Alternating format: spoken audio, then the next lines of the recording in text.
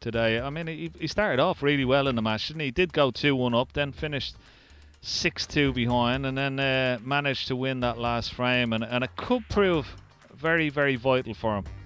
Gives himself a little chance tonight, for sure. Yep, I agree. 6-3, a vastly different scoreline. Ricky Walden raced to an early lead, and it looked at one stage the scoreboard was pretty grim viewing from Ryan Day's perspective, 6-1. But he took the last two to trail only by 3. Signs that the 2013 World Semi-Finalist Ricky Walden is coming back to something close to that kind of form. But don't forget, Ryan Day won the snooker shootout earlier this season. What a story from this 18-year-old youngster, Bai Lang Ning. Unbelievable, trying to preserve his status on tour. He's been at home. His parents were worried he was going to get COVID. Hasn't played a single competitive match on the circuit all season. Now he has. He's beaten Taylor, McManus and Wollaston, and he holds a slender lead over Martin Gould, but all to play for between the two of them this evening.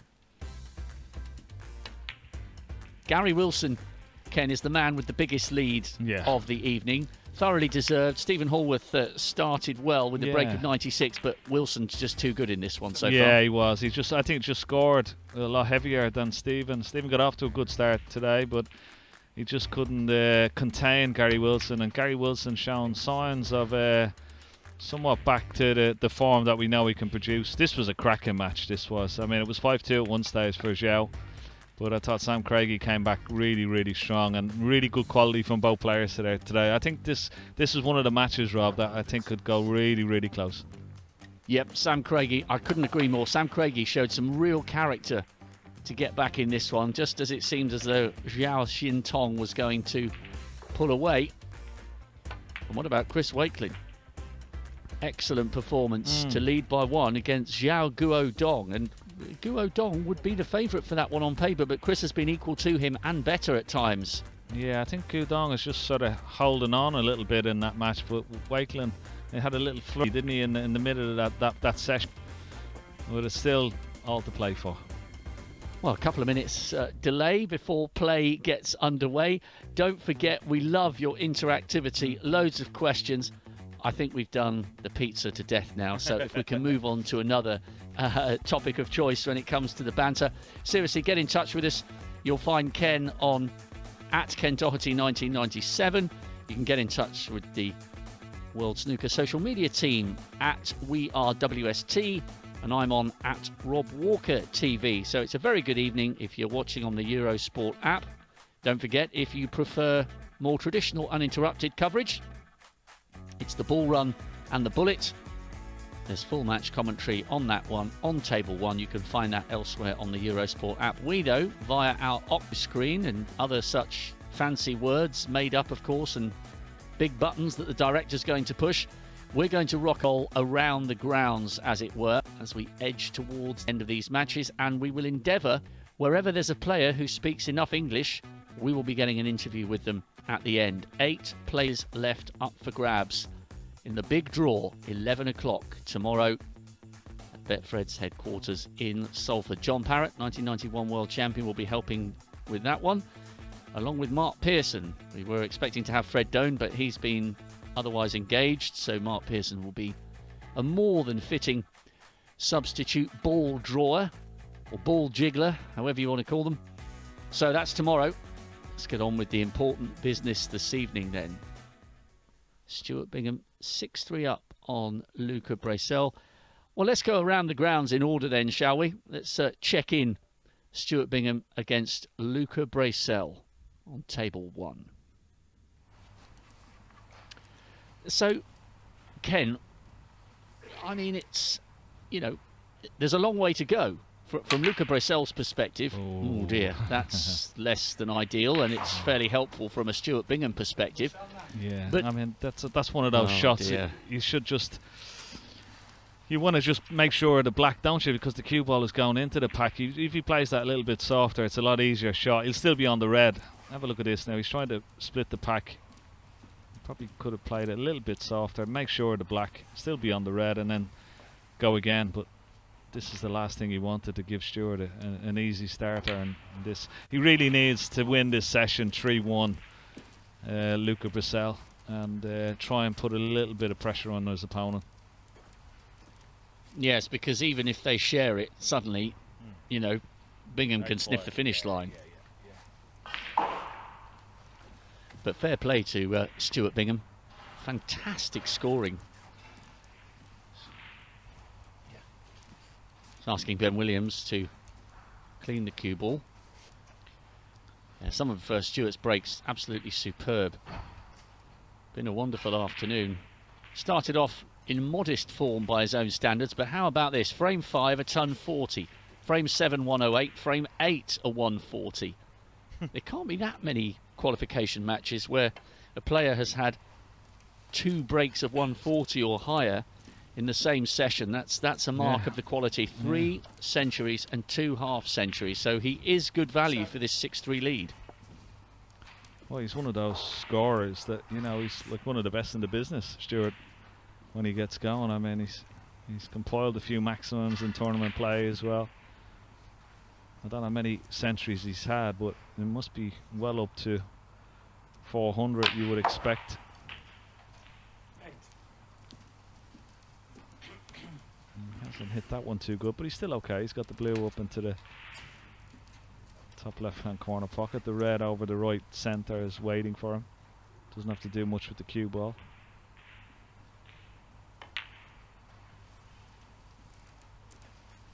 Missed the pink against me, actually. One of the times I played him in the first round of the World Championship, just pink and black left, and should have had a maximum, and that's gone back a while. I can't remember what year that was, but managed to play him in the first round. 492 centuries, yeah, almost according 500 to Q Tracker. So he's getting there, isn't he? Yeah. And I believe, isn't he 4th on the all-time list for maximums? Yeah, probably. Yeah, no, he's one of those. He's 19. Very big scorer indeed. I mean, he's definitely well within the top 10 of scorers of all time with that amount of century breaks. 20. What I find so fascinating about his career, Ken, is it took him a long time to break off that tag of journeyman. Turned pro in '95. It wasn't until his 16th season in 2011 that he won his first ranking title in Australia, wasn't it? Yeah. And I think that was after, was it Mark Allen that said that he was a bottler or something, that he couldn't win a tournament? That's right. Yeah, I think that might have actually sparked them on, to be honest. I think that was sort of words, maybe, if he needed any encouragement. But it certainly got his goat up, that's for sure. But he hasn't looked back since then. I wonder whether I have spoken to him about that, and he's alluded to the fact that perhaps he's the kind of player who has benefited from the Barry Hearn system of playing far more regularly in competitive matches. There are some players like that. Yeah. 34. Yeah, I think if there was a pro-am down the road, Stuart Bingham, his first name would be on the list. 35.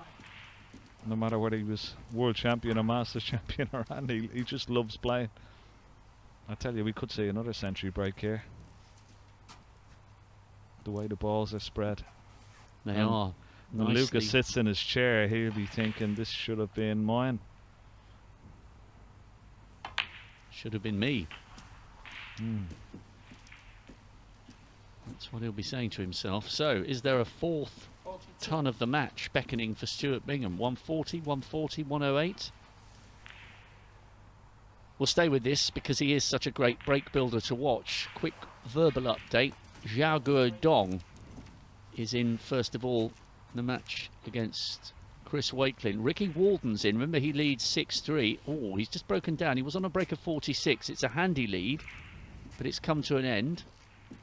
Ali Carter's 38 points up, leading 6-3 over Ersenbacher. So, a couple of early breaks on the other tables, but let's stay with this and see if Stuart Bingham can capitalise on that potentially very costly miss black for Bracel. 48. He's got really good cue ball control, Stuart Bingham, when he's on song. And that's the art of break building, you know, keeping a 49. really tight rein and on the cue ball, and also being able to work out the break, you know, make it as simple as possible for yourself.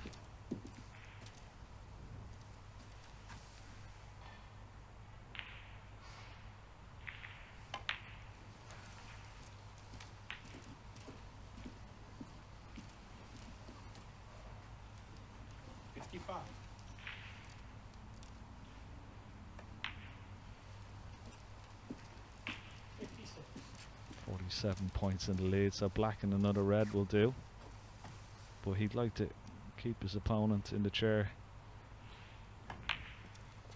right until the end of this frame. Just let the cue ball go a little bit, but he's still okay.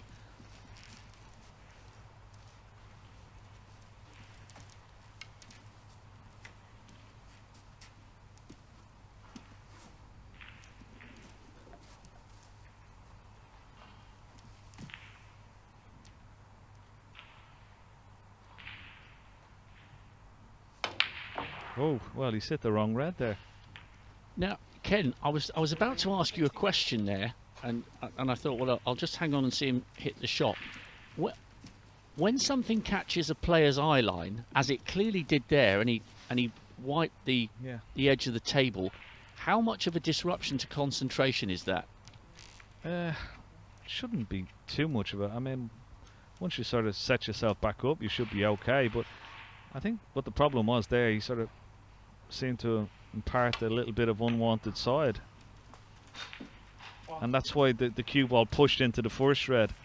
He was aiming for the second red, obviously, but the cue ball veered offline into the second red, and that's exactly what's happened. So now, well, this could be even more interesting now. Be interesting to see, can Luca Brissell hold himself together and make a very telling clearance here? That's what he needs. Keep himself in this match for sure. Ricky Walton is at the table, but he has secured frame 10, so he'll lead 7-3.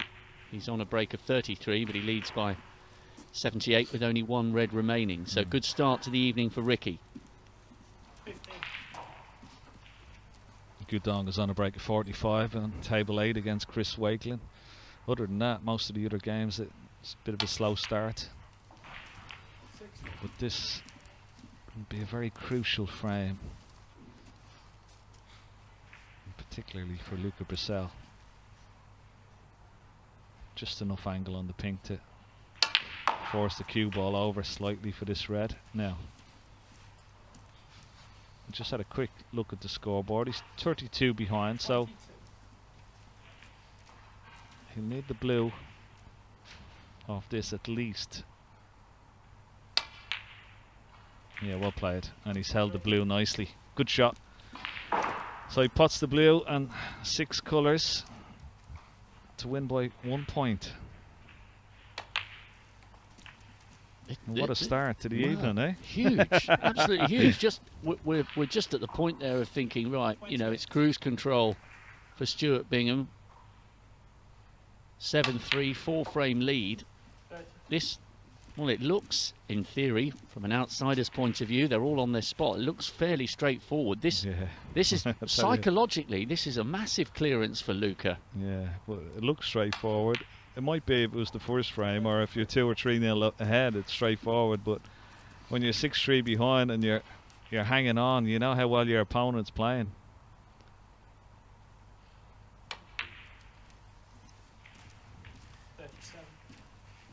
This is the crucial shot. I think he's okay. He doesn't have much of an angle on the blue, so he can just hold, drop the blue in, hold for the pink. Excellent. Yeah, this will give him a right boost, Luca Brissell, and this will hurt Stuart. There's no doubt about that. Make him feel a little bit uncomfortable. So for 64, 63 in the first frame of the evening. Well played, Luca Brissell. Excellent clearance. That's exactly what we like to see, don't we, Rob? Black ball finishes right at the very start of this evening. Brilliant from Luca. Showed real class there. And Ricky Walden, this was about 2 minutes ago, so 7-3 is exactly as the score stands live. This is not for 8-3. Just showing you the last couple of balls of Ricky's break. He has started with intent here this evening. Ryan Day did so well to nick the last two earlier on. 6-1 became 6-3, but now it's 7-3. The man Chinese called the meatball is licking his lips with anticipation. Only 3 left for a place in the main draw. Let's head over to table 2. Alexander Ursenbacher has just gone into the lead. It's quite tight in their first frame of the evening. Again, Ali Carter very much in the ascendancy this afternoon.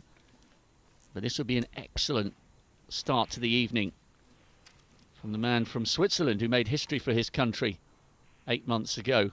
First Swiss to appear at the Crucible. I wonder, did he get any sort of tweet of best wishes or anything from Roger Federer? I know you call him the Roger Federer of the Bays, but I don't think he did actually. I remember asking him a couple of times. When he secured the win here last summer, I said to him after he'd beaten Andrew Higginson, it was 10-8. He was really emotional. I said, will people take notice of this in Switzerland? And I wasn't being facetious. I thought, well, it's possible. He said, well, it'd be nice to think so, wouldn't it? But he said, no, I'm going to need to win a tournament, and then people will start going, wow, what is this snooker sport? Yeah.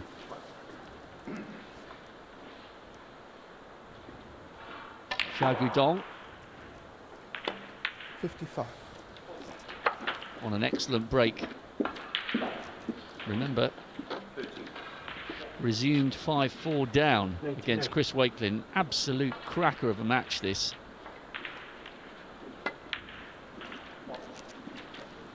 Starting his evening in perfect style to level the scores. Well, that's what he did right at the beginning of that match, didn't he? I think he made a century in the very first frame this morning.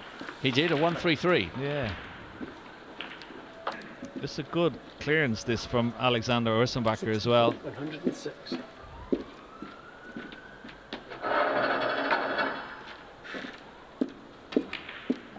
Oh, would you believe it? He's missed the green. He's 25 ahead. He's missed the green for frame ball.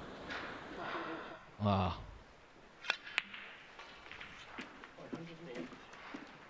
Good break by and good start for Xiao Guidong. Level things up, 108. His scoring, Ken, has been absolutely brilliant. Started with that 1-3-3. He's had breaks of 84, 59, 54, 63, and now a second ton of the match to start his evening off in style. I think that's the great thing about, having the 8 tables, being able to see, and for people, at home are following us and following all these matches, is to see how good the standard is in these matches, in these qualifiers. Very, very high. Well, I think after we see the end of this glorious break, we should go straight back to table 2 to see what happens at the end of that frame between Ali Carter and Alexander Ursenbacher. Well, 120. It's a fantastic start to the evening. We're all square on table 8, 5 apiece. Right, what's happening on 2? Somebody's gone in off. Oh, would you believe it? He's only gone in off now as well. So now, instead of being 25 ahead with 25 on, he's only 21 ahead. So Ali Carter can win. He could be in a bit of trouble here if he gets the snooker. No.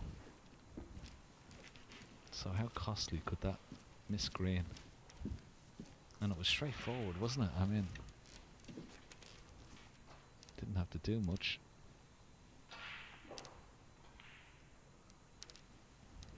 It's a good safety shot as well. He's got him in a bit of trouble here. Could chip the green to the left hand side cushion and just try and leave the cue ball on this right hand side cushion, just somewhere near the balk line. Ricky Walden's in again, by the way, on a break of 22, having gone 7-3 from 6-3. We'll keep an eye on that one. Yeah, that's pretty good. Ricky Walden is flying, isn't he? He's been playing so well today. Zhao Xingtong is in as well on a break of 43. 5-4 up.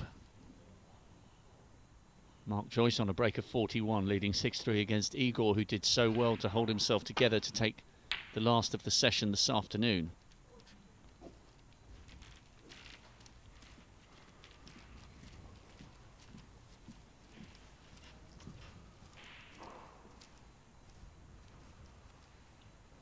Big moments in this match.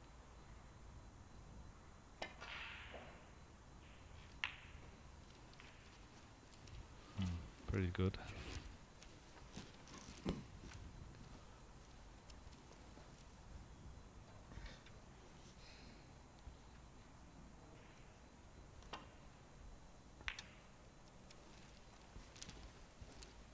It's a lovely shot from Ollie Carter. It's not a full snooker, but it's just tricky for Alexander here. He's played it nicely. Well played. Nice little shot, that. Well, we've been waxing lyrical about Stuart Bingham's brace of 140s and his 108. Ali Carter's scoring today has been excellent, Ken. He's had a 139, an 88, a 79, a 95 and a 56. Great scoring. Yeah, very good. He's played well in patches, hasn't he, this year, Ali Carter? I know he had to pull out of the Welsh due to illness, but other than that, he's had some good performances this year. Yep, he was in the winners group of the Pro Series, semi-finals in Northern Ireland. Lost out to Ronnie in the semis. Isn't that a ridiculous statistic, by the way? Northern Ireland Open, 3 years in a row, the two same opponents, the exact same score. Judd Trump 9-7 over Ronnie, 3 years in a row. What odds on that? Mark Joyce has got off to a flyer. Yeah, he's on a 60 break, and he's going to take this opening frame and stretch his lead to 7 frames to 3.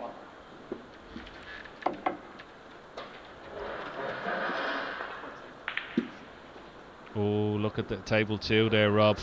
That little shot Ali Carter played, delicate little shot, but he put Orson back in a bit of trouble, but he hasn't converted it. He's let that slip. A little bit of tension on that table 2 already. Mark Joyce safely over the line. Just finishing off. There's the missed green. Yeah.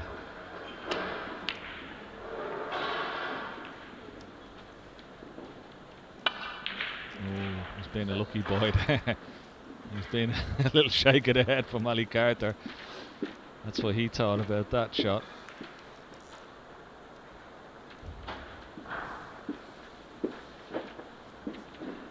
Stephen Hallworth in on table 6. Long way to go, but he's on a break of 21. Leads by 34. Really needs that opening frame tonight. Resuming 7-2 down against Gary Wilson. We'll keep an eye on that one.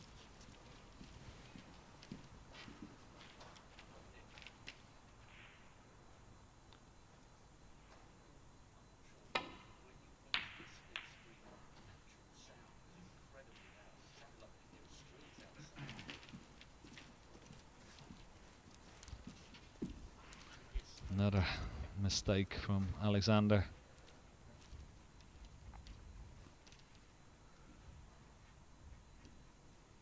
Now, what does he take this? Does he take the green into the right centre, or does he take it up into the top right corner pocket?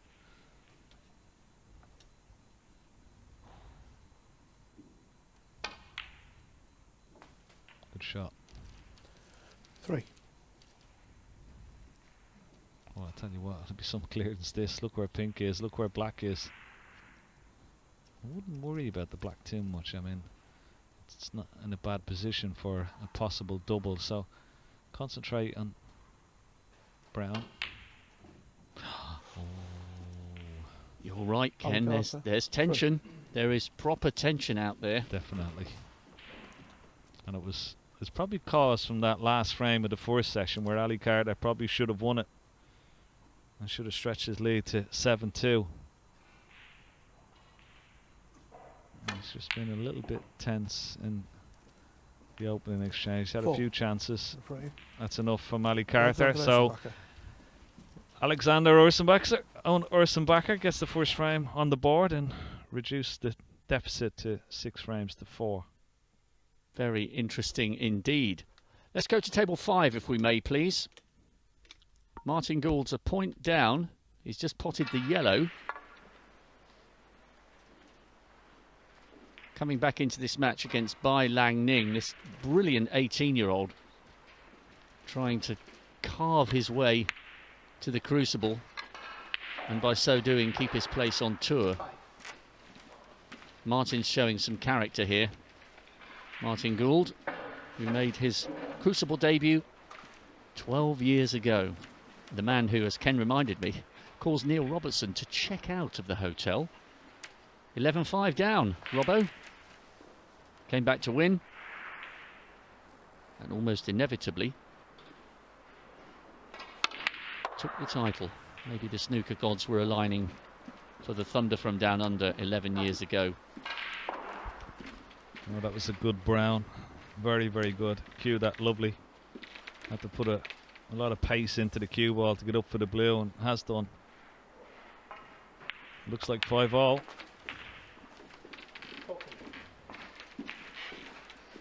Test of the young man's character now. Mm. Although bear in mind, he was 4-1 down against Ben Wollaston. 20 and the frame should be on that cloth because it's not even wet.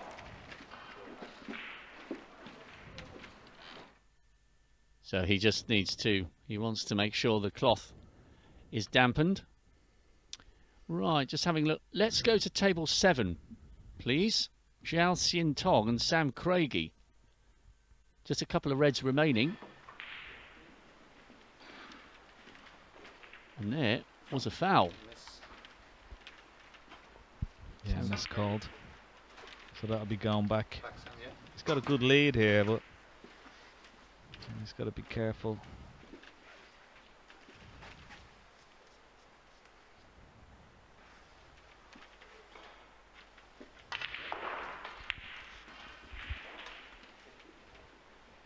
Trying to play it off 2 cushions and hit the red just beside the pink. Ooh. Close. Sam Craigie.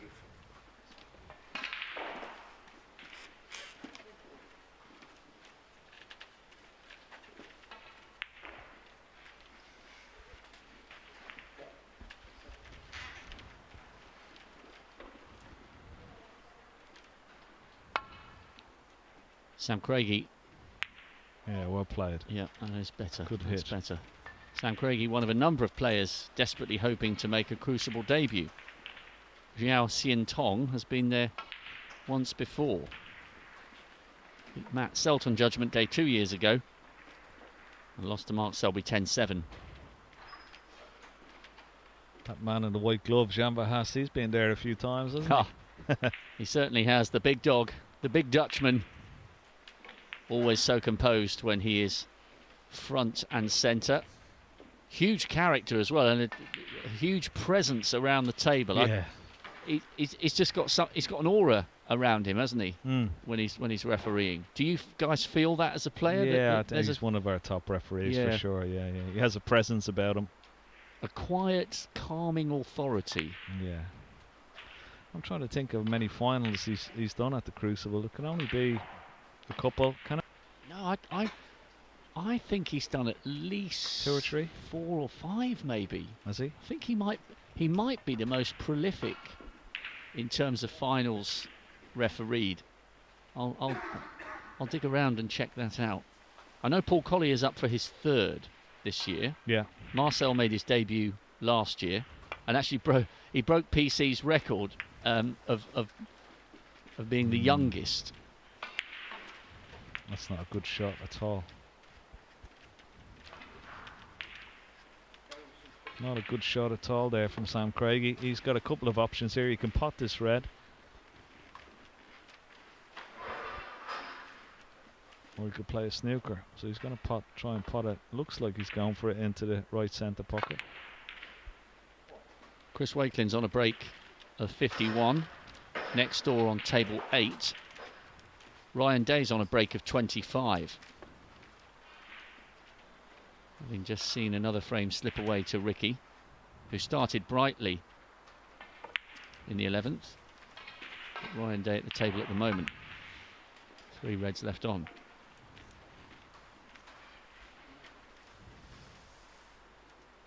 Gotta be careful here with the red. Sam Craigie doesn't want to knock it over the top left corner pocket. And it's gonna. Well, if he had hit it, it might have gone closer. But it's okay.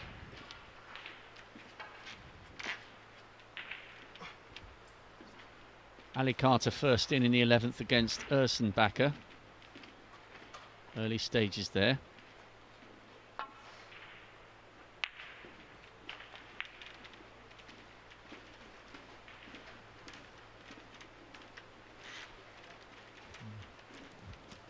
Not too bad, but could be in a bit of trouble here.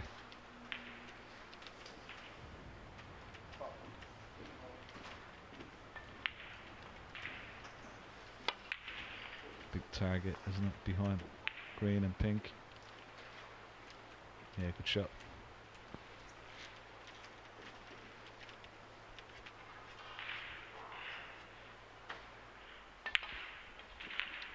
Xiao Guodong requires snookers now. So a good response from Chris Wakelin. Having seen his lead pegged back, Ryan Day's on a break of 49, hoping to go 7-4. So Chris Wakelin will be re-establishing a slender advantage. So it's really nip and tuck on table 8. 5-4 becomes 5-all, and now Wakelin moves ahead again 6-5. He's still at the table on a break of 74. I think we should have a little look at table 4, see if Ryan Day can get himself over the line. He's moved to a break of 56, just the colours remaining. 56. Yeah, so he's 18 points. It's not too bad here because he puts yellow and green, 23 points with 22 remaining. So the difficult brown, and sort of this green sort of takes a bit of pressure off it.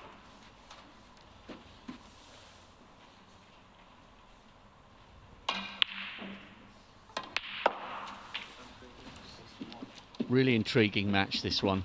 So much experience between the two of them. Ryan Day 41 now, Ricky Walden 38. 7-all in their head-to-heads, and they've both won 3 ranking titles.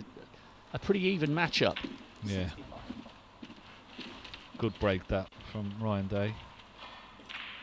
Because he's just sort of hanging on to Ricky's coattails at the moment. Yeah, that looks in. But he's hanging on in there.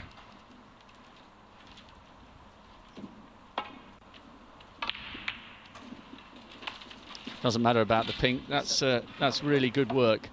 Let's go to table 1.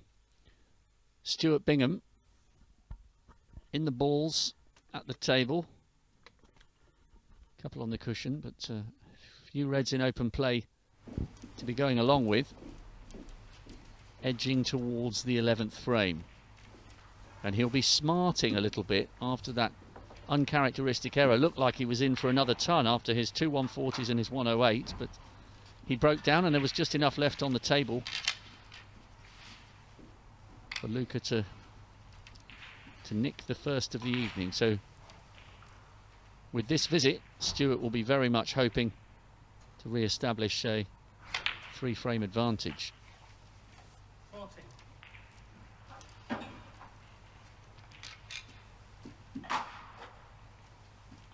And it's potentially getting interesting next door. Ali Carter was in on 34, having seen his lead pegged back to 6-4, but it's Ersenbacher at the table at the moment, with a few reds to work with.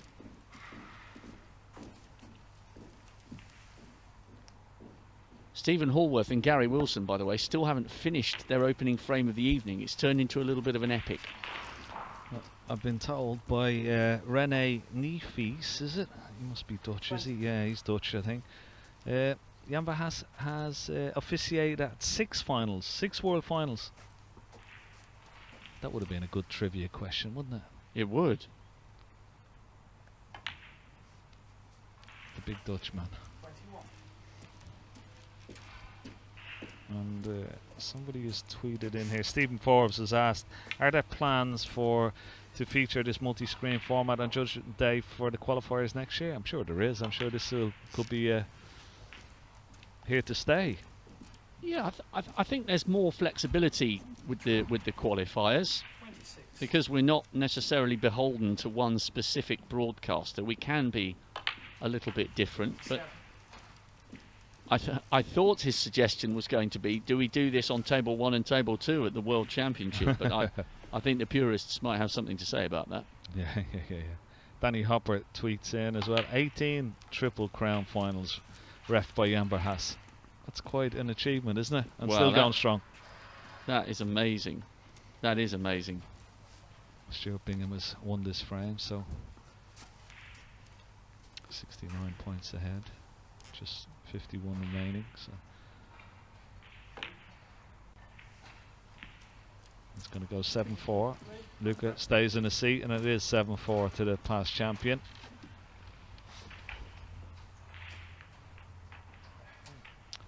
Well, we've been really looking forward to the match between Luca Bracel and Stuart Bingham. One of the standout matches when the qualifiers draw came out. If they both came through their penultimate match, they have. And Luca Bracel has nothing but respect for the 2015 world champion. Obviously, Bingham is the toughest draw, but maybe he thinks the same. But I'm just gonna play. I'm not too worried about the game or getting to the Crucible. I've been there before, so it's just another game. And you seem in a good place, and you seem thinner or trimmer than I've seen you for quite a while. So have you been It's going just on? a start. Have you been going on a Just fitness start, mate. regime? I've gone back to running and eating a bit less. That's it, really. I used to be quite fit, like running 22 kilometers sometimes. But now I'm just going back to 5K and 10K and trying to build back some fitness and trying to get sharper. So it's just the beginning. I'm trying to lose a bit more. Just want to have a six-pack one day, you know. So I'm working hard at it. Never mind the world title. He wants a six-pack. I'm sure he'd like both. So I've got a six-pack back in my fridge in the apartment that I'm staying in. I know that. I've got a semi-six-pack, but I think it's just the fact that I'm so thin. Right. Big frame this. Ersenbacher was in. Ali Carter back at the table. Quick couple of score updates. Martin Gould was on a break of 52. Bei Lang Ning has got back in. They're on the 11th, tied at 5 apiece. Igor Figueiredo is at the table, trailing 7-3 at the moment. He's on a break of 21. 16-point advantage overall. But I think it's worth staying with this one because it's a cliche, isn't it? They're all big frames. But you know, Ersenbacher, all of a sudden, if it goes 6-5, it starts getting a little bit sweaty for Ali Carter. You can say that again. It looks like Zhao Xingtong has actually won that frame now. It was a bit close, but it looks like he's won it, and he's going to go 6-4 ahead. He's 30 points ahead against Sam Craigie, 22 just remaining.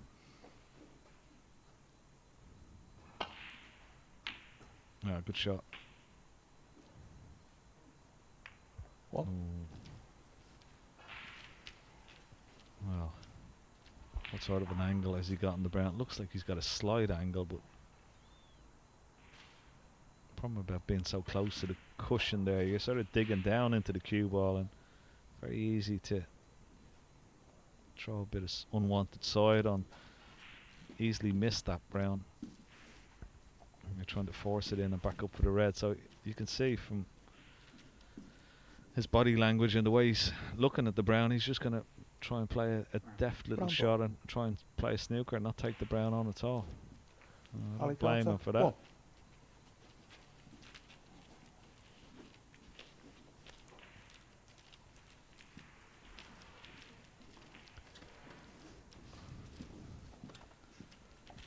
What about Stephen Hallworth on table 6? He's 17 points ahead, 35 remaining.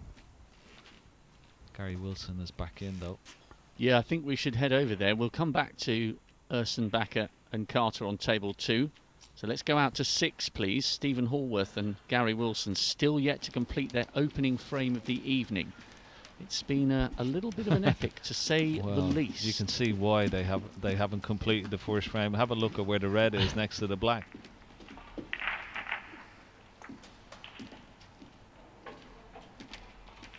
It's quite a clever little shot he played. It played a little snooker, but any sort of, you would feel he's got to hit the red from the top cushion, because if he hits it sort of full on from the yellow side, you would say, then the black is going in. So he's got to maybe come off this cushion just next to the right centre pocket, a little bit of right hand side onto the top cushion. He's got to try and flick a quarter ball of this red. No, that's not going to make it, but it's not a mess. He's got to just adjust a little bit. That'll go back. Half-century break from Igor Figueiredo over on table 3. So that'll go from 7-3 to 7-4. He's just about hanging on there against Mark Joyce. Remember, that's the battle of the potential debutants. So we're guaranteed one newcomer this weekend at the Crucible. A couple of people asking, is the draw still 11 o'clock tomorrow? You bet your bottom dollar it is. We'll be live on all the mediums through which you're currently, hopefully, enjoying this. Very good. Oh, how good is that? How good was that? Well played. Well played, Stephen Hallworth. That was an excellent shot. Got a good line, didn't he, the first attempt? Now, can Gary get a good deal of separation from the cue ball and the red? Because the further away he is, cue ball and red, that the more difficult it is for Stephen Hallworth.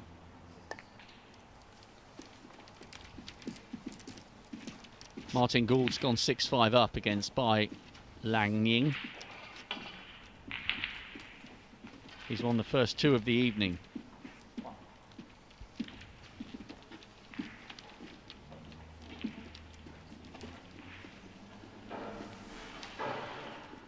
Doesn't want to leave a touching ball here. He's underhit that by miles.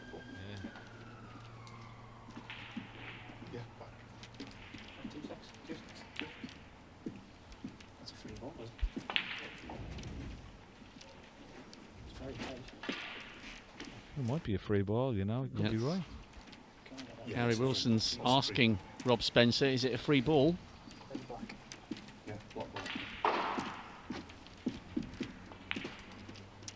Wow, what a mistake from Stephen Hallworth. He'd worked so hard to keep this frame alive as well. I'll tell you what, fair play to Gary Wilson there, because... Did you ask me to put them back before I said free? Well, I wanted to check if you were going to say free ball first. If you said, did you say put it back?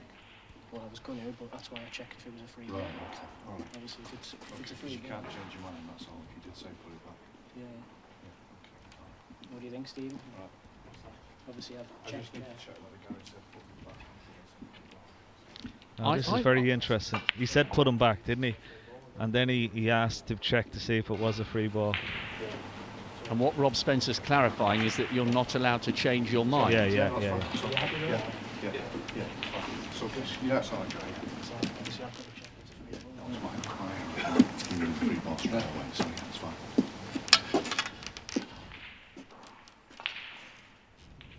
Comfortable with that, Ken? Yeah. I mean, he's entitled to ask first. It was the referee sort of... I mean, it didn't... For me, I didn't think about it myself, to be honest, you know. But then it's only when he asked that I thought, well, yeah, it could be a free ball. It makes such a big difference, though, doesn't it? Huge. He could end up losing the frame from this, you know, Stephen Hallworth.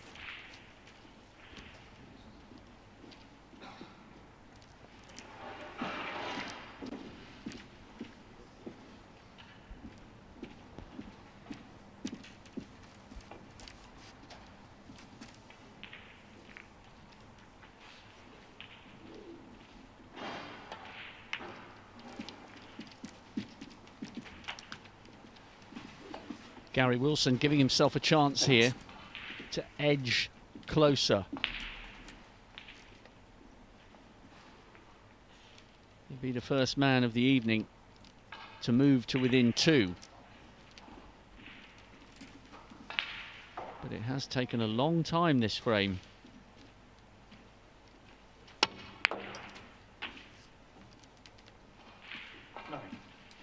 Luca Bracel is just about to need snookers.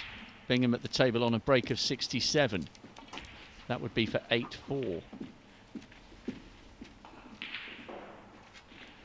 Wow, that could have nearly gone wrong there. It's just about on this green, so you can just hold for the yellow. Another inch or two. If that cue ball had kept travelling, he was almost... Oh, it could have been end of break. Not good. Ricky Walden's on a break in the 50s. 12. So Ryan Day had clawed one back for 7-4. But the 3-time ranking event winner and World Championship semi-finalist Ricky Walden edging towards an 8-4 lead. 57 now his break. Carter's just gone 7-4 against Ersenbacher. Well, I'm sort of pleased in a way, you know, that Stephen Hallworth didn't lose the frame from that position, because it was a little bit contentious, wasn't it? So you sort of can't have too many excuses. It's never nice that, you know, when a frame is won or lost on a decision like that. Yeah, it's better for the snooker to do the Yeah. talking. Yeah. Ricky's almost there in the 12th frame. 5 reds remaining is on 63, so Ryan Day almost in a position where he needs snookers in that one. Martin Gould's in again on table 5, trailed 5-4. He's taken the first 2 of the evening. Wonderful shot from Stephen Hallworth, that yellow there. Never that easy down along that ball cushion. Yeah, he's having a look to see, does the brown go into the right centre past the blue? I think it does. I think there's plenty of room.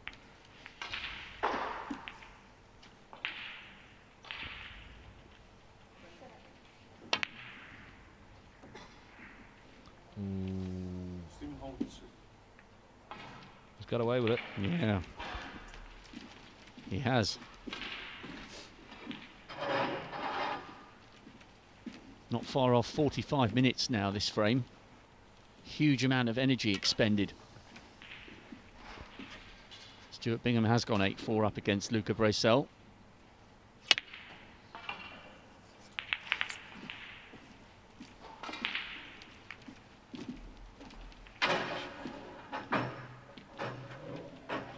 Mark Joyce is in again against Igor Figueiredo. He's just broken down on a break of 24.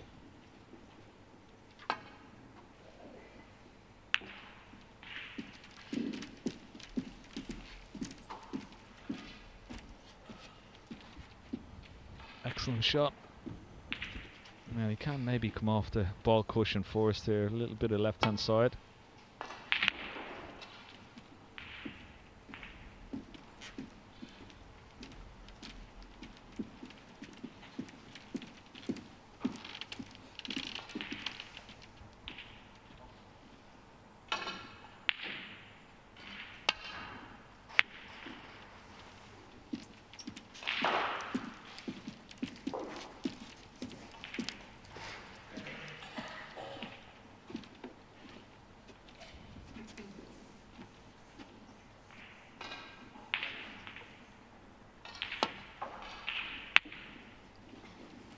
Ricky Walden came to a halt on 64, but he's back in again now. So he will very soon be 8-4 up, as well as Stuart Bingham being on the same scoreline ahead against Luca Bracel.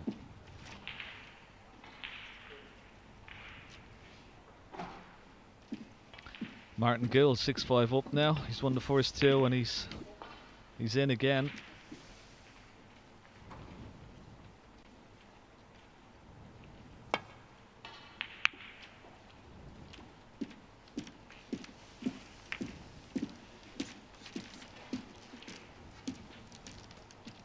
48 points ahead, Martin Gould, in that 12th frame against Bai Langning.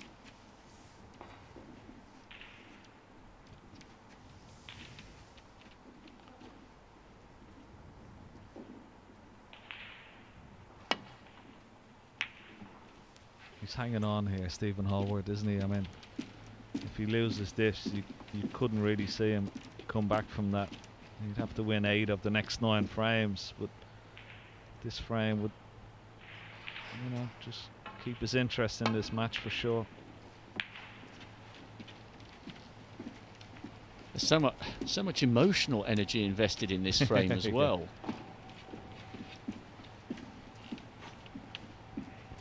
Not far off 50 minutes of play now.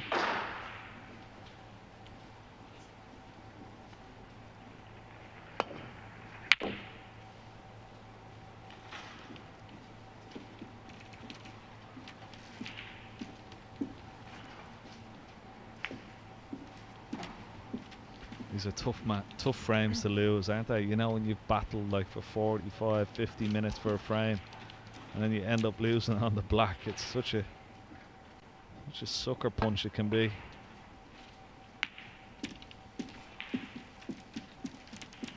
No matter what the score is. Yeah, chance for Gary Wilson.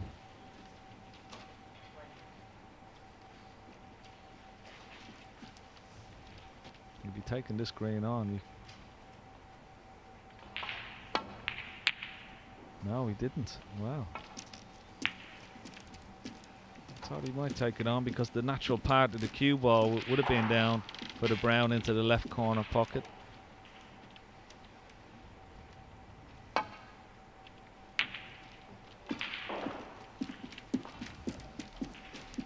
think some good safety in this little exchange between the two players. Fascinating frame. By the way, Zhao Gudong, barring snookers, has pegged Chris Wakelin back once again. That match on table 8 is an absolute epic. Wakelin nips ahead. Gudong pulls one back. Impossible to pick a winner from that one. Yeah. This was Ricky Walden wrapping up the 12th for 8-4. Comprehensive performance so far. Ryan Day has done really well to just about keep this match alive. Didn't matter about the foul in the end. Yeah, Martin Gould, Rob, has just gone 7-5 as well. He's won the first 3 frames of the evening. Now we'll see some character from the 18-year-old from China, who was 4-1 down against Ben Wollaston and then beat him in a decider.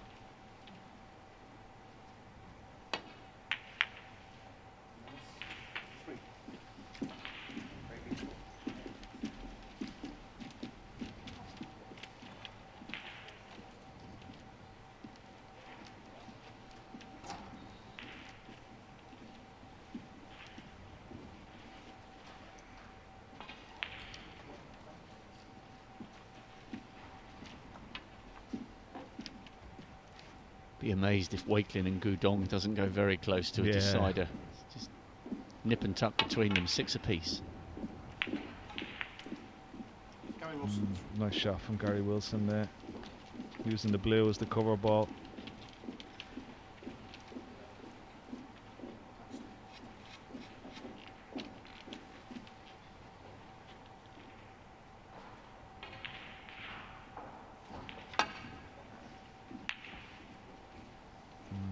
Needs to avoid that blue.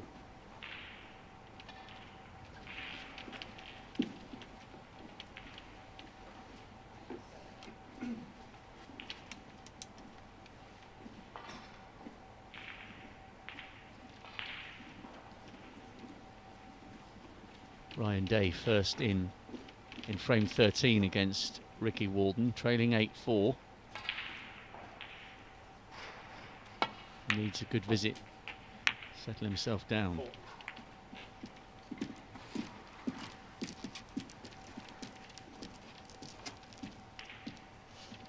So 8 points in the lead for Gary Wilson.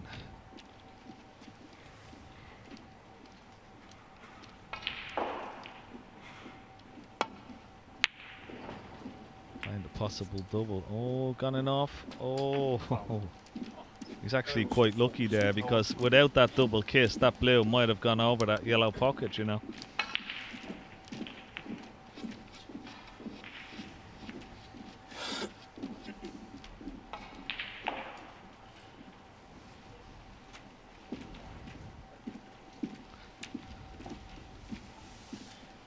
So much mental energy expended by How long Stephen is it going on Hallworth. now? It must be nearly an hour, is Yeah, it? well, we're north of 52 minutes.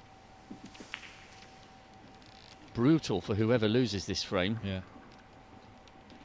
but of course, far more so if it's Stephen Hallworth. Oh, that was... This is Martin Gould wrapping up the third frame of the evening. 5-4 down to 7-5 up, courtesy of an excellent century visit. Chinese youngster coming under some pressure here, and Gould showing some of those years of experience that have taken him to the German Masters title and taken him to the Crucible 10 times.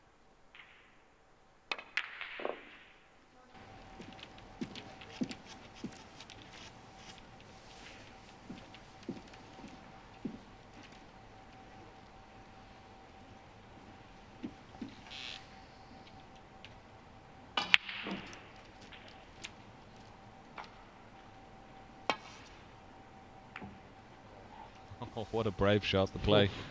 Excellent shot. Not easy, those shots, and you've got to be so brave to play them, fully committed. I wonder, can he play this with a lot of top spin and get the cue ball somewhere near the black? No.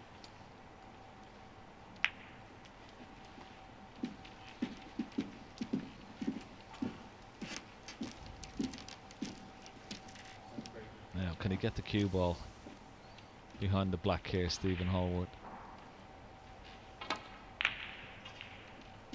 It's close. Ooh. And he didn't get the distance on the blue either. That was not a great shot. Need a little bit more right hand side. This blue is potable.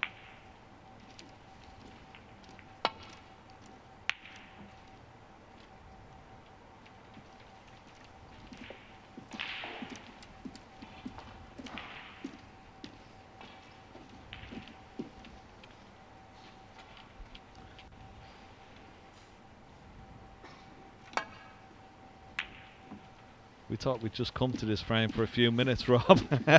It's gonna take up most of the show. It feels, it's such an epic. It almost feels like we owe it to them to sort of stay with it, because, you know, joking aside, this feels like, because it's taken so long and because the scoreline is 7-2, it feels like it's almost a must-win for Hallworth, because there's so much energy expended by him. I think it is a must-win. If he doesn't win this, I think it's good night. But he has a chance here. Sizing up, one good long pot. He'll be on the pink. He just needs blue and pink. That's where all the practice comes into play here. Trust your cue action. Stay down on it. Push it through in a straight line, and that's exactly what he did. Great shot. Oh, well done, Stephen Hallworth. Well done. After 55 or 6 minutes, it was well worth waiting for. Oh. Well played. Oh, a puff of the cheeks. I make that about 56 minutes, but it was 56 minutes of energy well used as far as Stephen Hallworth is concerned. Not easy to pot a ball like that after 56 minutes either, particularly like frame ball, basically. So fair play to him. Yeah, brutal. Absolutely brutal. Right. So they've at last finished their first frame of the evening. Now, just having a quick look. Martin Gould's in again. He's on a break of 14. So we're either... Just missed that red, left it in the jaws.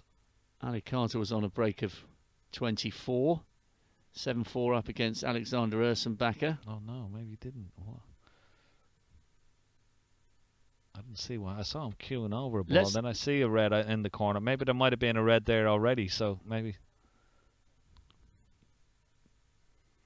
Okay, so whilst we're just waiting to get to the business end of these current frames, Martin Gould is still in the balls on a break of 15, trying to go 4 in a row. Oh, good shot in this on the black. Evening session. Right, we've had a few of these Crucible Chronicles. We've heard Ken's memories of playing the late, great Hurricane Alex Higgins. We've heard about Neil Robertson not remembering his shoes. Mark Williams talking about naked press conferences. John Higgins driving over the snake pass to see Les to get his cue fixed halfway through the semi-final against Barry Hawkins. This next one is from the man who stormed to the world title as a fresh-faced 22-year-old in 2005. But it's actually his memories of a match 10 years later. A match, I believe, if I recall this animation correctly, a match he was watching rather than playing in. Sean Murphy's Crucible Chronicle.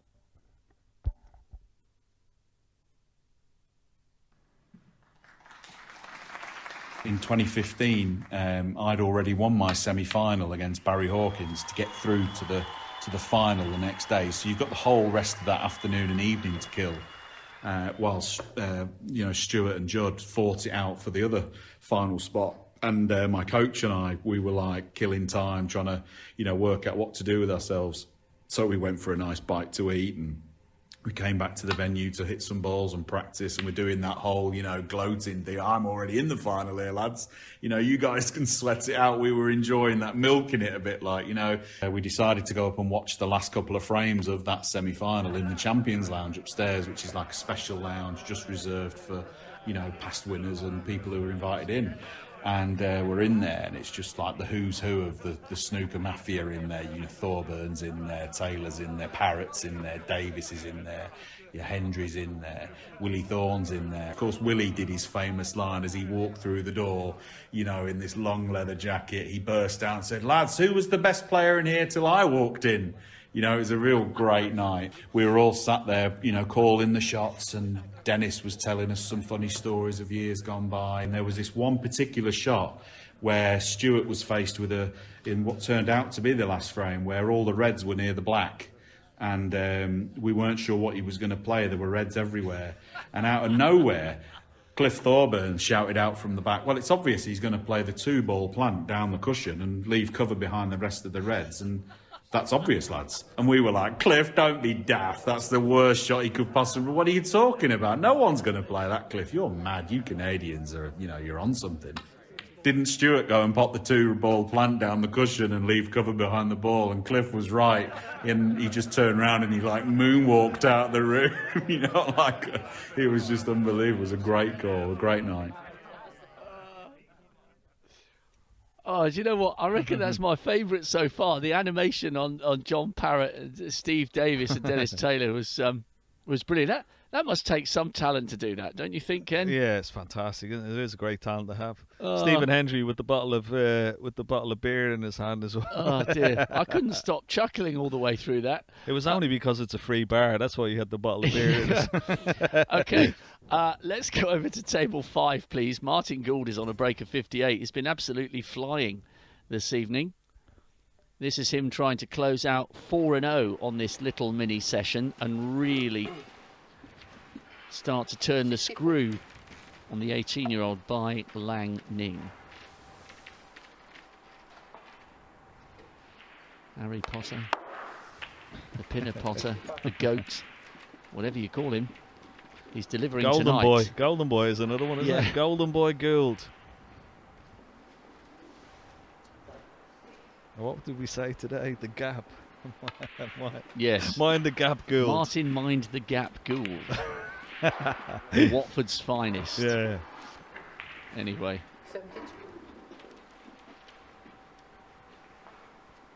From 5-4 down, this has been nothing short of the perfect start this evening. Bidding for his 11th Crucible appearance. Yeah, as I said, he has been practicing with Ronnie O'Sullivan quite a lot during this second half of the season. So it's obviously done a really good to his game as well as even Ronnie's. I think both of them have really enjoyed practicing with each other. 79. Great stuff.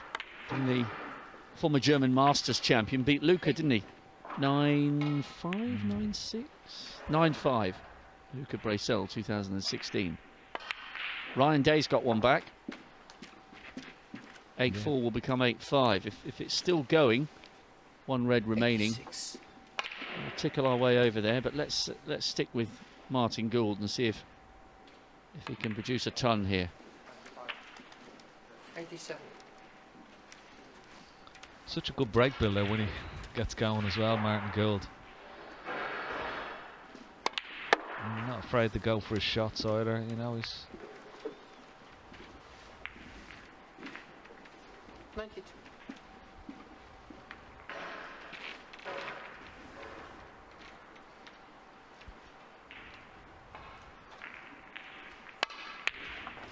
Yeah, good shot. 92. Yeah, superb. Playing really well at the moment, isn't he? Full of confidence now. Another century coming up.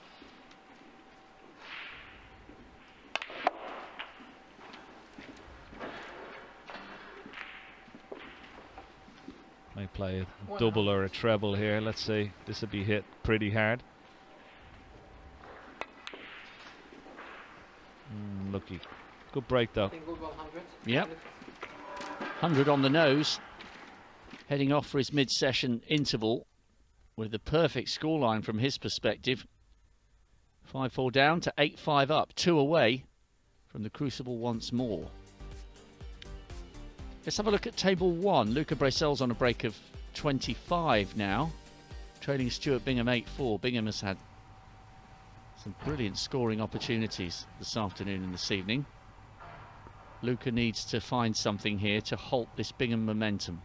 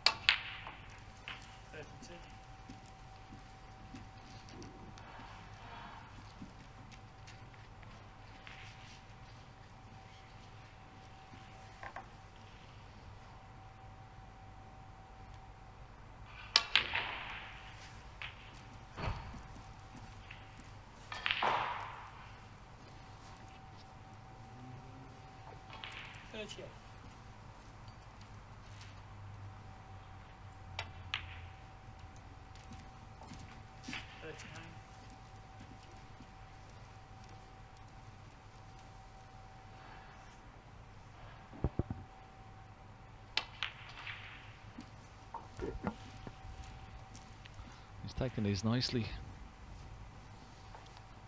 31-point lead. So another 3 reds and high value colours. Quick look at the scoreboard.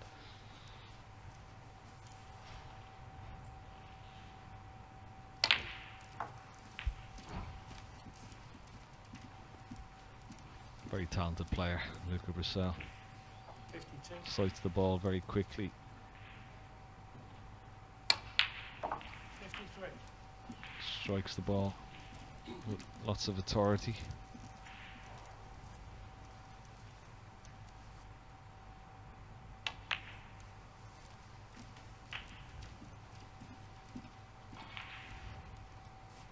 Tends to throw a lot of cue from the bridge right out to the tip of the cue. Quite unusual in that respect. Not a lot of players do that. Try and leave about maybe 8 inches between the tip of the finger to the tip of the cue. But Luca on certain shots will throw maybe a few inches longer than that.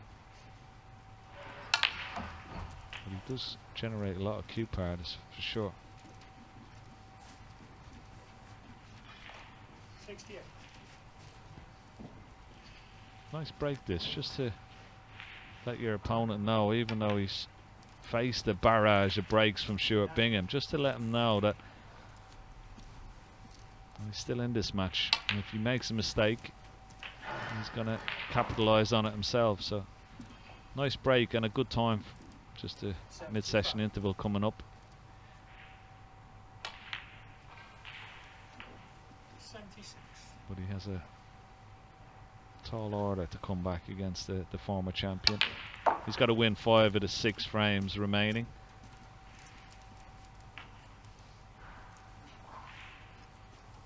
82. Well, at least he'll have some positive now. thoughts. Yeah, absolutely, yeah.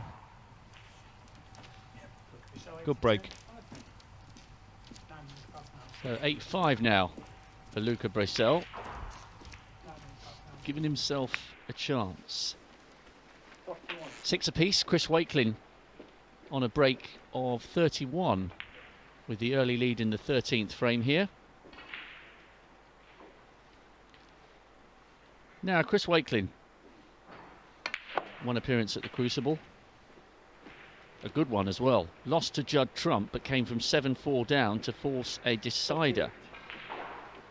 He's been brilliant value for this run to the last qualification round, beating Pei Fan Lee 6-5 and Matthew Stevens 6-3. And the 29-year-old has been talking to us about the influence of his coach, Gary Morris.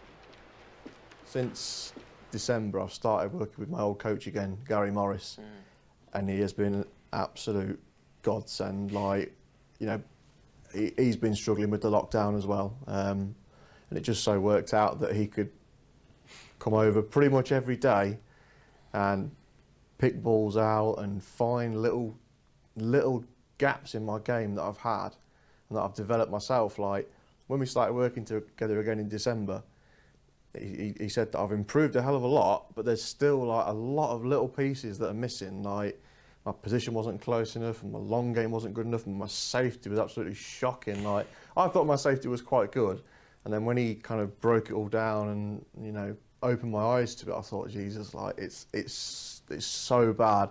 And it's cost me so many matches recently, but honest to God, without him, I would definitely be off the tour now and back looking for a job at Asda. Not that there's anything wrong with that. I used to love working at Asda, but I'd much prefer still being on the tour, and I can only thank Gary for getting me into the position I'm in now. He's a really likeable guy, Chris Wakelin, isn't he? Yeah. You know, there's a humble honesty about his endeavour, his attitude and his dreams. And fair play to Gary Morris for reawakening the flame within. Chris always knew it was there. Like all good fires, it just needed a little bit of fanning with some decent oxygen and belief. And this is a great effort by Chris to try and get himself back to the Crucible for a second time against a player ranked, what is it, 32 places above him in the current world rankings. Yeah, it's been nip and tuck all the way, hasn't it, between these two? It's been a really close match.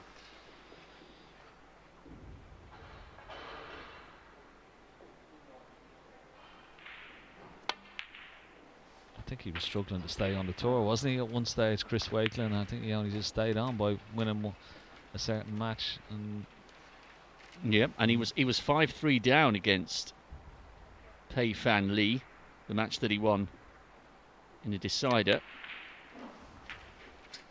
Beat Matthew Stevens as well, 6-3. No mean feat. Matthew Stevens has gone to the final twice. Multiple semi-finalist. Knows what it takes to perform really well over the longer frame format at the end of the qualifiers and Crucible itself. Yeah, it's been a great, very spirited end to the season for Chris Wakelin. Yeah. Well, it's an end that he hopes will finish continue walking down the walking down those famous carpeted stairs. I'm sure Ian and Sonia White, the owners of the club that he practices in up there. Mark Selby also plays up there, and Richie. I'm sure they'll be all watching today, glued to this. 72. Always follow him around, and indeed Mark Selby. 750.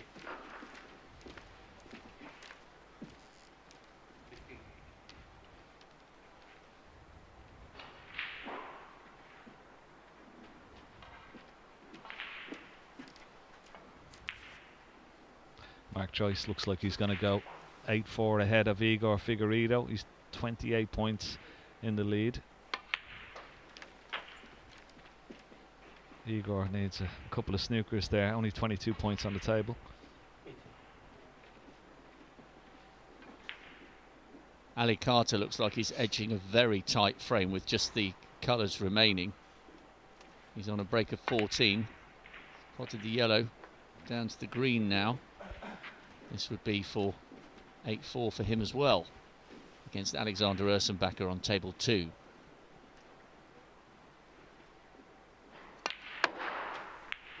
Just a little reminder, if you're dipping in and out of our coverage or you just finished work and haven't joined us before, if you want uninterrupted traditional coverage, Stuart Bingham and Luca Bracel will be back from their break shortly. The Bull Run edging the Bullet 8-5, and there'll be full Eurosport match commentary on that one. You can find it elsewhere on the Eurosport app, or you can continue keeping Ken Doherty and I company as we fly around from table to table. So a very good evening if you're watching on Facebook or YouTube channels attributed to either World Snooker Tour or the Sportsman. And keep your questions and comments coming on Twitter at Ken Doherty 1997, at Rob Walker TV, or at We Are WST. Question for you as we watch this excellent break continuing here by Chris Wakelin, who'll once again edge ahead 7-6, nip and tuck this all the way. Almost deserves to go to a decider, doesn't it? Gareth John Mills. This is in reference to that mammoth, what was it, 56, 57-minute frame that Stephen Hallworth won. Ken, what's the biggest psychological blow to your opponent? Losing a frame from 50 or 60 in front, or losing a 1 hour slugfest? Oh, it's a good question. I think the L slugfest. I think if you win a frame like that, I think that can be a real blow. But certainly, you know, the 50 or 60 behind and you clear it up to win on the black does hurt your opponent as well, particularly, you know, when they felt that they should have won it themselves. So they're both really just as effective, I think. But I think when you've scrapped for an hour and you've got nothing to show for it, I think that's probably the worst one, I'd say. Nice shot there. Brown snuck in. Got through on the inside of the pink. We've seen lots of century breaks today, haven't we? Oh, even epic. Though there's so much pressure on these lads, you know, there's so much at stake.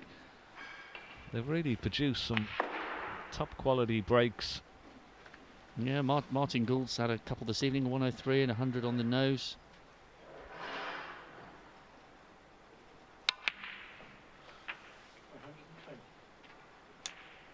So can he finish on a 1-3-5 for his 7-6 lead, Chris Wakelin?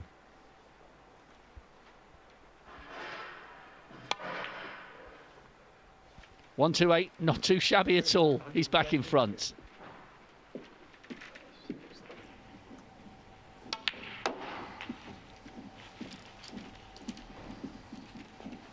Well, their first frame of the evening may have taken 57 or so minutes. This has been rather quicker. He'll take that. He was heading back to his corner there, Gary Wilson. He thought the frame was over. You could offer him £1 million. I'm not sure he could do that again. Anyway, so he's clearly bounced back very quickly from the disappointment of having lost the opening frame of the evening. Gary Wilson 51 on the frame. 8-3, 5-frame cushion.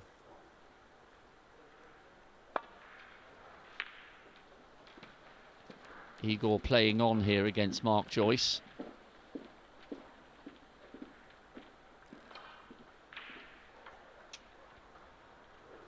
Couple of snookers needed.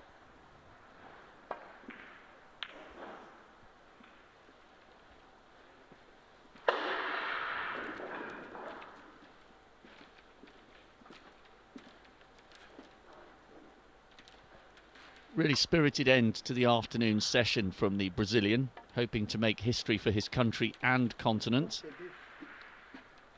Oh. He certainly wears his heart on his sleeve, doesn't he? Look at this, he says. He's off. talking to himself as he goes. Right, so Igor under pressure, 8-4 down now. Ricky Walden 8-5 up against Ryan Day. Gary Wilson's gone 8-3 ahead. Martin Gould only 2 away from the winning line, but this is tight, isn't it? Yeah, it's been tight all day, isn't it? Not much between them, but very important frame, this one. Ooh, he's had a go at that. Oh, looks like he's going to get away with it. Is he? Is the green going to come to his rescue? No, it's not. Oh.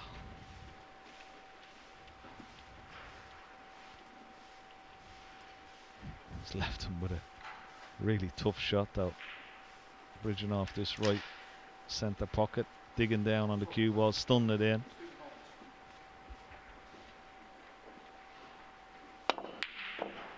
Wasn't easy as he fluked it. Oh. Oh. Well. hand up to acknowledge, but inside he'll be loving it. 12 behind. He's going to need the pink. You mentioned the scoring, Ken. Sam Craigie, 126, a 50, a 60, a 106. Excellent on table 7. Oh, look at this, left-handed.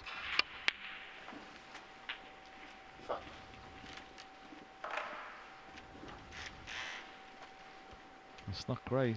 Oh, probably.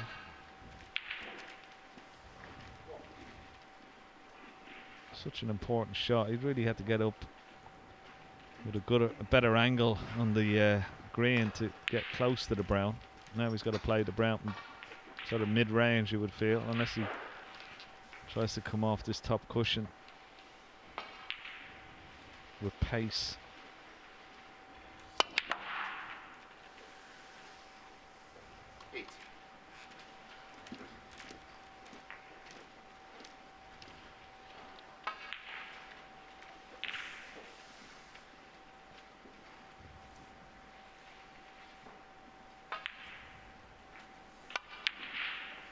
Yeah, good shot.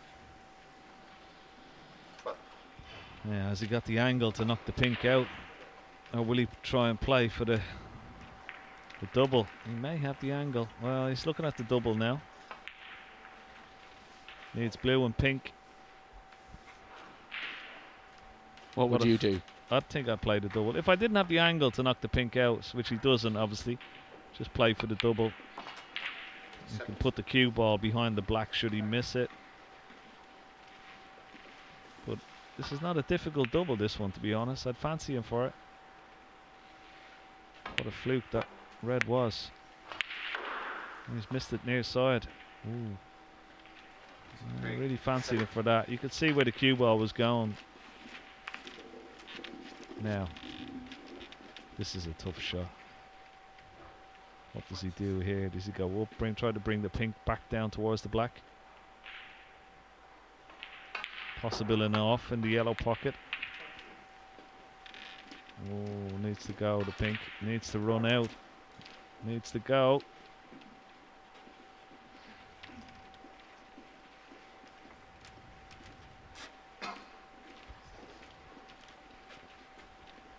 Gary Wilson's leading 8-3 and he's in again in the 12th frame. We'll keep an eye on that one. He's edging towards the winning line against Stephen Hallworth, despite the fact that Hallworth won that mammoth 57-minuter.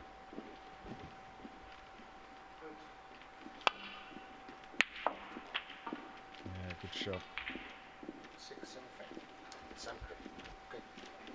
So nip and tuck on table 7 as well as table 8, 6-5. Xiao Xian Tong. Every frame hard fought. Why don't we have a look at Gary Wilson, who it looks as though is in the balls. Table 6, please, guys.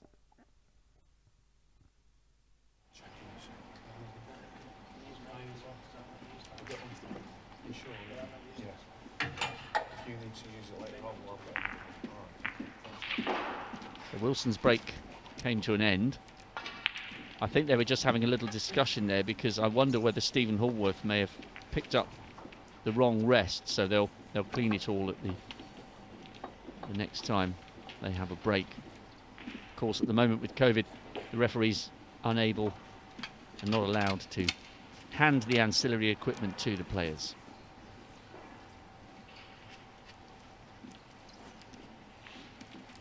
Having lost 4 in a row on table 5, 5-4 up, 8-5 down, Lang Ying has the first opportunity after the little mid-session break. Needs it as well. He's 8-5 down to Martin Gould. We'll keep an eye on that one.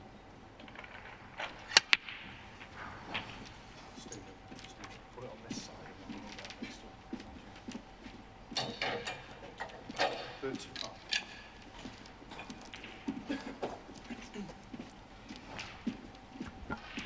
Well, he's put the scores up on Wilson's side when they should be on Stephen Hallworth's side.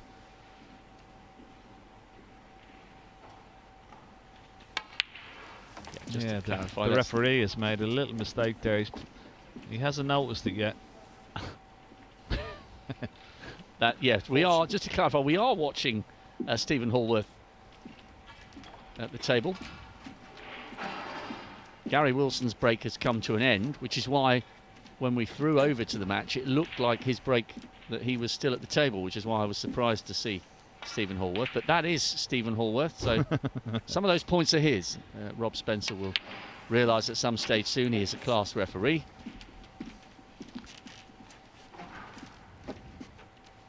I think Wilson's break came to an end on 34, so that will be addressed. I wonder how long it will take either of the players to notice. Yeah.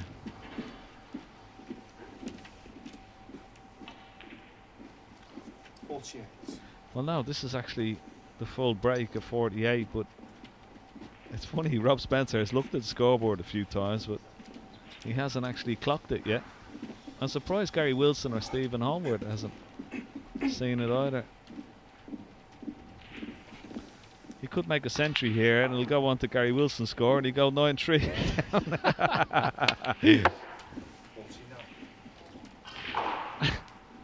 That's quite unusual, isn't it? Especially for it to have lasted so long. It threw me because I thought the initial break had come from Wilson and Wilson had broken down and the scoreboard had not switched over to see Hallworth beginning his attempt to come back into the frame.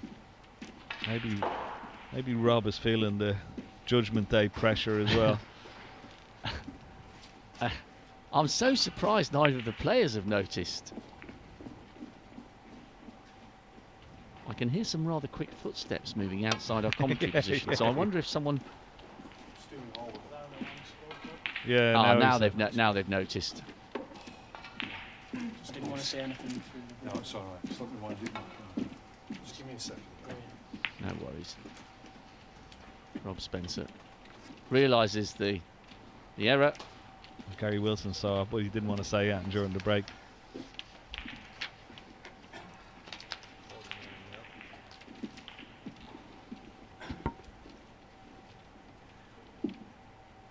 Ricky Walden's in, by the way, 8-5 up, leads by 38 on a break of 22. He's edging closer. Why don't we have a look whilst Rob just tots that up. Easy mistake to make. Let's head over to that match then on table 4 between Ryan Day and Ricky Walden. There's obviously no back button on those remote controls. Yeah.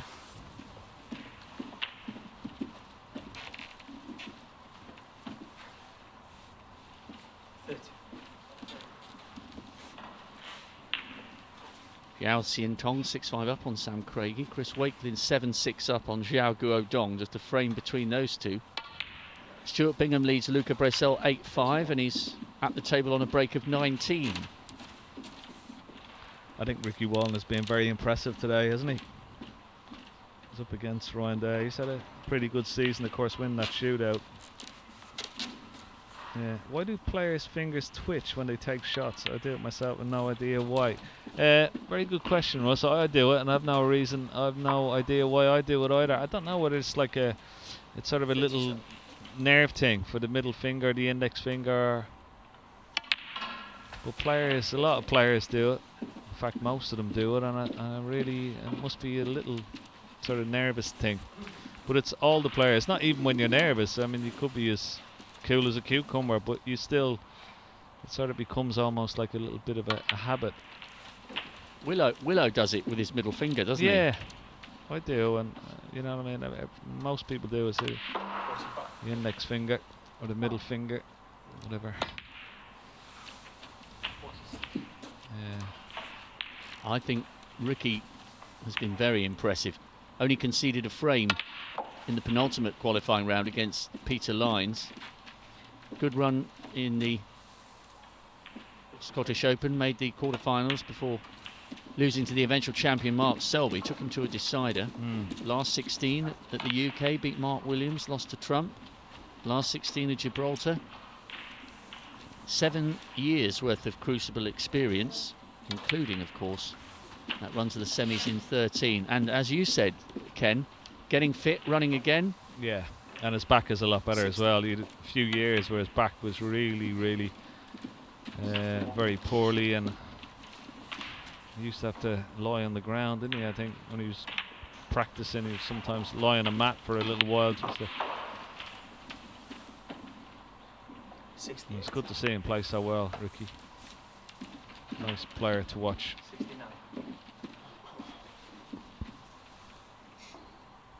9-5.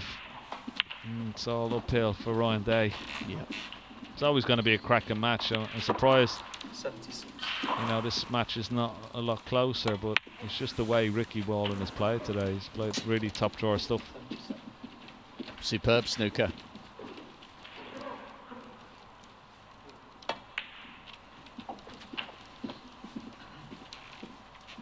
Gary Wilson's in table 6. So the break of 31. The break of 49 has now been attributed to Stephen Horwath. So 9-5. Ricky Walden almost there. Let's catch up. Ali Carter on a break of 25. 8-4 up. Stuart Bingham's break next door on table 1, by the way, came to an end on 19. No further score in that match at the moment between him and Luca Bracel.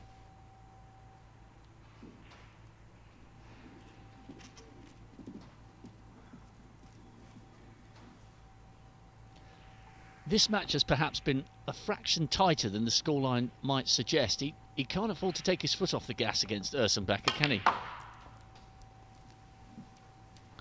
No, not at all.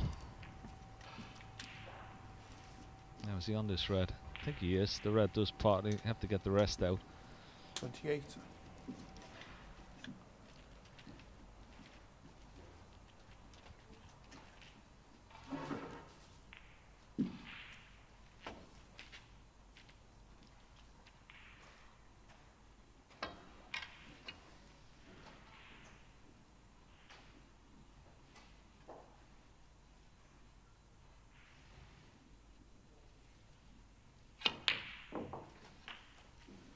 Good pot, just about went in.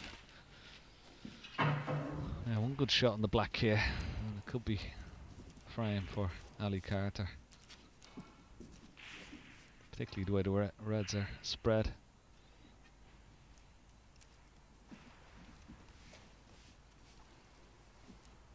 A bit of chalk dust on the table.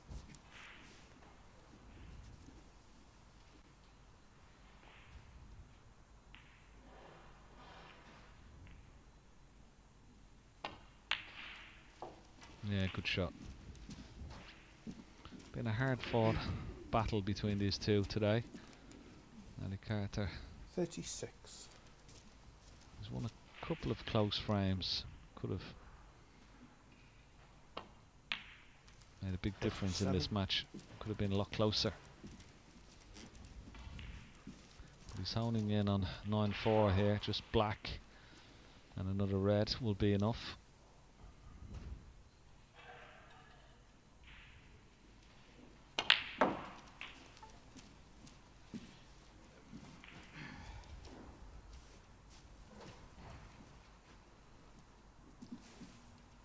44.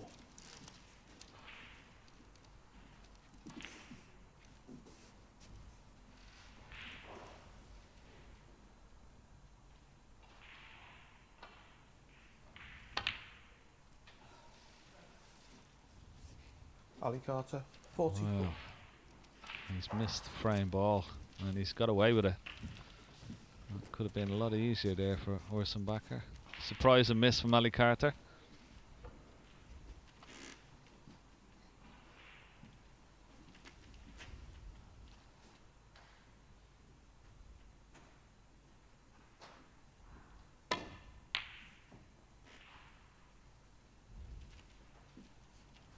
Oh, doesn't want this cue ball going in off here. Needs to slow up. Oh.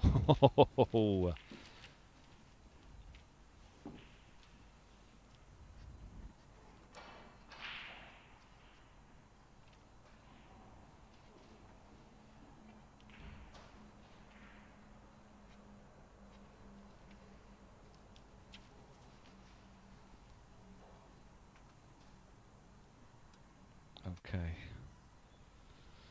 So, what's he going to play here? Oh my goodness, what a shot he's played. Oh. What a shot. Absolutely brilliant there from Ali Carter. I mean, he's missed an easy red, Rob, and then he's gone and potted this red. It's an incredible shot. Excellent. Oh. He'd like to pot this black just to make sure his opponent needs a snooker, but this one would really sort of put pay to it. Will it reach? Will it reach? Oh. Ali Carter, 1. Well, So, initially, it looked as though Gary Wilson was on an excellent break of 49. Obviously, he owned up. And when he got back to the table, he made sure of taking the 12th. One away from the winning line, the former semi-finalist. Excellent performance tonight. Hallworth under massive, massive pressure now.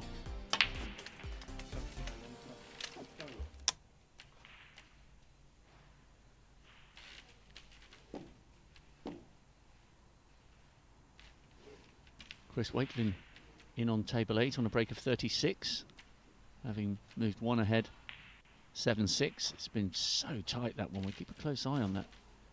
Sam Craigie on a break of 22, trying to close in on Zhao Xin Tong, who leads 6-5. That one the slowest scoreline at the moment.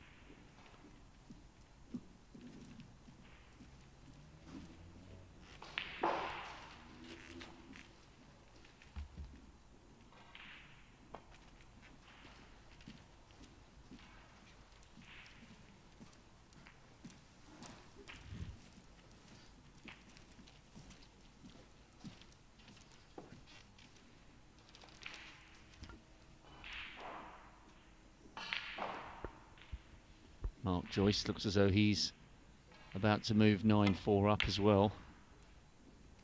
Not the fairy tale at the moment for the big Brazilian.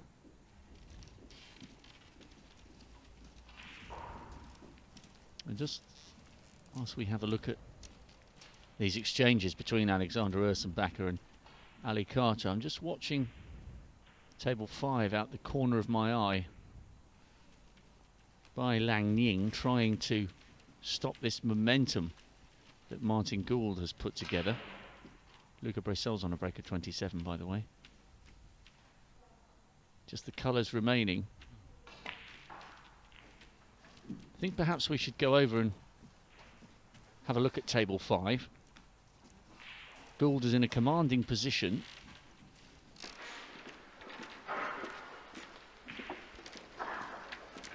And having led 5-4, this brilliant 18-year-old has been taught a little bit of a snooker lesson by the Pinner Potter, and that will prove very costly, you suspect. free ball as well.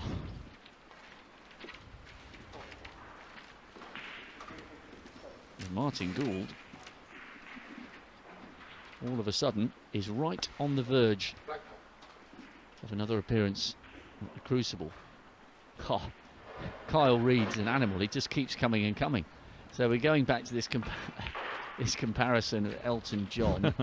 Rocket Man, Gould should be the Pocket Man. That would be very close to Graham Dott's nickname of the Pocket Dynamo. Still like Ken's, he's the pride of Watford.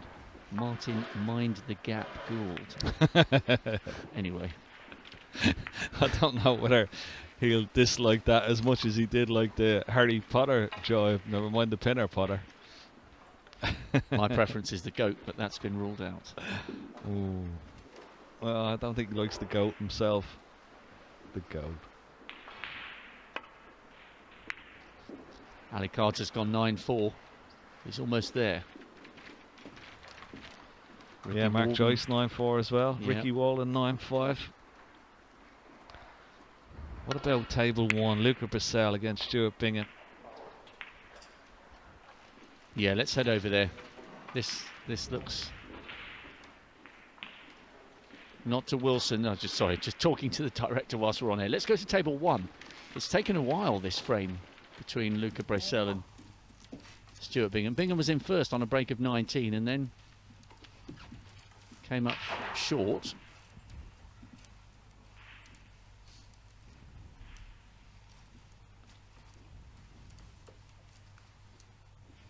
We'll just see what Luca Brissell can do from this position just for a couple of minutes. Gary Wilson is on a break of 21.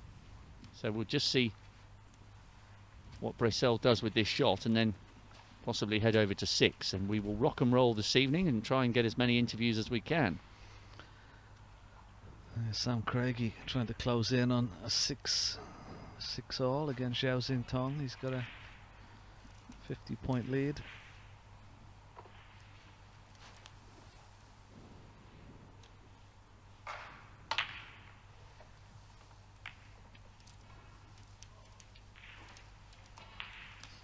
Oh, good shot. That little extra bit of side spin off the ball cushion and it's gone right behind the brown. Very, very good.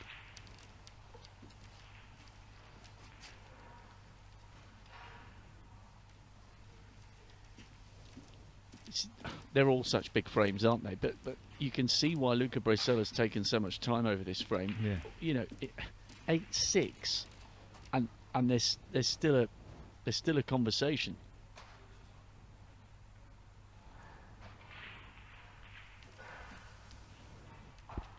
So Ali Carter on 9, Ricky Walden on 9, Mark Joyce on 9. They've gone off for their mid-session break. Ooh. Well, he could hit the knuckle and the comeback here. I don't think he'd be putting this back. I think the bottom red of the 3, just above the black spot, will pot. So definitely going to take this on. All right, great. Our director showing us Gary Wilson. Wilson on what could be match-winning break here. Costly miss there by Luca. Outwardly showing some frustration. He's normally a pretty cool customer, the Belgian Bullet, but he's absolutely furious with himself over that. It was a good opportunity, wasn't it? So Gary Wilson on the right-hand side at the table, trying to close out this excellent win over Stephen Hallworth. And this would be a 3rd visit to the Crucible. He's gone out in the first round. The second time of asking. He made it to the semis. Who was it he lost to in the semis? I know it was only a couple of years ago. Was it the same year that Dave Gilbert lost to John Higgins? Was it Mark Williams? Oh, good shot. It was Judd Trump. It was 2019, so he lost to Trump the before year Trump won beat it. Higgins in the final.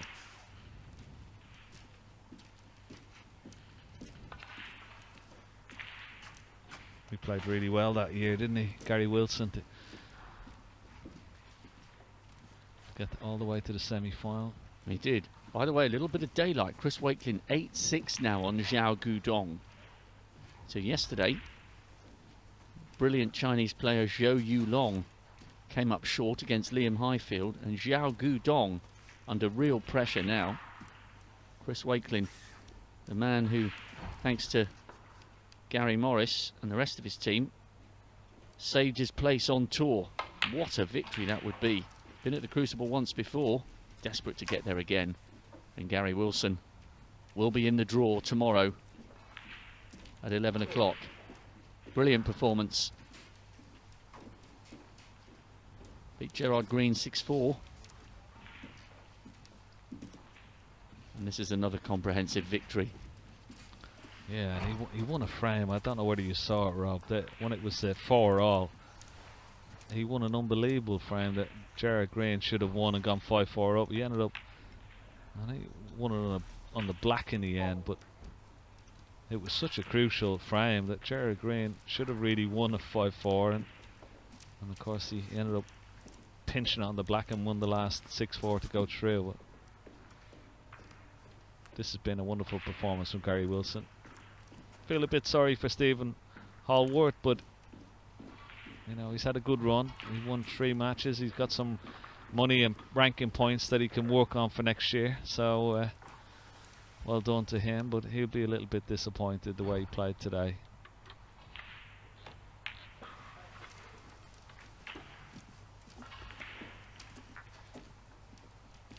Big sigh of relief on table 1 there from Stewart. Had to swerve around to put that black. 104. So Gary Wilson finishing off in style here, another century. 106. Superb.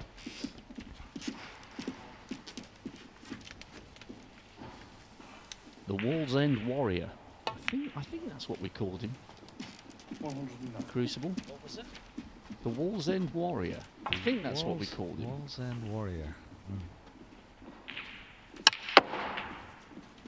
I think they may have filmed some of the iconic Get Carter scenes on the Wall's-End Ferry. Oh yeah. What a film. One of my favourites. Get Carter. Michael Caine at his finest. Yeah, yeah. 180. So well played, Gary Wilson. Brilliant performance. 124. I think you're right, Ken. It's been a fantastic run for Stephen Hallworth. 3 excellent victories. 130 on the frame and the match. Oh. Yeah. But, you know, he's got plenty to work on. Yeah, absolutely, yeah. 15,000 ranking points. Some money in the bank. I know he's just bought a house with his fiancée or girlfriend Susanna. 6.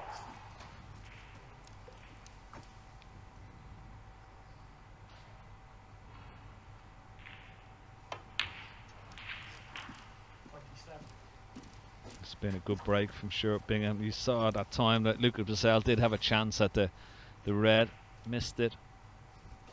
Stuart Bingham knocked the tricky red in and giving himself a great opportunity here now.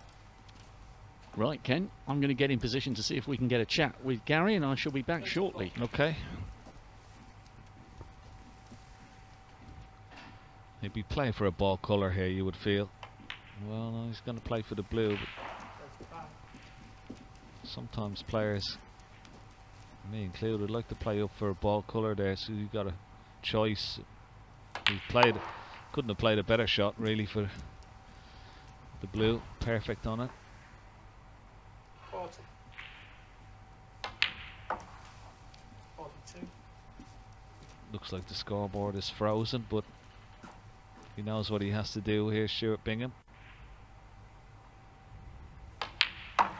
45. It's been an excellent break. Very important. He's made a lot of good breaks today. A couple of 140s, but this one will please him just as much. 49.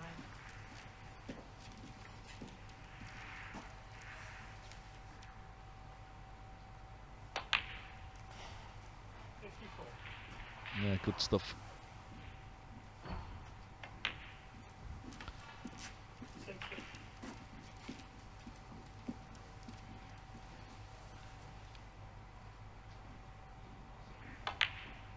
67 in the frame. Stuart Bingham. So Stuart Bingham, 1 frame from home. Good clearance from him. And he leads 9-5.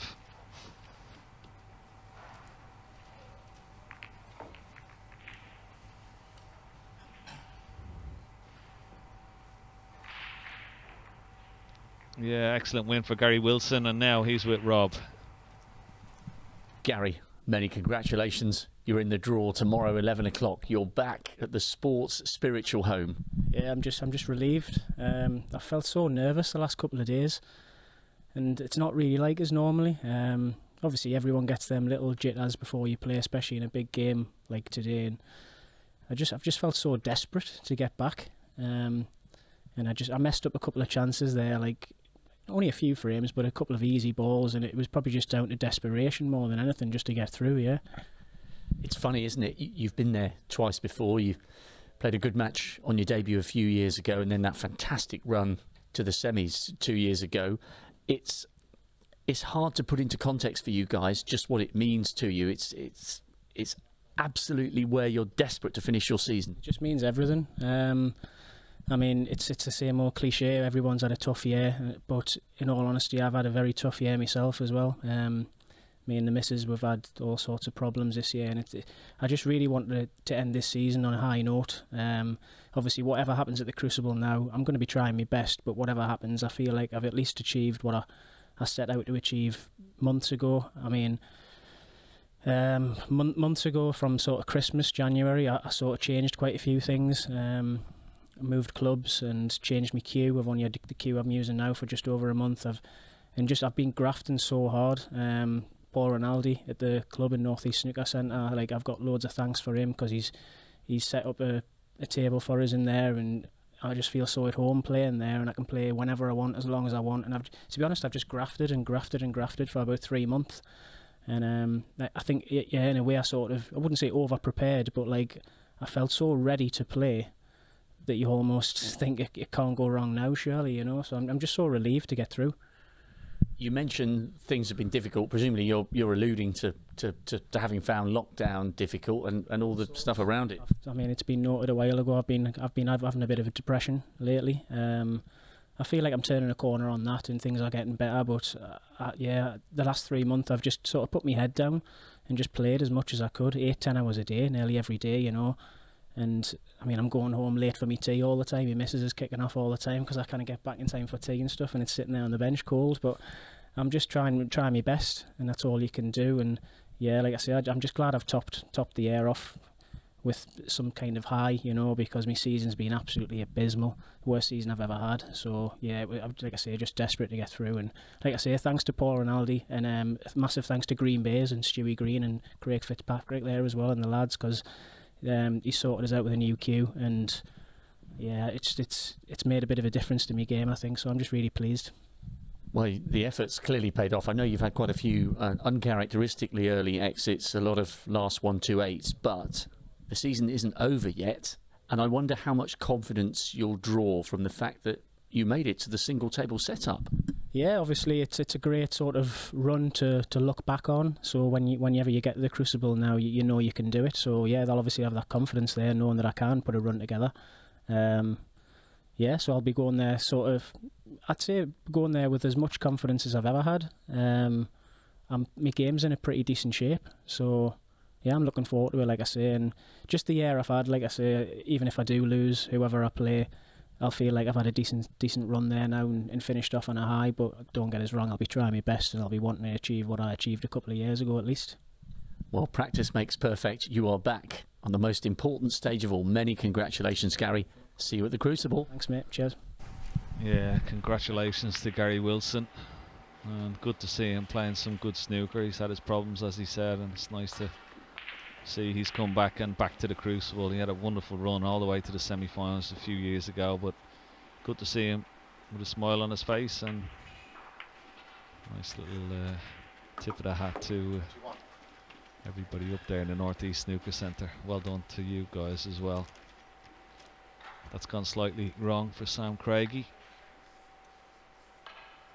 If we have a black ball shootout, and I think Martin Gould has just potted it Good pot for Martin Gould on table 5 to go. Well, what a shot that was to pot the black there.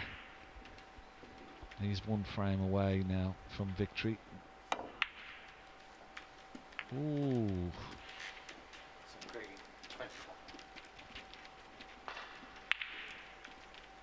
He'd be disappointed, Sam Craigie. Yeah, let's have a look at that black ball shootout on table 5. Here's Martin Gould. Excellent shot. And a nice little gesture from his opponent there, who showed his appreciation of it, and that's not easy to do, and it's a frame that he would have liked to have won to keep this match alive. He's been sensational this evening, Martin Gould, from 5-4 down. 5 without reply.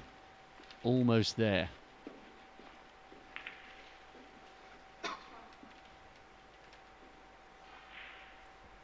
Ryan Day fighting to keep this match alive, also 9-5 down. Leads by 24. 3 reds still on the table. We'll keep a close eye on table 4. Oh, good shot. Not easy, that. Up against the net. Trying to control the cue ball as well.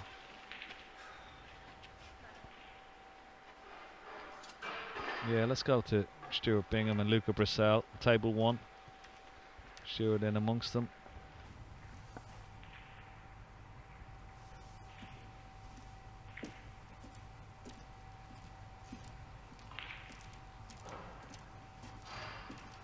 Is he going to cut the black in, or is he going to take the blue? Blue it is. Going to try and power it in off 1 cushion. That's a top spin. Oh, great shot. Wonderful shot. You saw him coming around to have a look. He had to hit the pink almost full ball, and he played it beautifully. That was a wonderfully crafted shot. Have a look at this. Very small gap to hit here. He has to hit the pink in between those reds to leave that red into the corner. Very, very nice. Nice few words from Gary Wilson there, Rob. Yeah, he was relief. Was the overriding emotion that I detected from him. Obviously alluded to a lot going on off the table, changing clubs. He has had a difficult season. He's had 6 first-round exits, but as everybody always says, it doesn't matter what kind of season you've had. If you finish it at the Crucible, it's a chance to head off into the early summer holidays feeling good about life.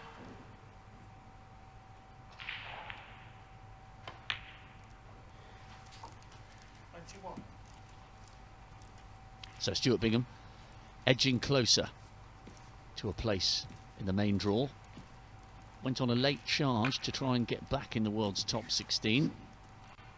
We've been chatting to the ball run, who hasn't had to come through qualifying for 10 years. Since sort of when I was looking at the rankings and looked like I had to do something special to try and get back in a 16 and not be here, I sort of obviously started to pull my finger out, got a bit on the running machine, tried to get myself a bit fitter for this, and put the hours in. And I started to produce some good snooker, obviously just before this, and hopefully I can carry it on. If you were to come through qualifying, do you feel you're in a position where you could get on a bit of a roll again at the Crucible? Does your game feel that good? It's there. I don't know if it's my age or my eyesight. I'm having good days, and then I'm throwing in a bad day, and that's exactly what's sort of been happening throughout the season. I don't know if it's consistency. I maybe sort of lacked a bit of sort of practice, sort of just gone a bit easy, but so I've started to put the effort in, and obviously some shots out there I was sort of falling on the balls pretty easy where I was aiming, so it's my game's getting there in good shape.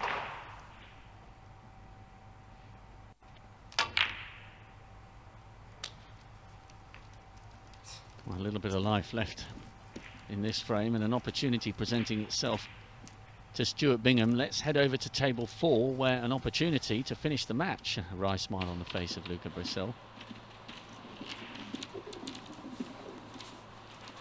Ricky Walden's chance now to bury this. He's been good value for this scoreline, and he's almost there. 22. Made his debut back in 2009. This would be his 8th visit to the Crucible. Yeah, he's played really well, hasn't he? He's played really well today. Ricky Wall, always going to be a tough match for both players. Both former top 16 players, of course. So pink for victory and a place among the Crucible elite. Well done, Ricky Walden. Two men who've made it to the single table setup, Gary Wilson and Ricky Walden, are in the draw tomorrow at 11 o'clock. Ali Carter's closing in as well, two-time finalist, made the semis in 10, runner-up to Ronaldo in 08 and 12. The interviews 46. will come thick and fast at this stage. Igor Figueiredo is just about hanging on against Mark Joyce, but he's 9-4 down. Xiao Guodong on table 8. Trails Chris Wakelin 8-6, and he's behind in this frame, but he's at the table on a break of 22. That's been fascinating, that match. 52. Ali Carter closing in. Right, Ken, I'm going to go and see if I can get a word or two with Ricky Walden. Okay. Yeah, Ali Carter, I must say, he has looked very impressive today, and he's won a couple of really close frames. I think maybe just the experience is sort of told between the two players. 58. It's always going to be a tricky match for him. Well, he's coped with it very well, I feel. 58 break. 59. This will put him 66 ahead, so just one more red and a colour, and that will be enough for Ali Carter to seal his place at the Crucible in the draw tomorrow.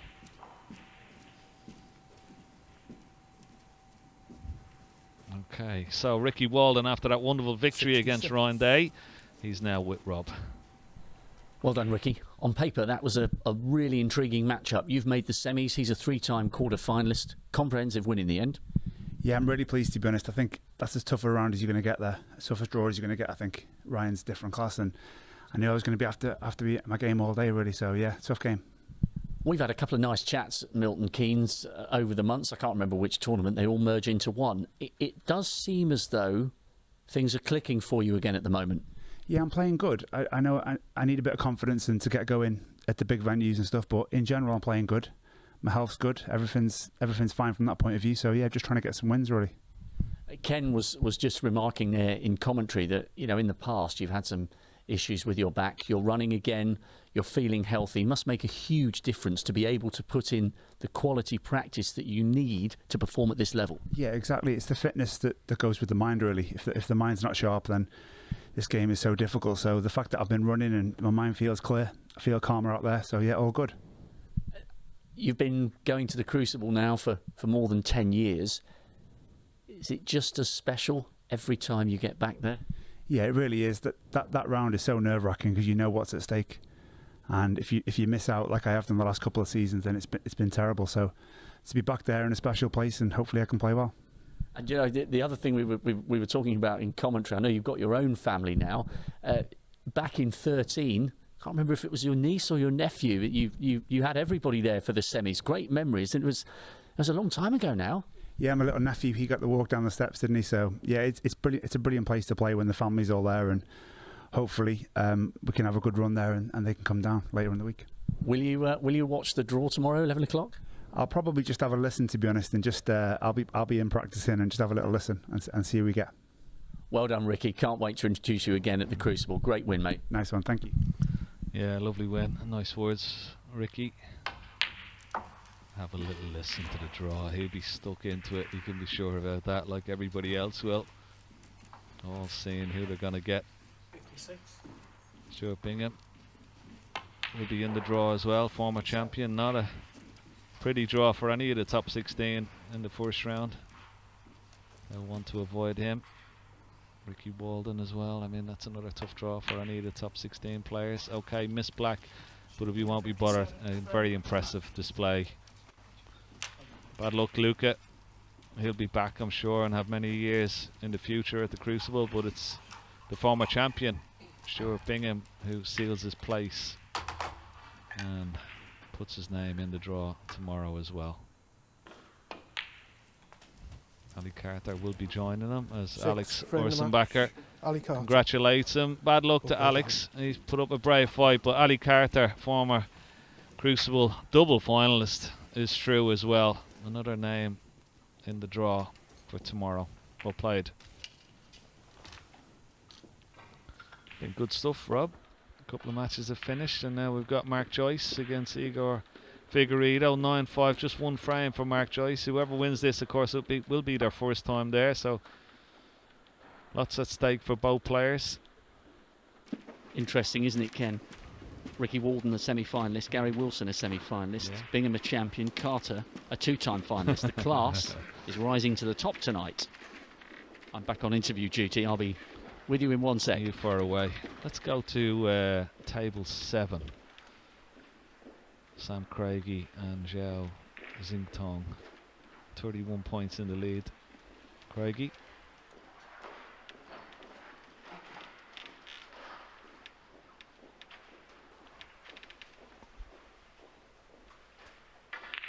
It's been a top quality match this actually all day. It's been toing and froing. Zhao. That little lead. 2 frame, big frame this, isn't it, before the mid-session interval. Just got to put the green safe.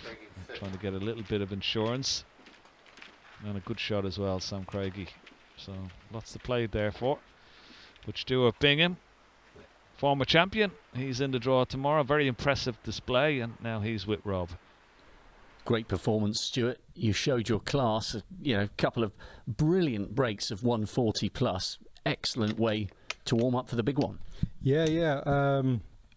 Sort of how I've been playing really all season, and it's just obviously a horrible match. I was here yesterday and seeing a few of the players come off, and I see one obviously was come to tears, and obviously the other person's obviously elated. So so happy to get through and finish off the season obviously at the Crucible. So can't wait.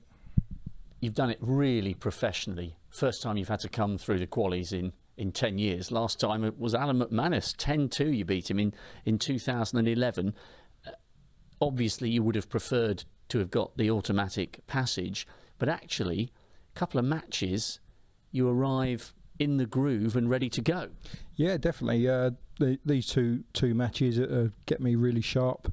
As you can see, my break building's there. Safety's all good, and I'm looking forward to it. Be a bit weird, obviously, coming out the draw to see what seed I'm playing, but I can't wait. Whoever I play, it's going to be tough. They're all there on merit, and just looking forward to it now. Well, you played like a top 8 player there, so you're a nightmare draw for anyone, because depending on who you get, it could be a match in the first round that's good enough to be a major final. Yeah, obviously that's the way it is. I've had obviously 2 sort of pretty poor seasons on my sort of behalf, but what was it, sort of 2 or 3 quarterfinals. So the rankings don't lie. Obviously with the pandemic and obviously not going abroad in China and things like that, I ain't sort of able to defend some of the points there, and that's obviously why I've slipped down, and that's why I'm here. But I'm just over the moon to get these 2 matches out of the way, and I'll be heading home now with a big smile on my face. Any preference tomorrow at 11 o'clock in the draw? Don't care. So I think whoever draws me is going to it's going to be a tough game no matter what. So I'm just happy to be in the bag and can't wait. Well done. You really showed your class here at the English Institute of Sport. See you on the big stage, ball run. Cheers, Rob. Right. Yeah. Cheers. Good old ball run in the draw tomorrow, and he's dead right. I think it'll be a tough draw for anybody. It's going to be quite interesting, that draw. 11 o'clock tomorrow. Mark Pearson, JP, the 1991 champion, and Rob Walker will be doing the draw for you live. 20. Martin Gould is honing in a place as well. It's been a great World Championship for Bai Lang Ning. His first tournament 21. during this pandemic. He's played superbly well. He'll be disappointed that he's not going to make the Crucible, but he put up a really brave run, and at one stage was leading Martin Gould here, particularly going into this evening session. He was 5-4 ahead, but Martin Gould really sort of ramped it up this evening. Played superbly well. Another player who's going to be a tough opponent for any of the top 16, for sure. 34.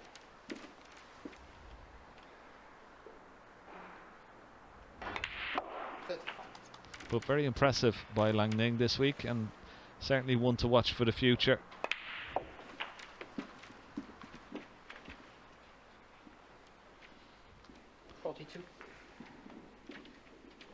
The fact that he hasn't played many events, he may miss out on his card. We'll have to wait and see how things pan out.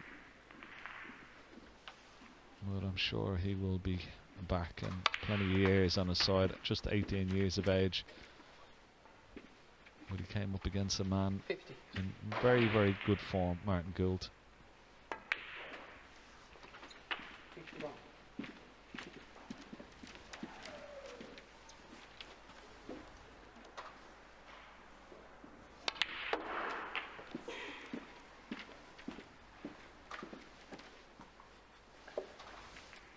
$56. I don't know whether that nickname will stick, will it? Mind the Gap Gould. He's from Watford. Yeah. Rob will have to have a little word with him about his new nickname. Definitely not going to be the GOAT, and anyway, he doesn't like that one. Pinner Potter, I think that has to go. 65. This is good stuff.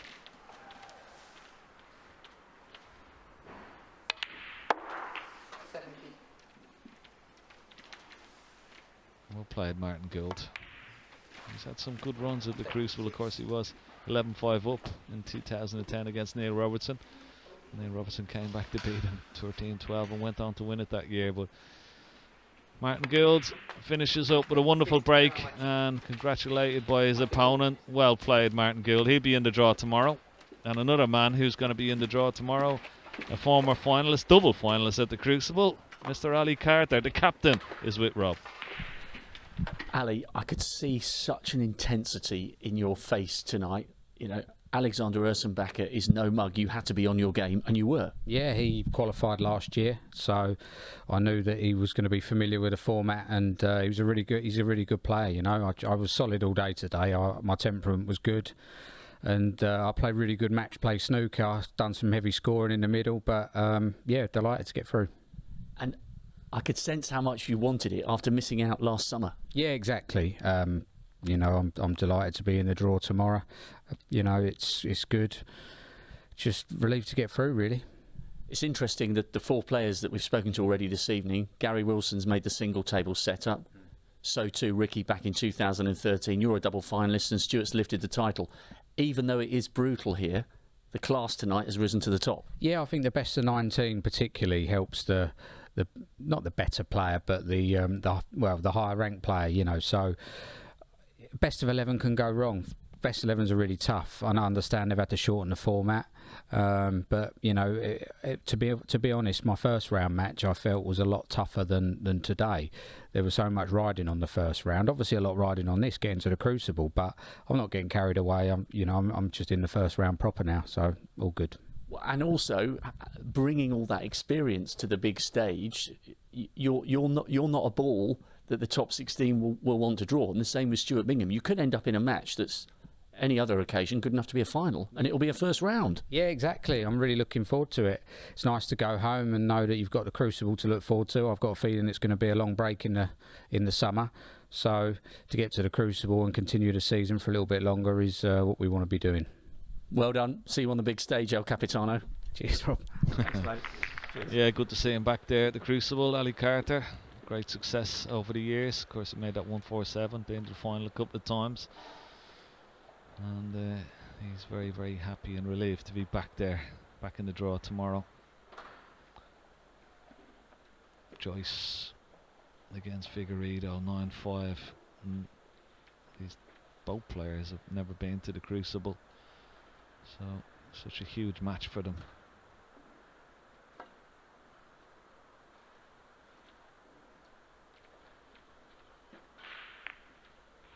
Always difficult when you're rolling a ball that length of the table. It's quite possible it can just veer offline, go over a finger mark, a bit of chalk, and particularly against the nap as well. Never likely to run a true line that length of the table.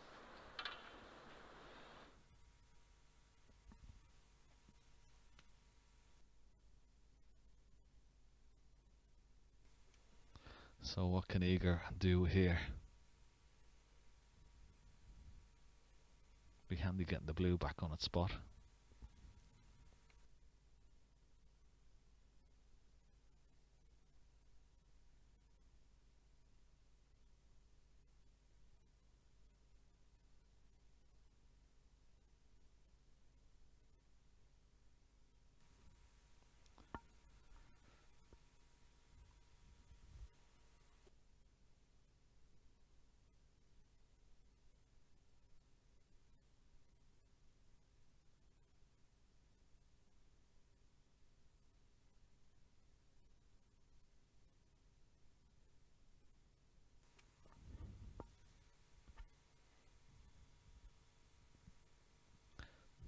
Has he hit that hard enough? I don't think he has for the brown. The green is okay, but he's going to need the extension, but he was hoping to be on the brown into the top left hand corner pocket. So Martin Gould safely secured his passage into the draw tomorrow, and now he's with Rob. Martin, from 5-4 down, you really showed your class and your experience and temperament tonight. To be fair, from 5-2. He had a good chance to go 6-2. I managed to pull out a good clearance to go 5-3, and literally this evening I just said to myself, got to go out there and do what I've been doing on the practice table back home for the last couple of weeks, and it came out. So it was nice to know it was in the locker and it was ready to come out. Hard to believe it's over 10 years since you made your Crucible debut. You'll be taking a huge amount of experience back onto the big stage again. Trying to make me sound old now, ain't you? Yeah, no, it's always the pinnacle for the end of the season. Like you work your way through the whole year trying to get as many good results as possible, but you kind of define your season on qualifying for the World Championship. If you don't qualify, regardless if you may have reached a final, won an event, you don't really class yourself as having a good season unless you make sure you get to the Crucible. And well, it wasn't 12 months ago; it was 8 months ago. You beat Stephen Maguire, who arrived at the Crucible in an amazing run of form, having just won the Tour Championship. So time and time again, you've shown that you're a big danger when it comes to these longer frame format matches. Yeah, it just shows there's still some life left in this old dog yet, as they would say. Yeah, no, it's like I say, it's more an issue with myself more than anything, like just trying to make sure I get my practice game out into the arena. It's one of the toughest things to do, and tonight was a little an example of what I've got, and I'm looking forward to whenever I play at the Crucible, whoever I play. I don't mind who it is, don't care who it is. I just want to go out there and just, if I can enjoy myself like that, I'm going to be a handful. So let's just see what happens. Many, many congratulations. Back on the big stage. Yeah, I can't wait. Also, I'd just like to say, not many people would know, but I lost probably my #1 fan just a few months ago, my granddad. It was his birthday Monday just gone, so this week, this is for you, Granddad. Rest in peace, mate.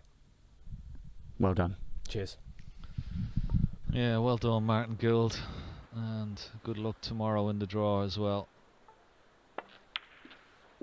Igor Figueiredo keeping this break going, keeping his hopes alive for a possible Crucible debut. He has his work cut out, needs all 5 remaining frames, but he's battling in there.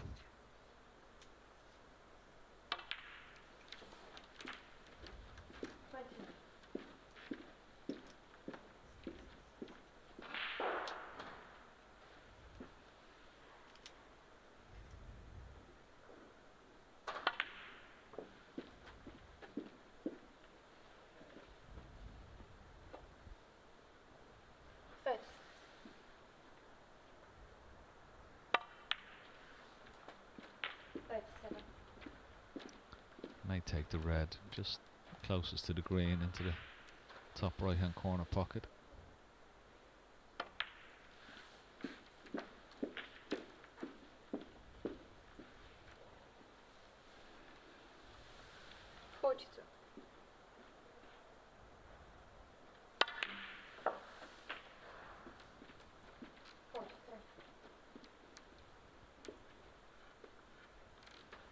Which red will he play? Maybe the red below the green into the yellow pocket, or he could play a little cannon on the brown here.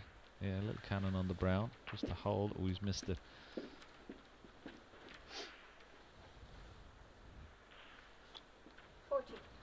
Still can pot this red, but see what sort of control on the cue ball here.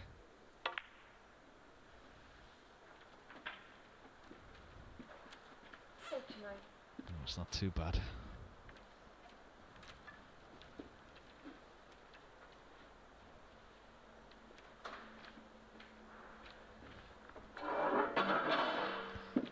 Zhao Guidong on a break of 27, 8-7 to Chris Wakeland. Zhao Xintong and Sam Craigie are on their break at 7-6 to Zhao Xintong.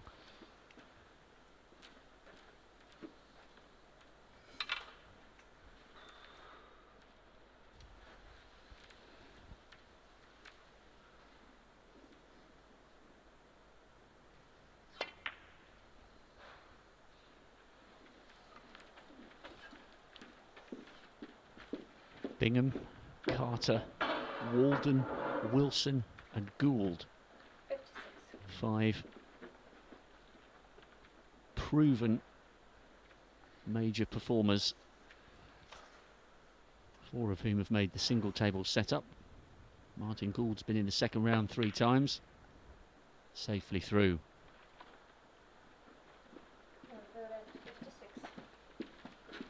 Igor not quite over the line in this frame yet.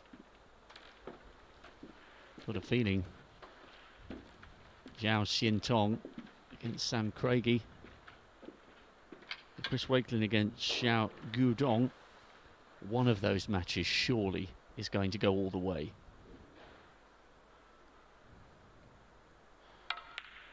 First 5 have finished relatively quickly. That's a nice opener from Mark Joyce. Yeah, the matches have gone a lot quicker tonight, haven't they?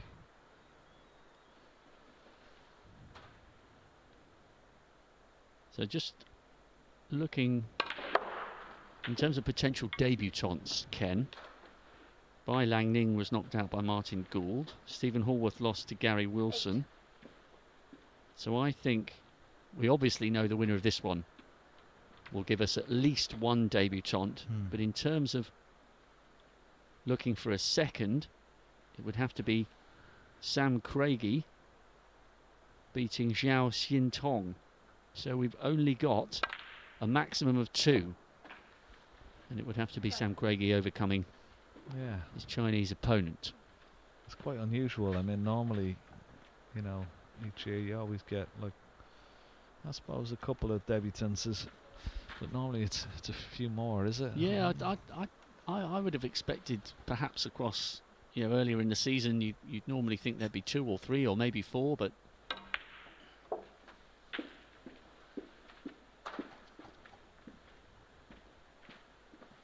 it's quite a good break actually from Mark Joyce so far. He's kept it going very nicely. This red must be very, very tight past the green into the top right hand corner pocket. Doesn't have to do much with the cue ball.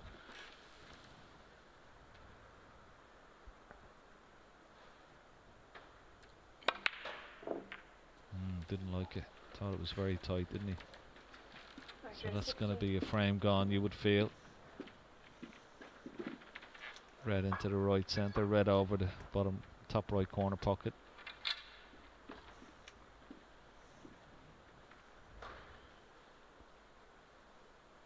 Got to be careful, he's very close to that red.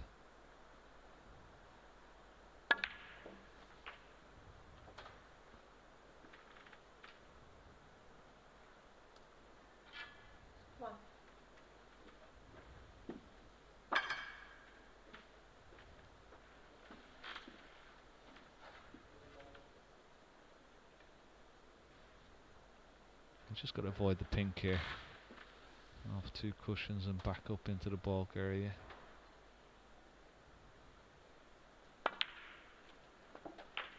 Oh, he played it off 1. Well, has he? Gonna reach the bulk cushion? No. Good shot though. 6.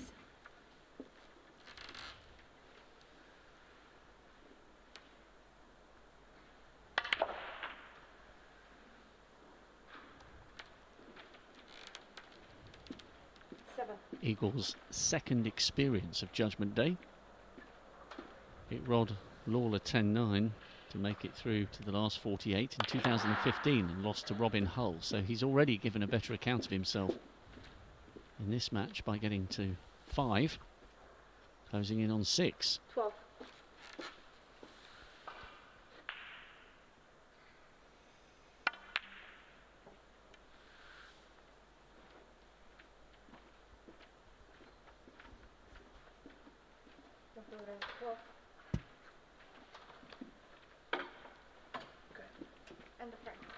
Mark Joyce says yes, okay, so 9-6. A little bit to think about, the battle of the would-be debutantes. Mark Joyce still with a handsome lead, but the Brazilian is hanging on in there.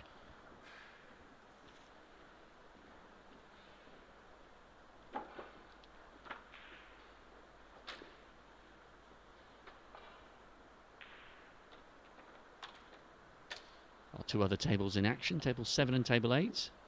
Yao Xin Tong against Sam Craigie on 7.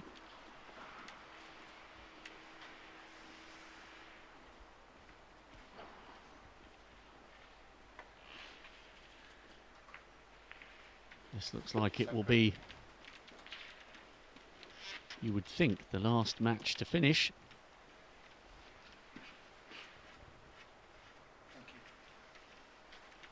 Sam Craigie, quarter-finalist in China a couple of years ago, beat Liang Wenbo and Ali Carter, who we've just seen qualify. Coming up short against Neil Robertson. Xiao Xin Tong, hoping to make it back to the Crucible for a second time. This frame's in the early stages.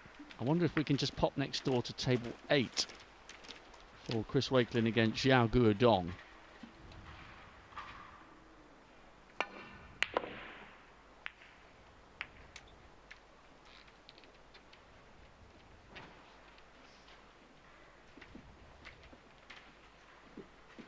Very tight in this one. It's been so close. Chris did really well to get himself 8-6 up.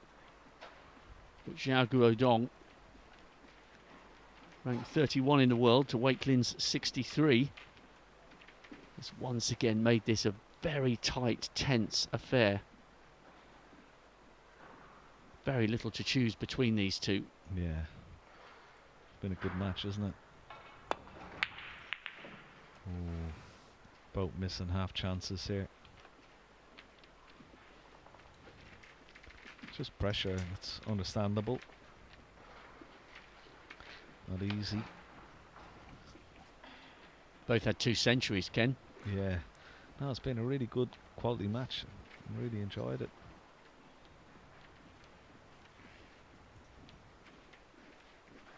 Now, which red does he play? Does he play this one into the bottom left? He's got that red on just above the pink spot into the right corner. What's he going to do? Try and hold for the pink he could do, or go down. Screw up for the blue maybe. He screwed across the table for the pink. Good shot. Really well taken in the context of what's on the line here.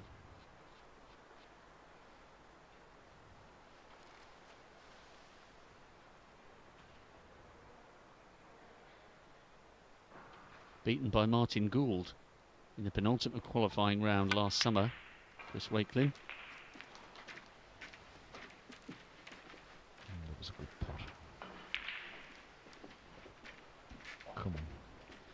Bridging off the cushion. You need to put an injection of pace into the cue ball and cued it nicely.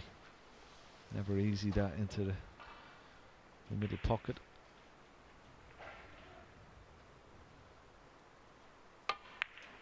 No. Wow.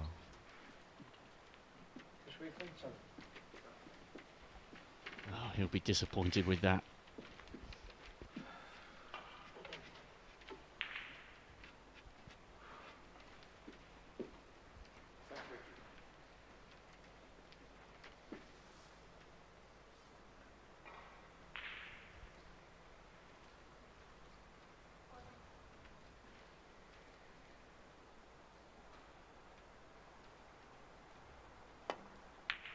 Yeah, good shot. Stayed very still, didn't he?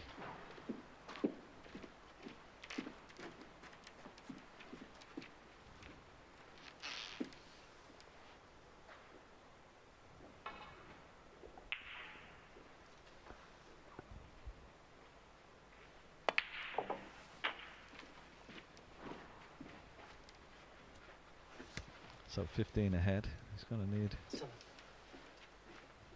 3 of these reds, 2 with high value colours. So 2 reds, 2 pinks, and then just the last red to make sure of, the one that's close to the bottom right corner pocket.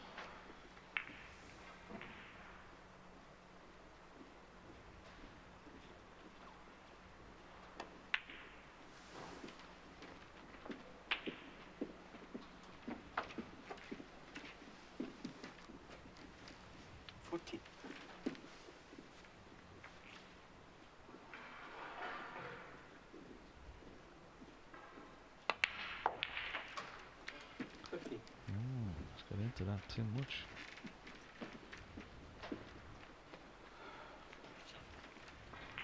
Five Chinese players will be in the draw tomorrow, Ken. Yesterday we had Tian Pengfei, Liang Wenbo and Liu Heo Chan coming through the qualies to join Yan Bing Chao and Ding Junhui. Could be another 2 tonight. I think 7 or maybe 8 might be the record. It's a great return. Legacy of all of Ding's hard work since that first ranking title in 05. And of course the efforts of Marco Fu from Hong Kong as well. 20. Oh yeah. Just asking for the red to be cleaned. Not an easy one this for Leo Scully. Red is so close to the cushion. And he's got to put this back in exactly the same place. Doesn't want to make it any easier for Gudong. Must be very precise playing that. And well played. Now this is a shot you don't really want to put too much pace in here. As I said, these pockets have tightened up exponentially over the week.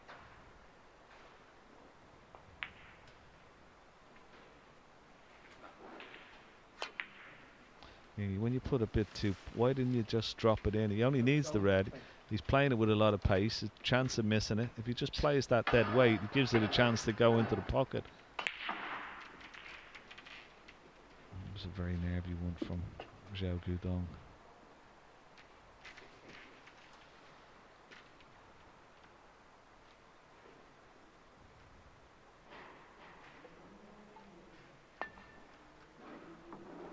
Oh, Chris, it's the wrong way to play that shot. Now he's put himself under pressure.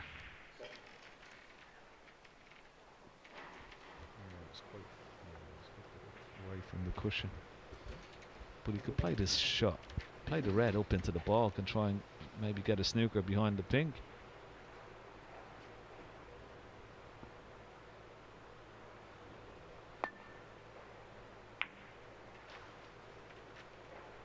Oh, this looks good. He's played it very well, as it turns out. He's played it very well indeed. Excellent shot.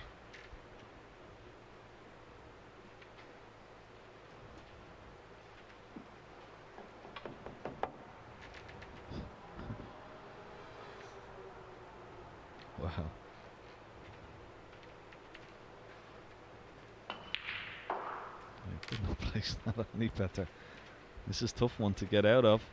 Tough one to hit. Can he hit it off the top cushion, just beside the black? He's got to swerve it. No.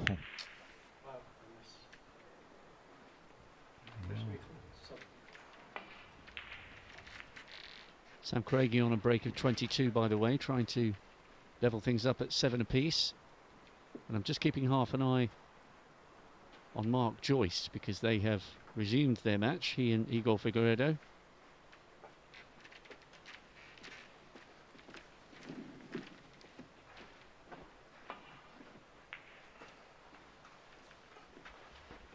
Now this is the one. He's almost near the cushion.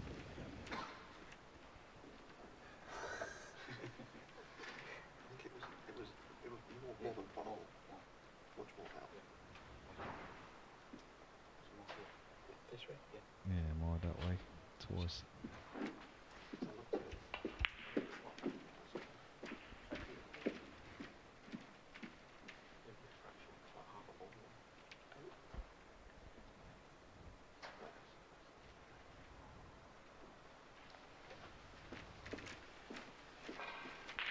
That looks pretty good. Now he's got to get the white behind the brown.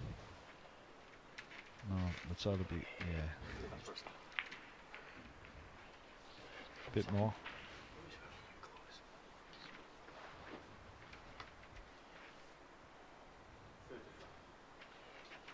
A bit more. Yeah. Great long red, by the way, from Igor Figueiredo. Joyce was in first, but the reds are well spread.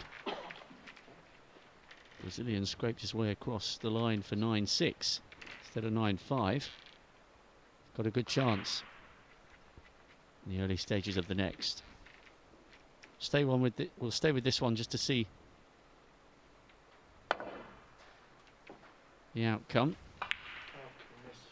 Useful this points could be again, a free though. ball here, Rob. Could be Yeah. a free ball if it spins. It is. It's a free ball. Very useful points indeed here for Chris Wakelin. Yeah, but this is the golden chance, isn't it? With Brown into the middle as the free ball. He definitely won't be putting this one back. He's got to take this Brown on.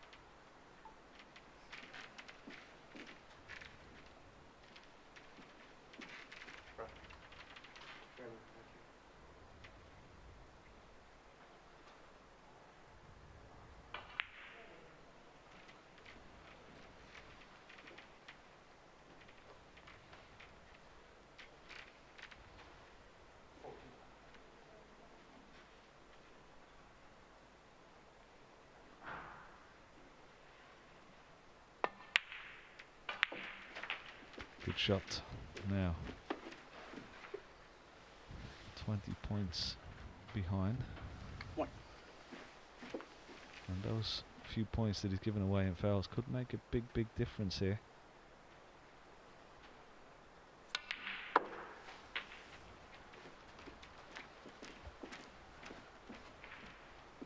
So 17 behind. I'm just trying to do the mathematics here, Rob. It's 17 behind. So if he takes pink or blue, would be okay. That would mean that he wouldn't need that difficult black. All of a sudden, Ken, this is a fantastic opportunity for Chris Wakelin to move to within one of arguably the win of his life. Well, go back to that red that Gudong played with the rest, and he played it with a bit of pace. The one that was closest to this bottom right-hand corner pocket. He only needed the red. All he had to do was just drop it in almost dead weight and play it at a very slow pace. Give it a chance to go into the pocket. He played it with a bit of pace, missed it, and eventually he's given this chance now to Chris Wakelin. So he only needs yellow, green, brown, blue and pink. He won't need the difficult black.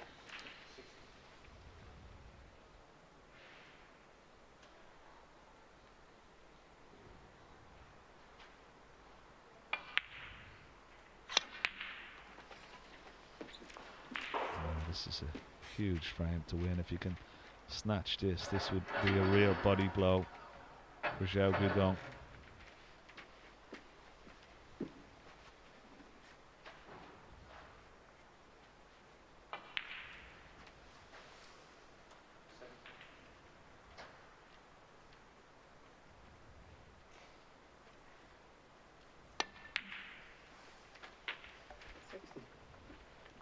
Well, when you think, Ken, Chris Wakelin arrived here at the English Institute of Sport needing a very, very good run just to keep his place on the tour. Yeah. Moving up from 68 to 61. You heard him talking about his coach and how he's been a big help to him. He's found something, obviously, in the during that time spent with his coach. Quick look at the scoreboard. Pink required, blue and pink required. And a little bit straight on the blue. He couldn't get close to the pink, so there's pressure on this. I don't think he'd miss it, but because of the occasion and because of what it means, anything is possible.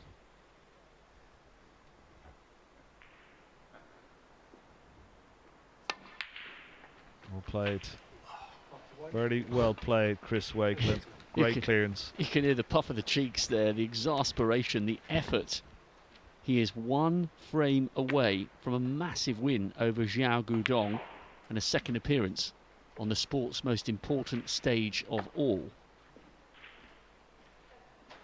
Next door on table 7, what a performance. Blue for a century. He has reduced his arrears, Sam Craigie, a potential debutant. It's 7 apiece, and that is a fantastic century.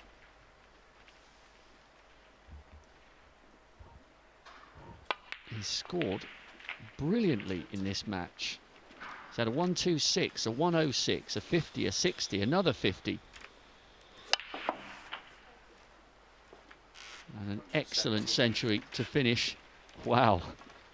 7 apiece, first to 10. Craigie's never been there before. Massive hour or so coming for him.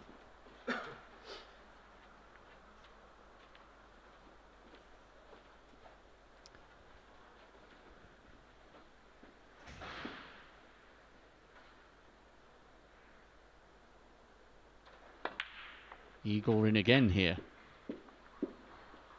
Surely he couldn't, could he? 20. He's been playing catch up all the way from 2-1 up. He's hanging on in and showing some real battling qualities here. I'm sure all the guys in his club. 29. Back up north, we'll be watching closely.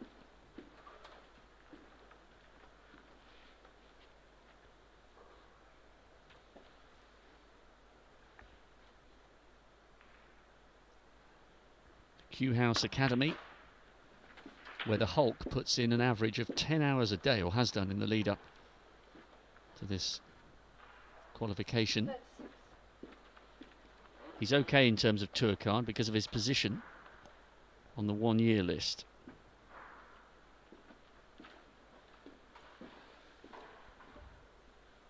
But he's needed this excellent run to Judgement Day. Get himself out of jail. 6-5 against Robbie Williams, 6-5 against Tepchaya Unnu. Tepchaya Unnu was an automatic qualifier for the Masters at the start of this year. He's pulled off some fantastic victories. Last 16 of Northern Ireland, he beat Graham Dott, Sonny Akani, and lost to Kurt Mafflin. The same Kurt Mafflin who made his way through the qualifiers yesterday. 8 months on from his brilliant run to the quarters last summer.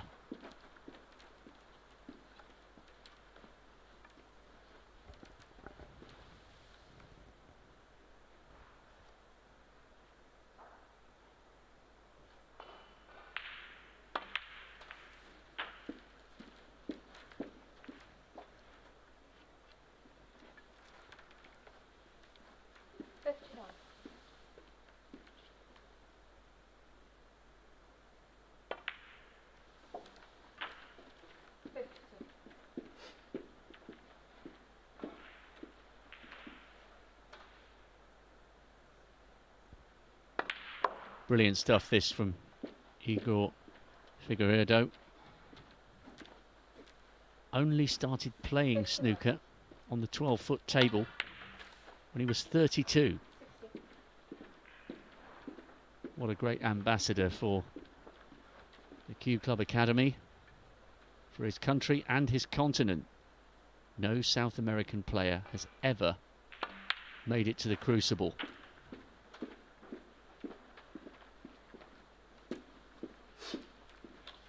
From a nightmare position, he is somehow keeping the dream alive. Needs every frame, but he's refusing to bow down here against Mark Joyce.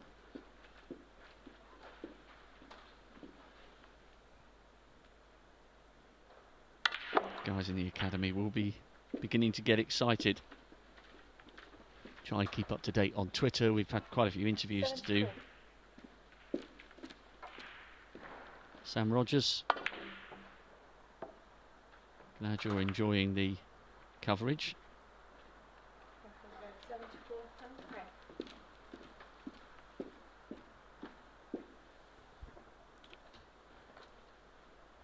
So, 9-7 it is. Why don't we nip across to table 8? Because they're closer towards the end. And Zhao Xiintong and Sam Craigie on 7.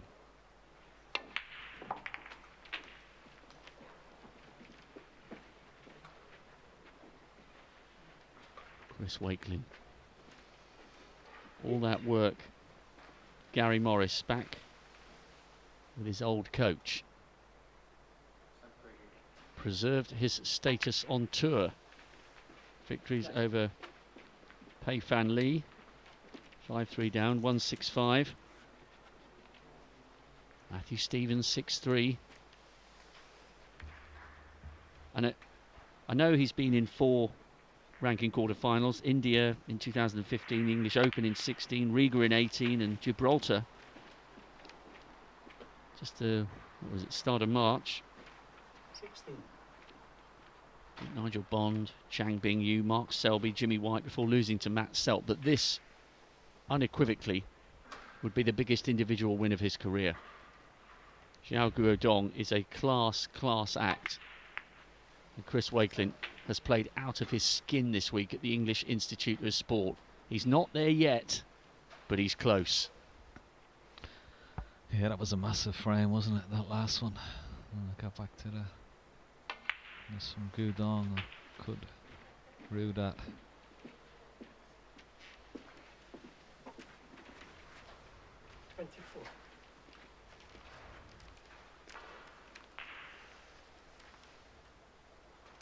There's 3 reds, 3 blacks, but I don't think he'd be worrying about maximum break at this stage. Just get the 68 or 70 points will do you.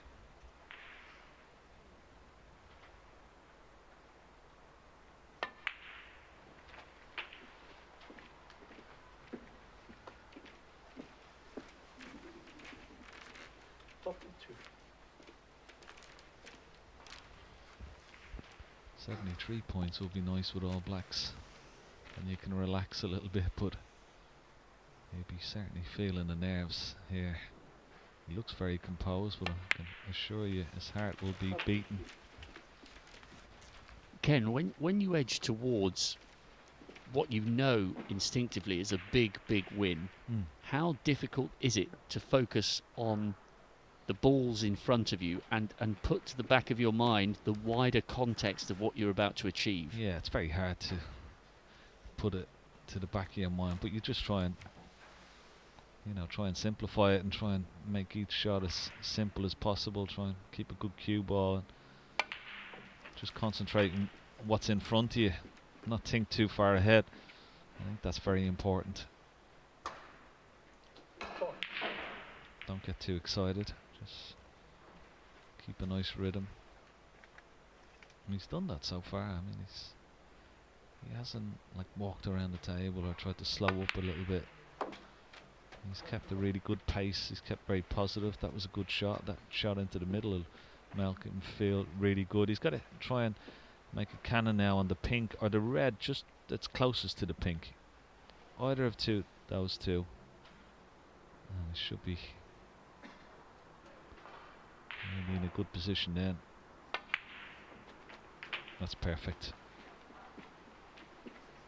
Well played. So he's on 448, 6 red, 6 black. So he wants another 4 reds.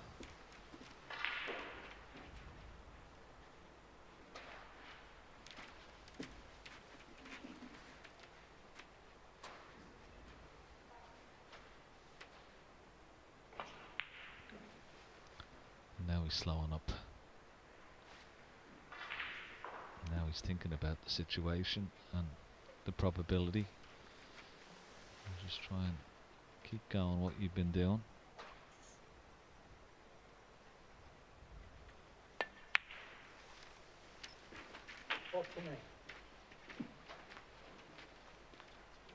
It's okay, he's got a slight angle. One of those reds.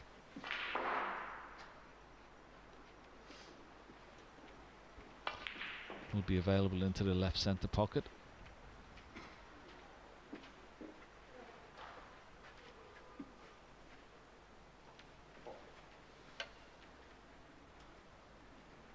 So he doesn't have to play any cannons here. There you see the red into the left centre. I'm going to try and get on that. Looks pretty good. And now he won't be coming back on the black here for sure. I'm trying to just keep the break going.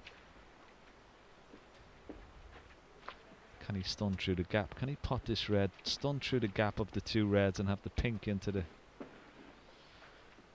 left middle as well? That's what he's just looking at. It's a delicate little shot.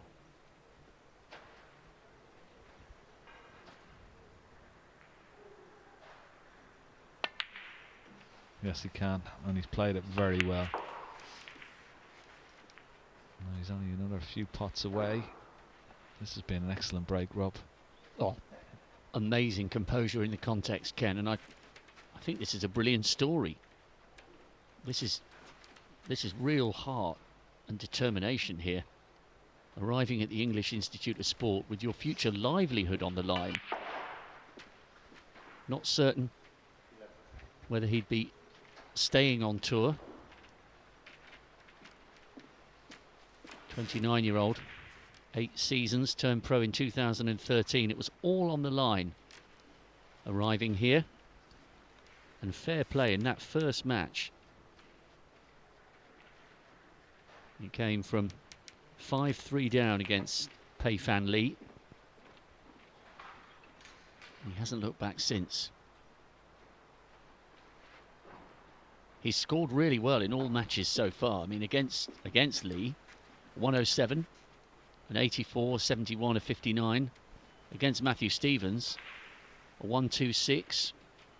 1 break in the 50s, 2 in the 60s, 1 in the 80s. And then today he's just been absolutely sensational. Oh, has he gone too far? He's had a good look at it. Body language would suggest that he may be just about on this red into the right centre pocket. Just enough. So red, blue and 1 more red will be enough. Yeah. It's been really good. He's looked very solid on this break. I mean, as I said, he would be quite nervous when he hasn't looked it. He's kept himself very composed. Well, it's absolutely magnificent. Not only 69. securing another 2-year tour card, £20,000 money handy, 20,000 ranking points, even better, and more than the positions and more than the statistics. He gets to show his wares amongst the best of the best, and he will have earned his right to walk down the stairs for the second time the hard way. Yeah, it was always going to be a tough match, wasn't it? This one, hard to call. Gudong would have been a slight favourite, of course. But he'd be disappointed, Zhao. Started off with a century in this match, but just that previous frame where he should have really levelled at 8-all.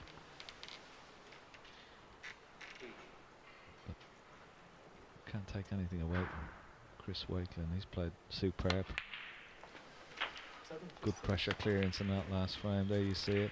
That's the ball he feels has won it.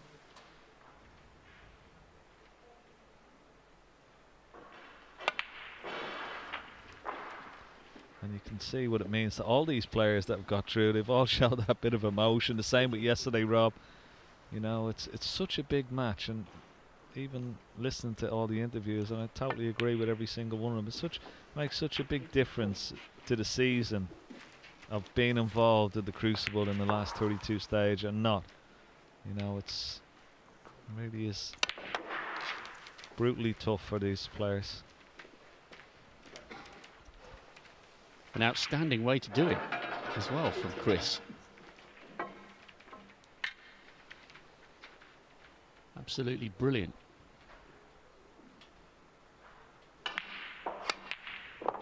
Oh, he's just coasting now. This is just for fun. All those hours with Gary Morris. Looking forward to asking him about that. I think a lot of people on the tour will be pleased for Chris. He really has done this the hard way. 3 matches won. Another 2 years on the tour guaranteed. And a second appearance on the stage that has made so many men so famous, yourself included, for so many decades. Come, let's finish with a ton, Chris. Caught the cameraman out. It wasn't to be. It doesn't matter. A fantastic story and a brilliant victory for Chris Wakelin. Zhao Guodong is a fantastically talented performer from China, but it's Wakelin who'll be in the draw out of the two of them tomorrow at 11 o'clock.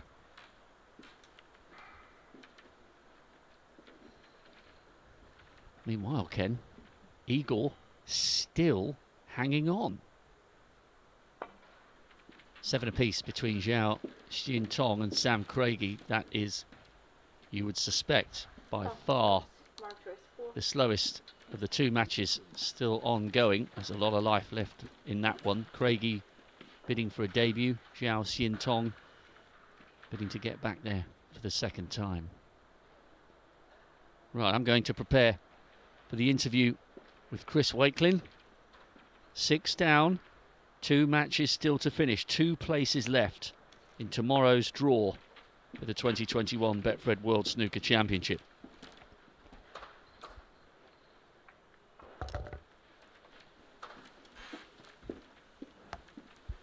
Okay, Rob goes off. We'll take a look at this.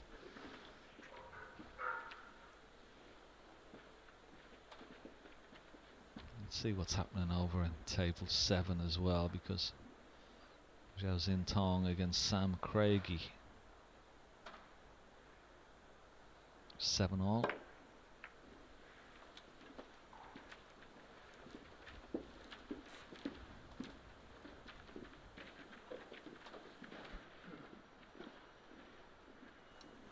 So very relieved, but a man who played superbly all day today. Chris Wakelin is in the draw tomorrow, and now he's with Rob.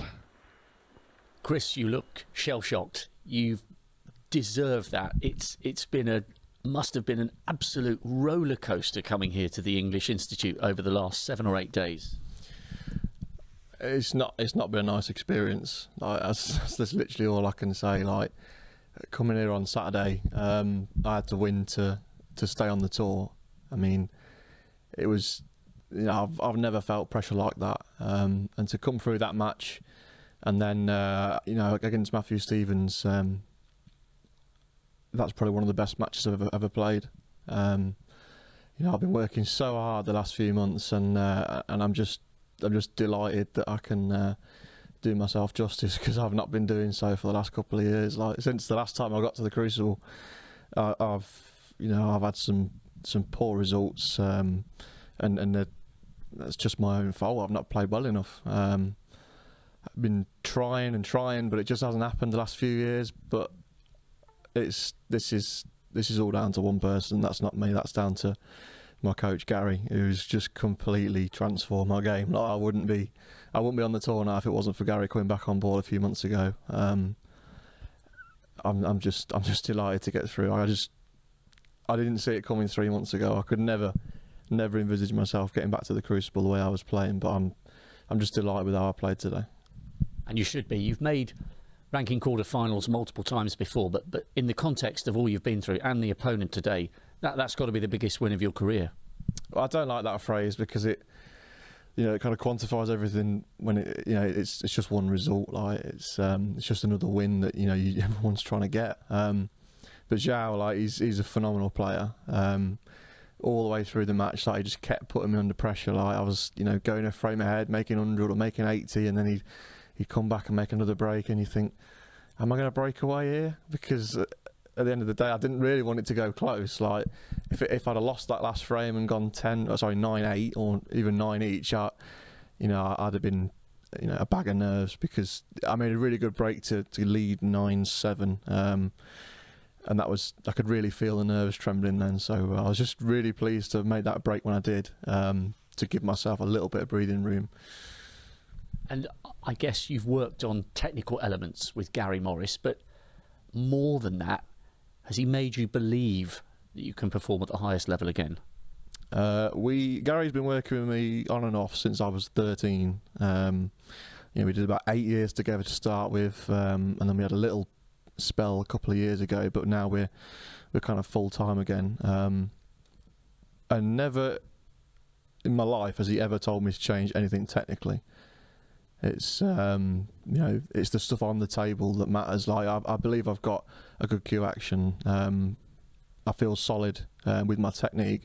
It was just a matter of finding the right headspace. Like I've been in a really bad headspace recently, like everybody has. And just learning to accept that you don't pot every ball and that you can't win every frame. Like you're gonna make mistakes. Like especially over a best of 19 match. Like it's a long day. Like you try and concentrate for 7-8 hours on the trot. Like it's really not difficult.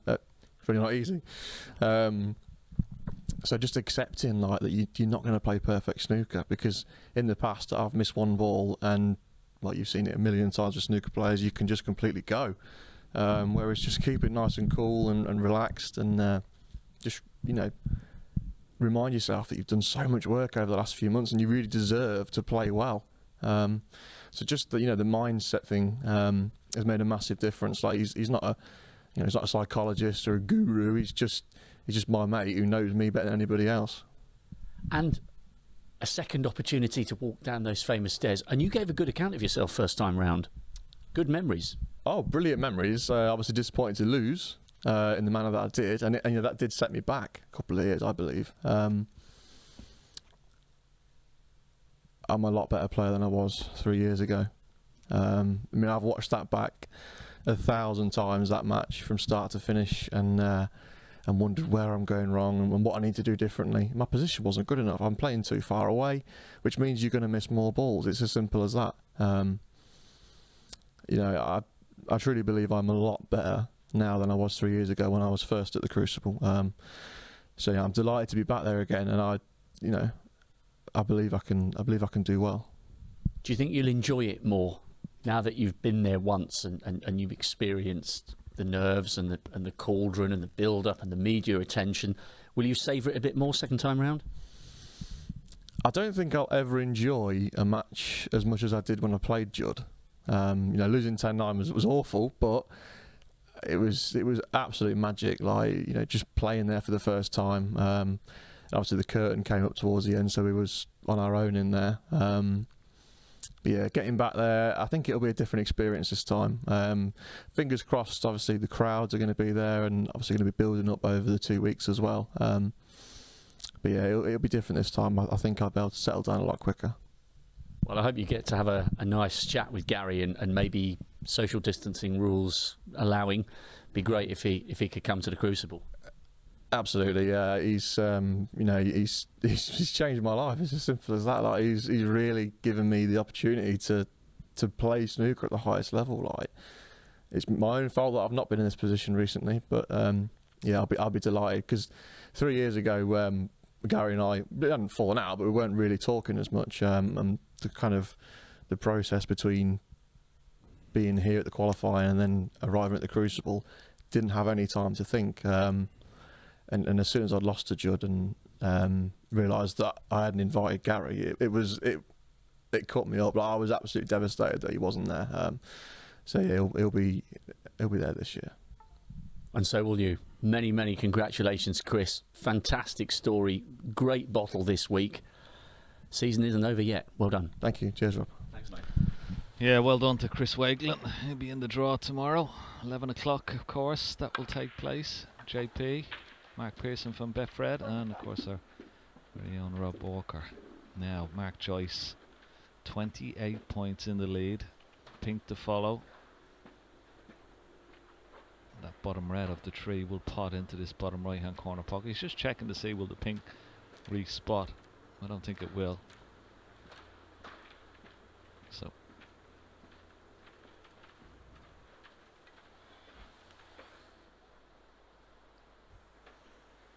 he pot this pink and just hold the cue ball. Oh, has he got into the cue ball too much? Is he on the red? Oh, it's very close. He might not be on this red, you know. Let's have a look at how he got in here. A little bit higher. Oh. Here you go.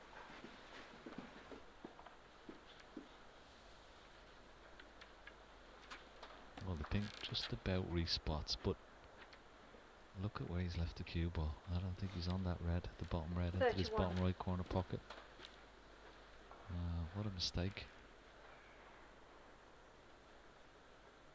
Could have played the brown into the three reds, opened them up. Chose to play for the loose one.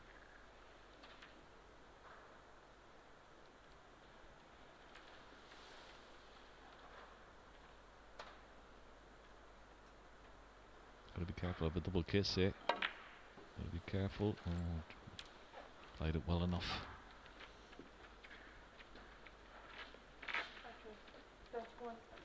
So Igor Figueiredo still in this match.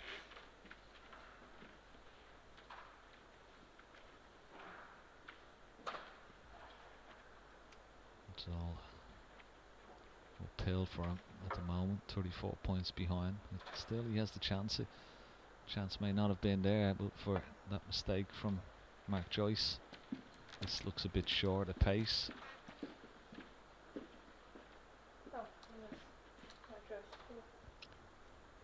Just checking over the scorecard, as it were, for Sam Craigie over on table 7. His scoring has been absolutely brilliant. 3 centuries, 2 50s and a 60. He has a handsome lead in his battle to move from 7 apiece to 8-7. We're sticking with this one because Mark Joyce is so close to the winning line. And in the not too distant future, if Mark gets over the line, we'll be able to concentrate all of our efforts on Zhao Xiintong and Sam Craigie. Yeah, that was a nice shot.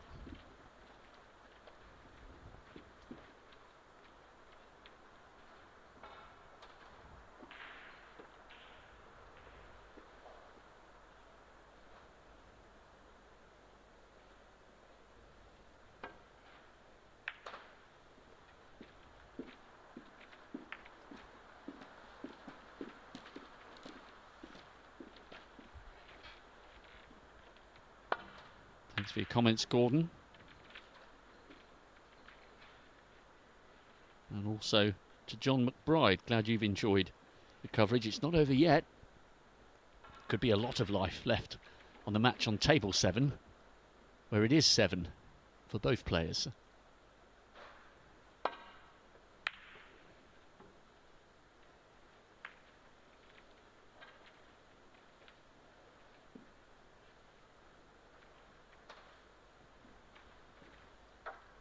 Brilliant evening session from Martin Gould. A few people commenting on that.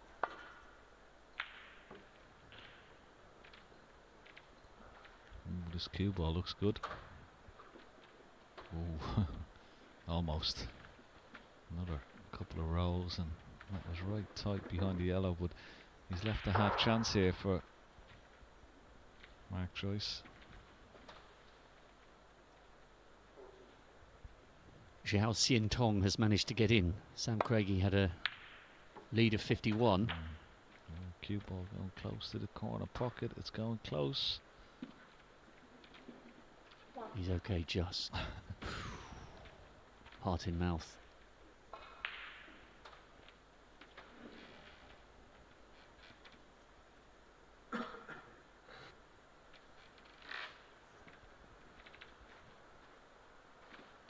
Fair play to Igor. He's made Mark Joyce work every single frame and every single break.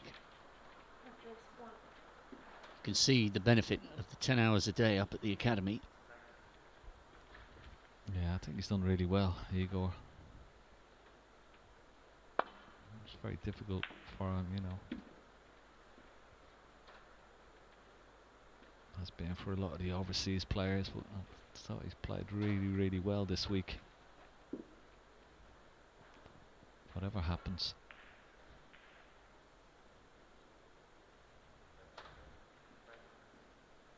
Put Mark Joyce.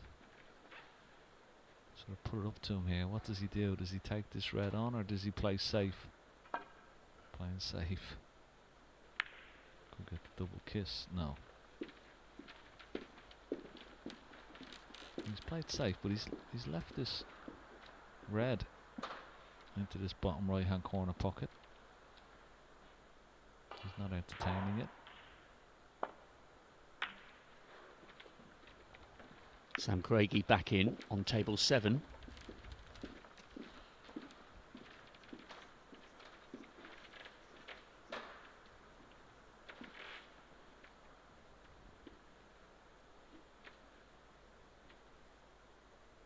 Beaten Ashley Hugan and Hossein Vafai. A little bit to do in this frame. We'll keep a close eye on this, but we're right to stick with Mark Joyce and Igor Figueiredo.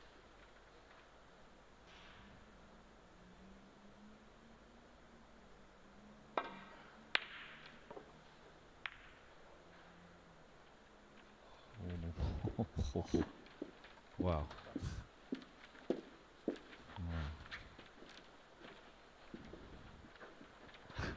Igor just trying to compose himself after that stroke of fortune for his opponent. Well, he could have left him on at least. And he's got to just sort of clear his head here. He's got to be careful. Doesn't want to overhit this cue ball and leave the red on. Oh, well played.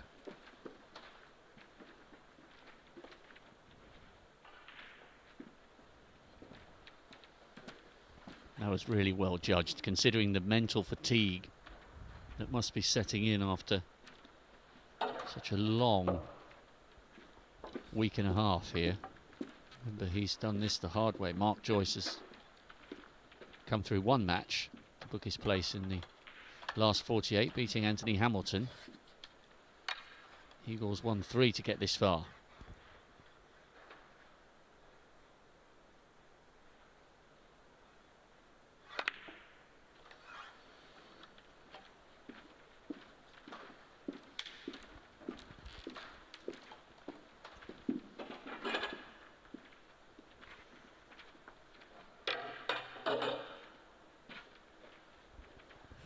Ahead, 51 on.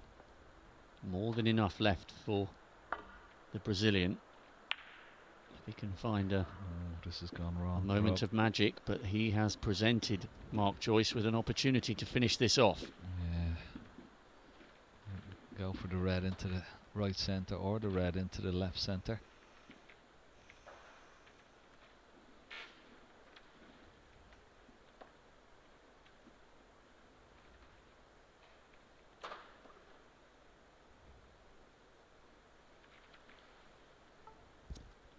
Sam Craigie, by the way, 37 ahead with 43 on.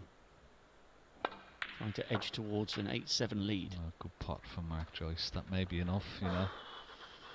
Pink to follow, but look at the two reds over the left centre. Shouldn't be too much of a problem.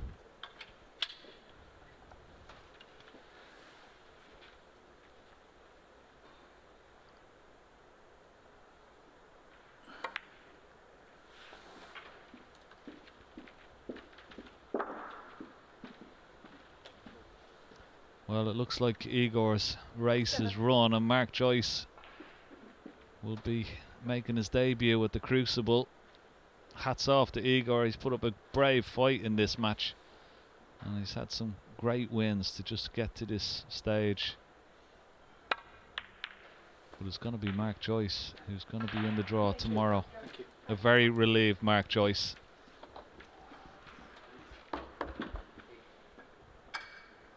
The Brazilian has shown brilliant bottle this week.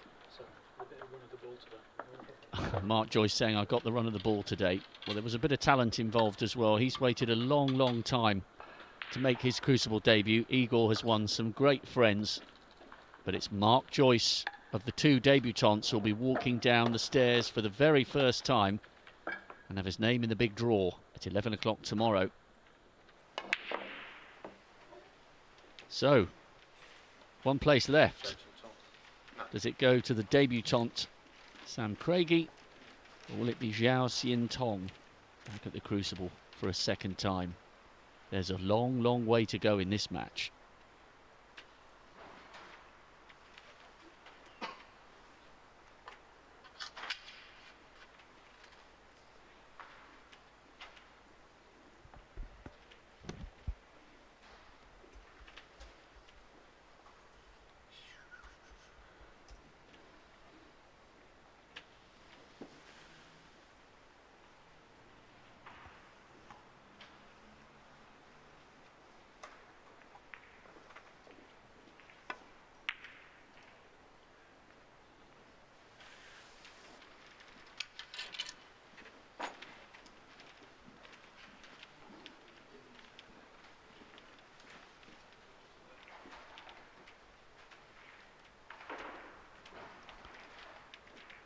Clever little shot Sam Craigie played there. There's always a chance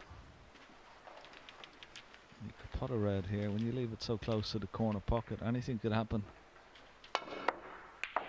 And there you go. When I say anything can happen, that's always the chance you take. 23 behind. Okay, so a man making his debut at the Crucible, Mark Joyce. Congratulations to him. He's with Rob Walker. 15 years as a professional, and finally, Mark Joyce, your name's in the draw and you will walk down those famous Crucible stairs. Yeah, obviously just delighted to sort of finally get there. Yeah, I've had a couple, obviously got to the final day a couple of times before, but probably like didn't believe in myself sort of 7-8 years ago. But yeah, I'm a different player now. Obviously got to the final Riga a couple of years ago. So yeah, I'm just don't know what to say, to be honest. Just delighted. Was there a time in your career over those 15 years where you thought this day would never come? Not really, to be honest. I know the ability's there.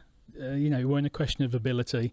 It's just you get on sort of you just get it in your head. It's more of a mental hurdle than actually, you know, not having the ability to do it. So I always believed, you know, I can get there. It's just, you know, that last sort of, when he started coming back at me, then that last 3 or 4 frames, I was just saying, I've been on the tour sort of 15, 16 years now, and that's probably the worst I've ever felt. You know, it was just, I just couldn't, my timing was gone, and you know, the adrenaline's going, you just can't get it, the white's not going where you want it to go, and it just makes you look silly, you know. But yeah, hopefully I can just go there now and just enjoy myself. How difficult is it to keep your composure and focus on the balls in front of you rather than the wider context of what you're about to achieve? Yeah, I mean, to be honest, I played pretty solid all day. sort of had a little bit of run of the ball, but from the interval from 2 each to 7-3, I think I sort of took the game away from him. To be honest, I scored really well, and then just sort of thought, just if he's going to get in, make him earn it.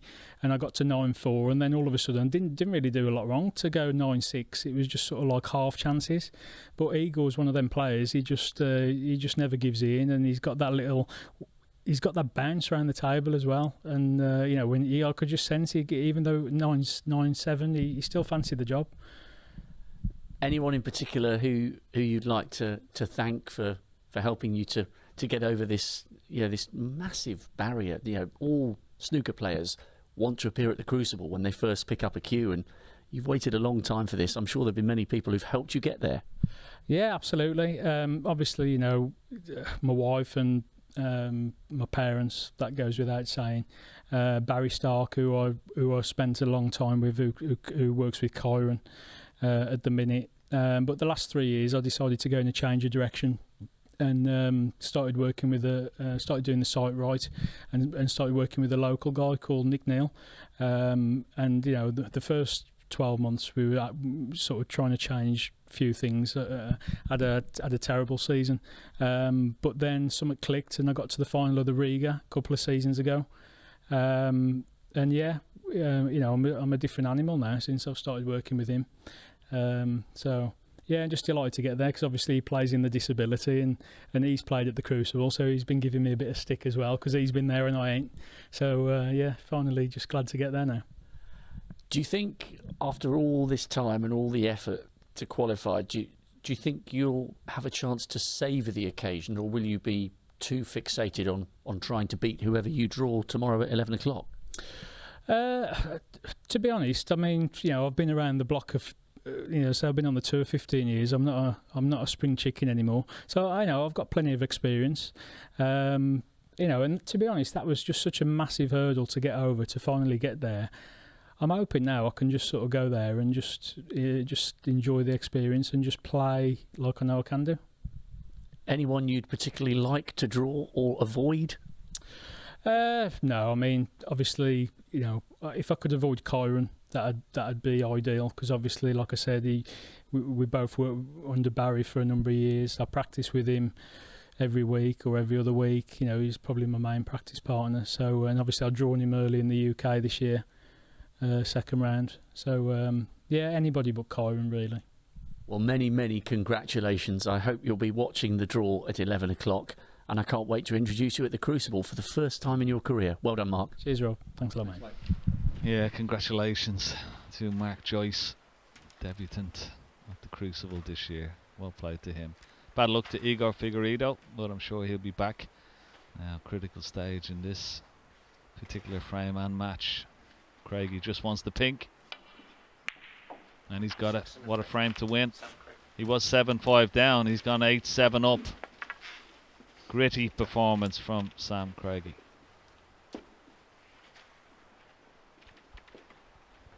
Superb performance from the would-be debutante, Zhao Xiantong, not out of this match yet. We're staying with this, don't worry. If you're huge fans of these two, we're going nowhere. We will be here until the end. So too will the big man, Jan Verhaas. Can't finish the match without him. Now, if you've been with us over the last couple of hours and yesterday, you'll have heard us talk about how odd it was being at the Crucible with no crowds. We had the crowds on the opening day, of course, and then the news from the Prime Minister that wasn't allowed, and then we got about a third back in for the final. In betwixt and in between, we had so many days of silence, and one of the most bizarre days last summer that none of us will ever forget was John Higgins producing a moment of perfection at the Crucible to a backdrop of complete and utter silence. So whilst the big fella, who has refereed 6 World Championship finals, re-racks the balls, and the two players have a comfort break, we will pick up the closing stages of John Higgins producing a maximum in front of absolutely no one.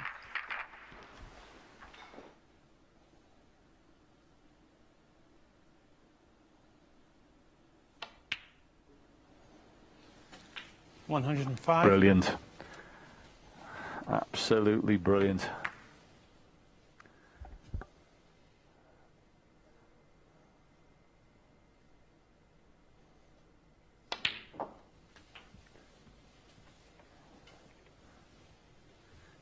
He's fine, just going to need rest, maybe the 112. extension on it, but it's a natural angle just to come over for the black, and it's all about holding yourself together now. I mean, he was playing in the club, these wouldn't be getting missed, but he's not, and there's a big prize at the end of it. So just looking forward to knocking this in, leave himself a nice angle, and all the colours will be, well, virtually on the spot, with the exception of the pink.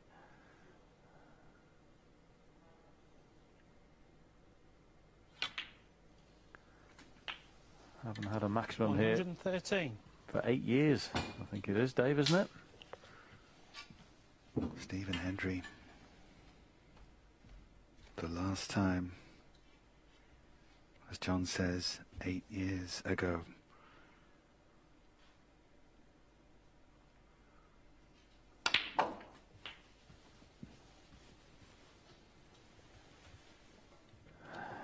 Yeah, he's in good position now. 120. It's been an absolutely fabulous break, and what a response. So intent was I at the start of this frame, Dave, that I sussed out for quite a while that it was the maximum. It wasn't until John was chipping that red in the middle that I was thinking about it, because he just wanted to get himself back in the match, but he knew what he was doing. 125. And what a chance this is now.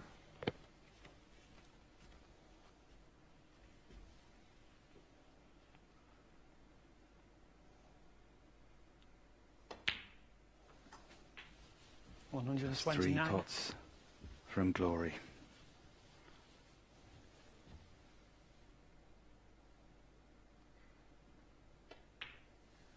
Only Ronnie O'Sullivan and Stephen Hendry have made more competitive maximums than this man. This would be number 10. Just a moment to breathe.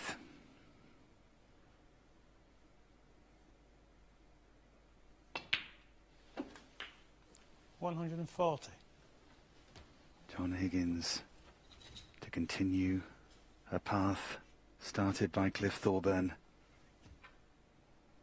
This for the 11th Crucible maximum. 147. What a moment for John Higgins. Sensational display in what has turned into a high-class match. A 147 and a broad smile from John Higgins. A moment of Crucible history. It was just nuts. And by the way, of course, the applause was canned. And I'm sure all the players are looking forward to hearing genuine applause from people who are actually there in the room at the time. I think we're all looking forward to that, aren't we? Even as, you know, pundits, just to see them back in the front rows and clapping the shots, and just to create that atmosphere that's been sorely missed over this very, very strange year. But yeah, it's going to be fantastic. And who's going to be there between these two young men? Sam Craig, he's played so well to come back here. Really has. And there's another wonderful shot. Beautiful shot. Lots of top spin.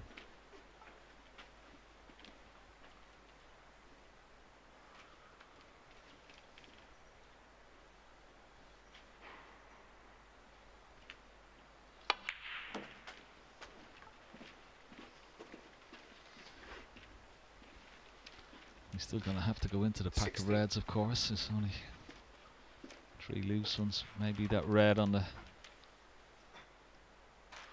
left-hand side.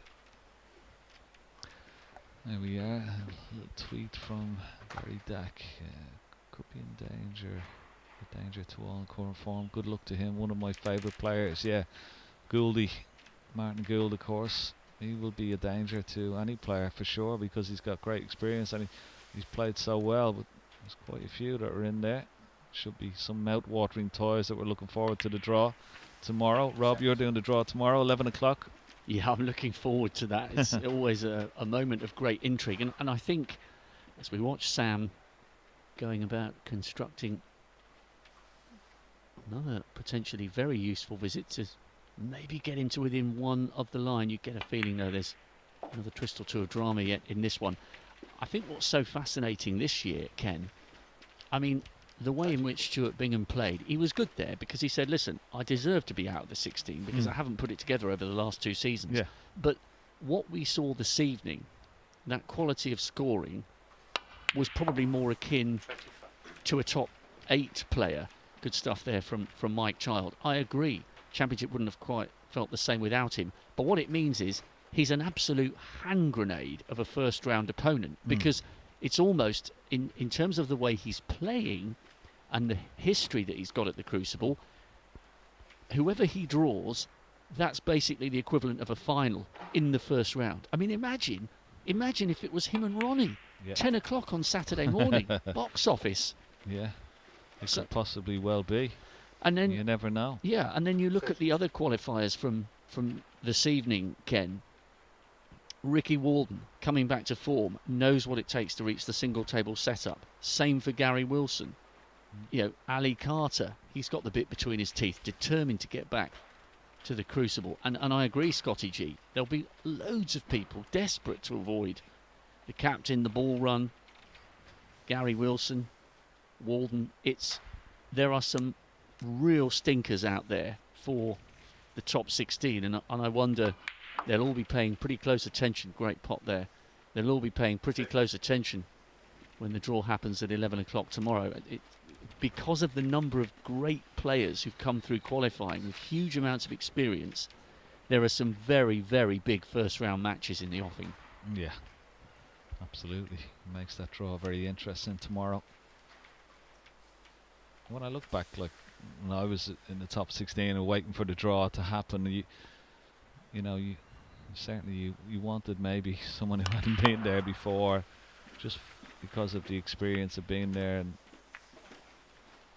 it can be very, you either really love it or it's going to be very off-putting for the debutants. But there's some matches in there, there's players with lots of experience. I look at Mark Davis, who's been in there as well. He played many times at the Crucible.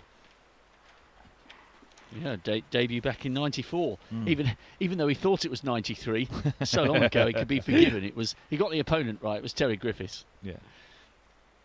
I thought it was interesting listening to Chris Wakelin's reflections, because the reason I said good memories from your debut is because I thought he did really well in that match, coming from 7-4 down to force Trump to a decider. Yeah.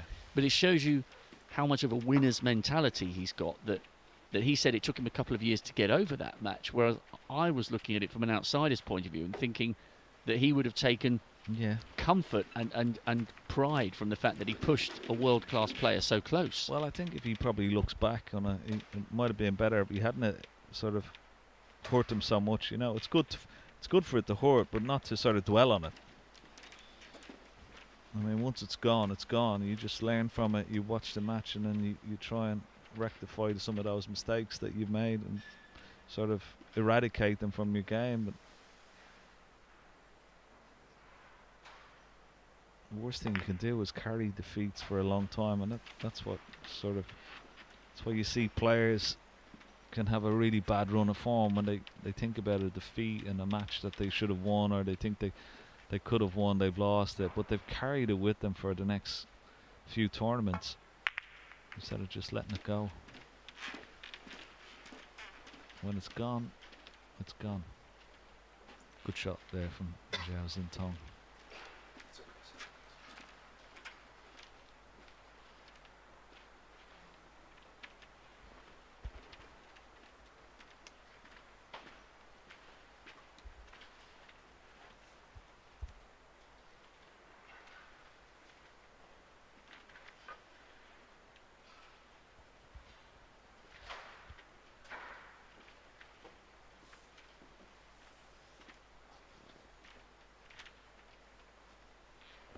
Brilliant scoring from Sam Craigie to get himself in this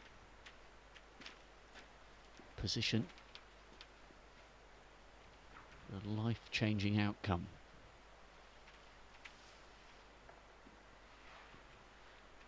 Three centuries already.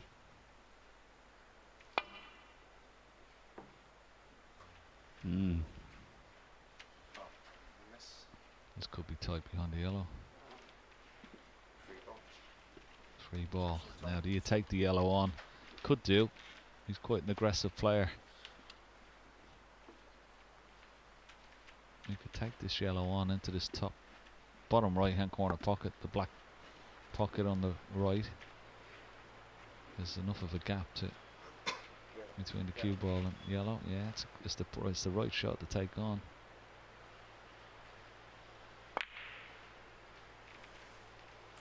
Yeah, well played. And now he's got a nice angle on the brown.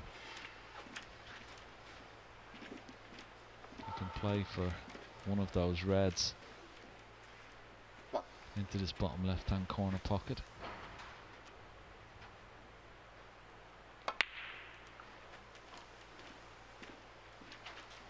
Perfect. And he can get on the black here. I'm sure the black pots into the bottom right corner pocket.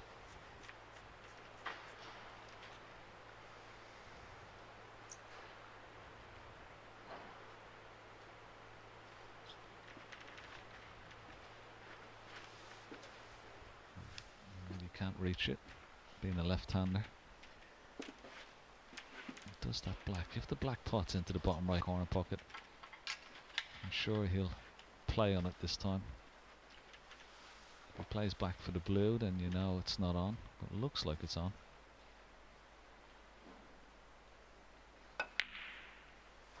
Yeah. 6.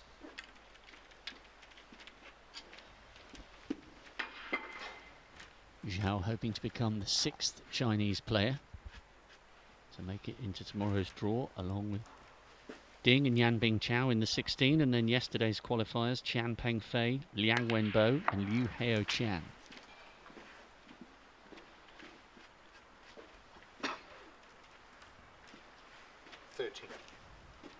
Impressive list of qualifiers, especially when you bear in mind one of their best players, Zhou Yulong, was beaten yesterday by Liam Highfield.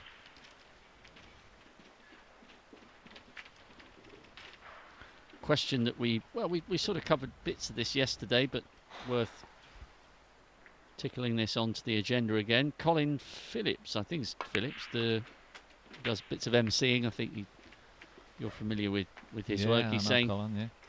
do you think Yanbing Chao is a strong favourite this year, and could he possibly become the first Chinese champion in the future? 22. Oh, I think he's got a chance. Obviously, winning at the Masters, you know, will give him a lot of confidence going into the World Championship. But I don't necessarily think it's going to be his year this year, Yanbing Chao. You never know. I mean, I thought he played superbly well at the Masters, those final frame deciders, and then, of course, almost going right to the wire with John Higgins, 10-8 in the end. But very, very impressive he is. He's got a complete all-round game, Yanbing Chao, and he's got great temperament, so he'll be one to watch for sure. Could be. Champion, you never know. There's a lot of players playing well. It's going to be very interesting. I'm really looking forward to it, I must say. This has been a wonderful break so far. He's really worked this cue ball very, very nicely indeed. Another nice little cannon into that red to hold for this red into this bottom right hand corner pocket. He's stun up for the pink here. 36.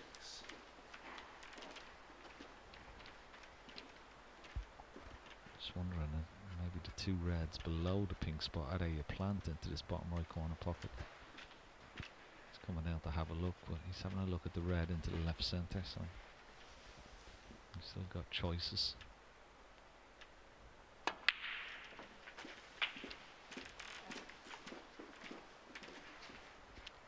I think Yanbing Chao's got an amazing 42. mental fortitude, as he demonstrated against John Higgins. I thought one of the interesting comments was early on when Neil Robertson said that in terms of his technical intelligence around the table, he would rank him alongside as Steve Davis in his prime. I think a few people's ears pricked up when he said that, but I've got a funny feeling that Yan would win the world title before Ding. But of course, what do I know? I mean, Ding's won 14 ranking titles, three UKs, and he tends. What's interesting with Ding, Ken, he tends to be a bit streaky. He'd done virtually nothing in the lead up to the UK champs when he beat Stephen Maguire. Hasn't done a huge amount since, although he's been consistent in reaching the quarterfinals. But that win for a third UK title came out of nowhere. So when he clicks, he's brilliant. Yeah, I think he's going to be a danger thing. He's in a tough quarter, you know, but I think he's always going to be a danger. He's a class act. And if he gets going, he'll be a handful for anybody. Meanwhile, this break, as I said, Rob, has been absolutely superb. I spoke about this young man earlier on today, about his talent, and he's certainly shown it here. He's very, very composed. And considering the way and the manner, the way he lost that last frame, he was 7-5 up. Lost the last 3 frames in a row. Took that free ball on, of course, that yellow into this bottom right-hand corner 64. pocket. And this has been really top quality stuff under severe pressure.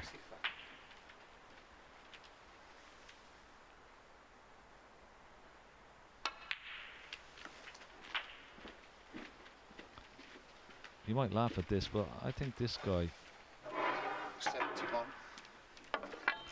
and it might take him a couple of years, but I think this guy could certainly go all the way at Sheffield. It's going to take him a couple of years. He's got to, you know, learn his craft a little bit more. He's still a little bit loose, a little bit raw, but he's got an abundance of talent, and I just love the way he plays.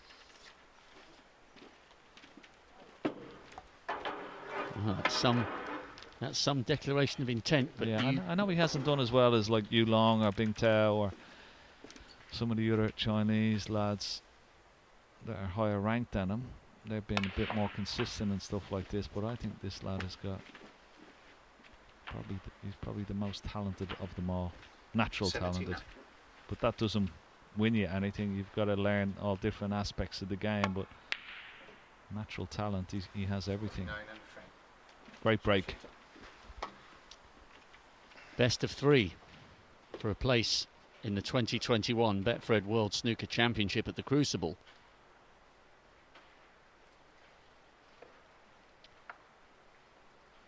Now, a couple of years ago came a surprise package in the form of James Cahill. Caused a few ripples, becoming, technically speaking, the first amateur to appear at the Crucible. And there was almost an inevitability. I remember it clearly, doing the draw at the Crucible.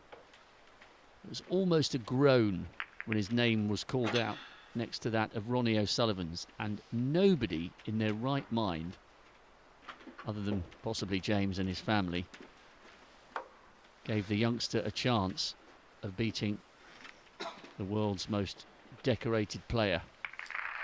And then he did the impossible. Great reflections from a man we now call James the Giant Killer Cahill for that memorable, memorable victory at the Crucible. Good pot, good line. Good length. It's no gimme this red, but it could be a possible frame and match winner. Yeah, this red is the biggest shot of his life.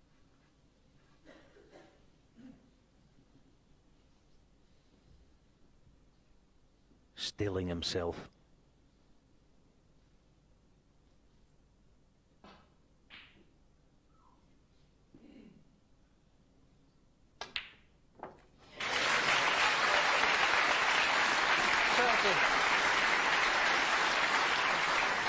Tremendous pot, perfect on the green.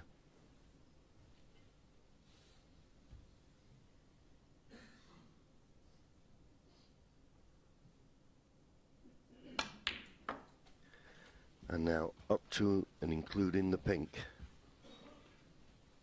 for an unbelievable 33. victory against what everybody says is the greatest player that's ever lived. 35. He said when he drew Ronnie in the draw, he was relishing the opportunity to play Ronnie at the Crucible. And just 4 pots away from achieving a dream. 38. 3 pots away.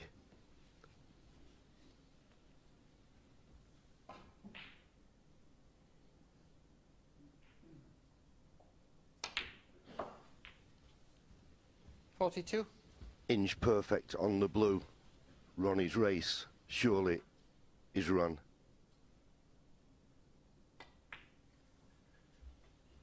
People will criticise Ronnie O'Sullivan for his performance in the first session and shot selection, but every credit to this young man, this pink, for an unbelievable victory. In it goes! In it goes! And Ronnie O'Sullivan, the #1 player in the world, the greatest of all time, is out! And James Cahill has proved one of the biggest shocks ever here at the Crucible Theatre. He storms out the arena. What a performance, what a victory. He beats Ronnie O'Sullivan 10 frames to 8. Oh, amazing memories. It was you could hardly believe what you were watching at the Crucible that day. It was absolutely electric. And I remember, Ken, I got invited on the BBC Breakfast show the following morning because it just lit a fuse in people who don't really follow snooker. Just bonkers things happen at the Crucible, and that was one of them. Yeah, he played tremendous, didn't he? He really did. And what an atmosphere it was. You see all those people there, absolutely enthralled in the match. I'm looking forward to so many good matches like that this year again.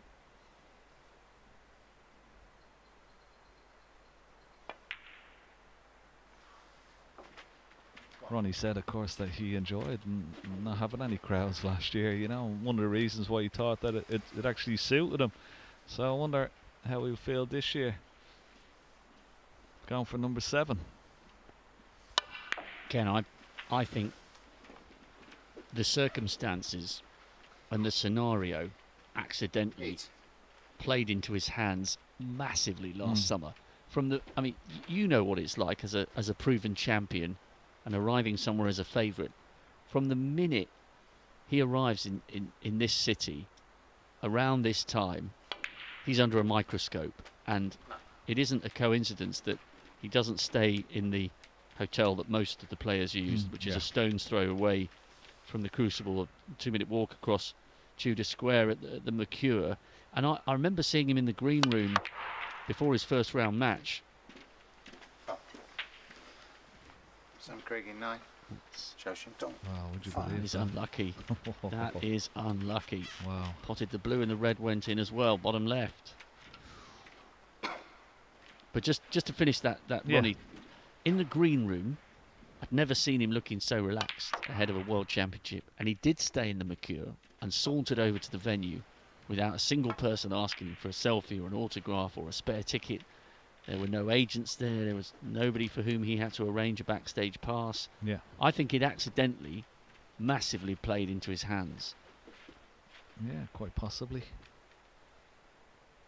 So how will it affect him then this year with the crowds allowed back in and the attention and everything that brings with it, and the fact that he's defending champion, he's trying to equal Stephen Hendry's 7. I mean, there's a lot of pressures there. I'm sure he'll be able to cope, but it remains to be seen. Maybe he'll go back to sorting his accommodation out, somewhere a bit more private, and just pop in for the practice sessions and keep his presence as low profile as he can in Sheffield, maybe. But yeah, it's going to be fascinating, He isn't stayed it? on a boat once in the canal, didn't he? He That's stayed right. on a boat there one of the years. I think he ended up buying it, investing in one. Yeah, canal barge or something. Barge, yeah.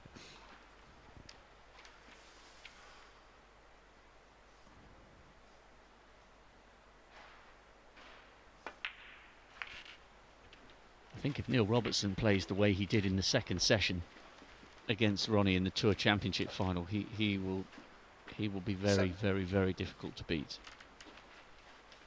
Yeah, I think there's a lot of players playing well this year that, I think it's really wide open. But yeah, I think Robertson on current form will be favourite for me, and particularly the way he played against O'Sullivan. That will give him a tremendous amount of confidence, but you never know. He's never been to the final even since he's won it, and that was, what, 2010? It's a very surprising statistic, isn't it?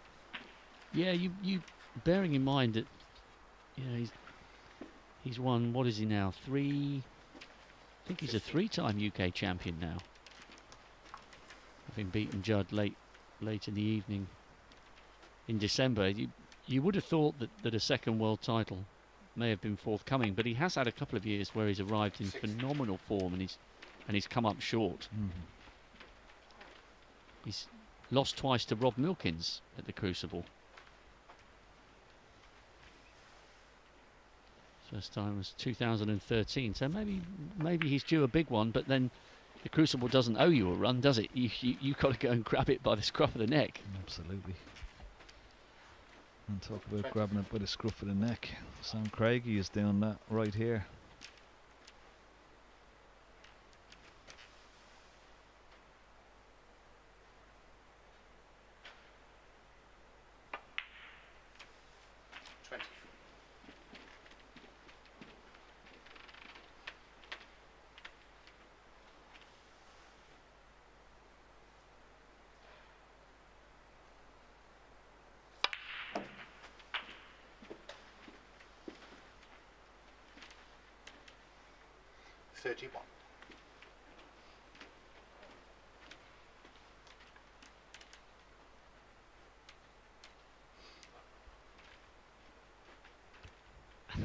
Hector Nuns has sent us a tweet. Good job, guys. Long couple of days. Not over yet. ... Well, it might be if Sam Craigie keeps potting in this manner, but you do suspect there's another twist or two of drama in this one. Neil's asking if the draw will be on Eurosport tomorrow. I think it'll be on the Eurosport app rather than on network. If it is on network, I'm presenting it and no one's told me. So I don't think so. I think it's probably on the app.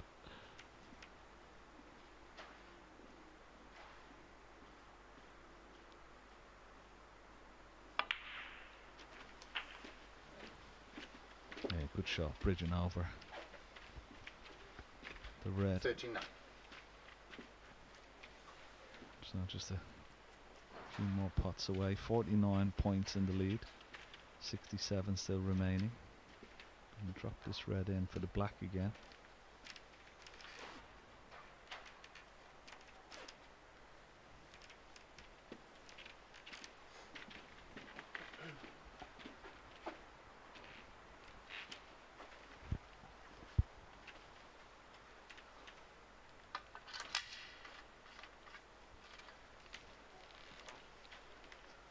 Six seasons as a pro.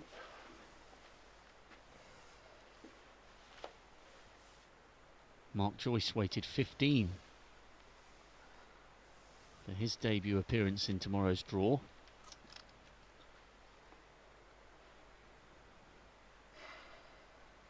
Will Sam's name be next to his when they draw out the 16 qualifiers?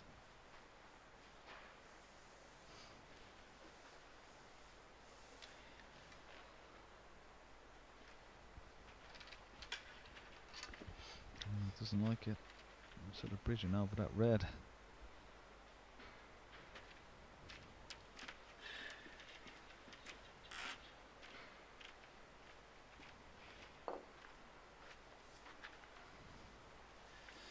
Can't get the spider, of course. Doesn't have to stretch it.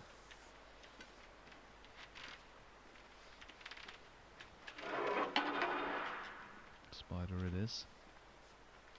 And all he has to do is just drop the red in, so it shouldn't be too much of a problem. Leave the cue ball anywhere where the red is now, or even a little bit lower.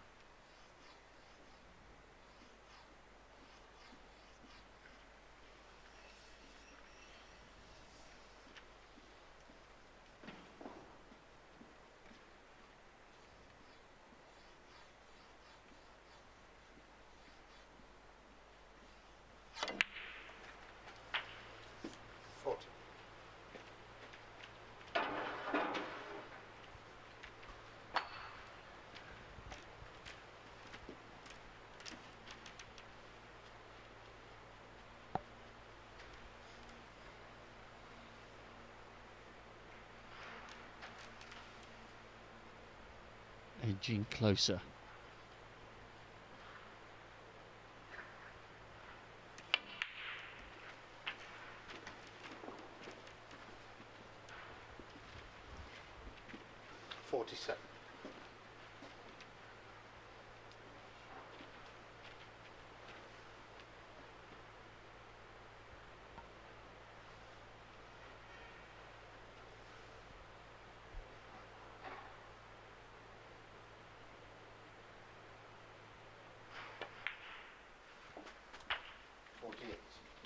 Yeah, no heroics with that one. Yeah.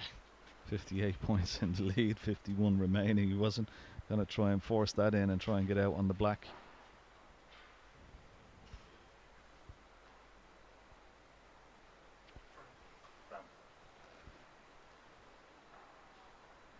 Playing tough match play snooker here.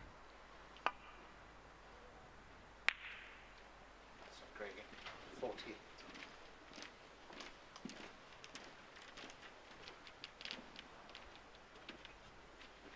Excellent break in the context of what's at stake and the opportunity that's hanging before both men.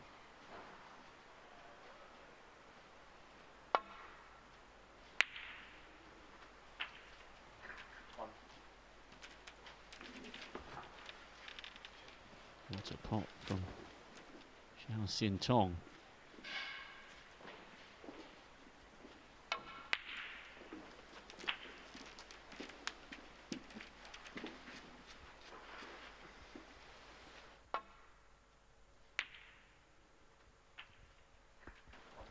He's given himself a chance, isn't he?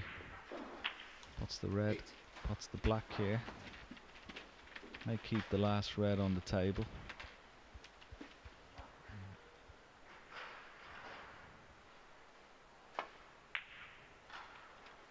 Well, concedes the frame. So, Sam Craigie, one away. And the biggest win of his life. So we're going to be dipping in and out here and bringing you up to speed with some of the other stories and great memories and great moments. So here's a one that was brought to light at the Celtic Manor whilst Neil Robertson was rampaging his way through the draw. Sam Fletcher and Roddy Bissett were doing some early preview interviews ahead of the World Championship, and they were quite surprised to find an incredibly emotional moment from Neil Robertson, who revealed the context and the circumstances behind his father Ian being allowed to fly over and join his family bubble in Cambridgeshire.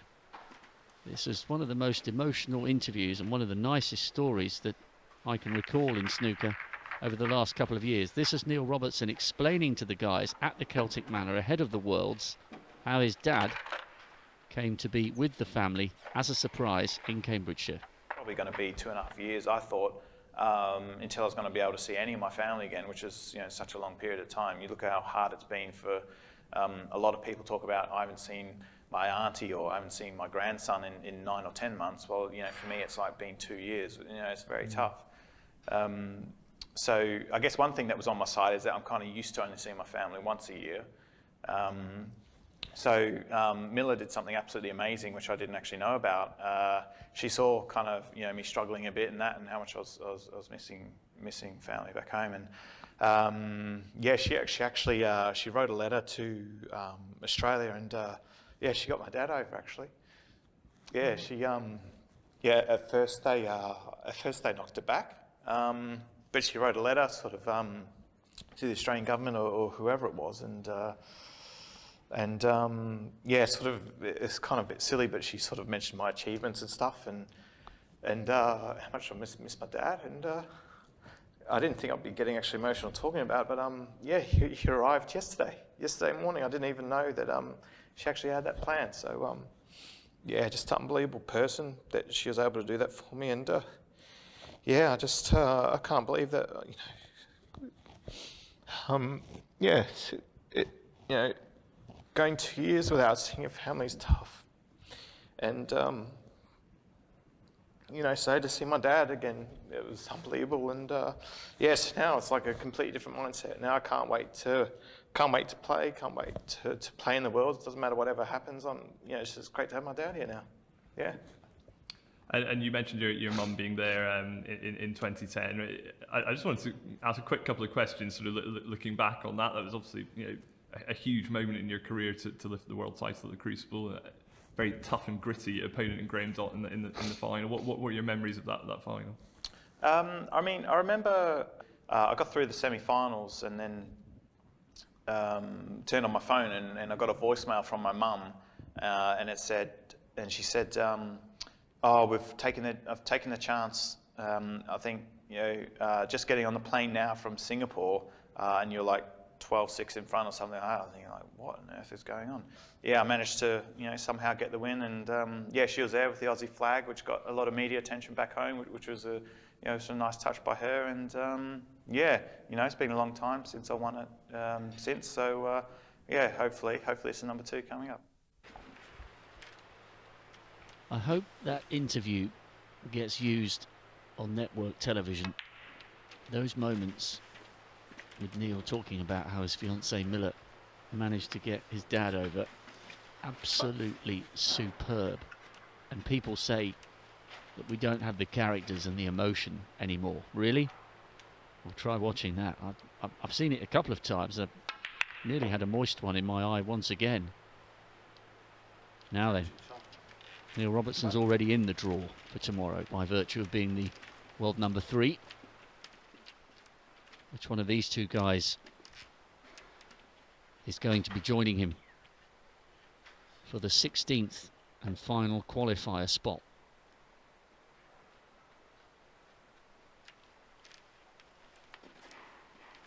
Sam Craigie has played out of his skin in this match.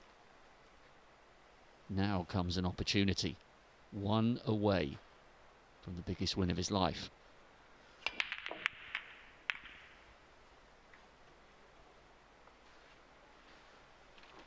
They're both getting very, very edgy. It's understandable, the stakes are so high for both of them.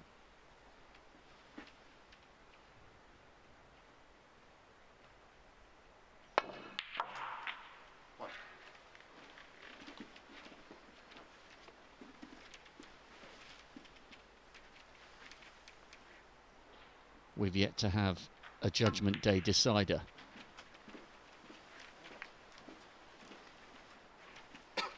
Is it destined 6 to be the last match for the last spot available?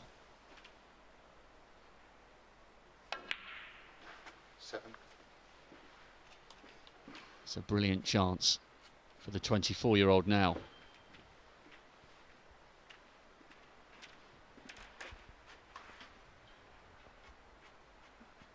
Well, that's a big call, Mahad. The new Jimmy White, but you heard from Ken Doherty a few moments ago. Says he thinks this left-hander could go all the way. Jimmy White, 10 ranking titles and the Masters in '84. One of the sport's ultimate entertainers, and a man who will be on the tour for another 2 years. So it's a big call, Mahad, but fair play. A lot of people very excited about this young player. Ken, I was just saying, Ken just popped out for a quick bit of fresh air and a cup of tea. Ken, we haven't had a decider on Judgment Day yet. It's almost written in the stars, isn't it, that the very last match for the very last spot available. This feels Yeah. Surely it's got to go all the way the Reds are spread here. Well, you would expect so, but of course we all know what pressure can do. But you know, even in that frame where he levelled at 8-all, he didn't show much pressure. He kept very calm and composed, but anything can happen. But yeah, we're expecting a few last frame deciders, weren't we, over the couple of days? It hasn't happened. 10-8, of course. Mark Davis came through against Jamie Clark. That was the closest we got. Now, Once again, you just got to try and hold the nerves, hold your composure. Keep that cueing arm nice and loose. 26. That's not a good shot. Not a great angle on the black. Would have liked to be a little bit higher on the black. It's a little bit straight, but he's certainly got the cue power to work the cue ball. Lovely shot. Very nicely played. And that's perfect. He was really playing for a couple of reds there, but this red into the bottom left hand corner pocket is perfect because he can just hold for the pink into the opposite centre. Doesn't have to do much with the cue ball. 34. And can play for those two reds left of the pink spot, or he can play for the red that's closest to the right middle, so he's got plenty of options here. 46 in the lead.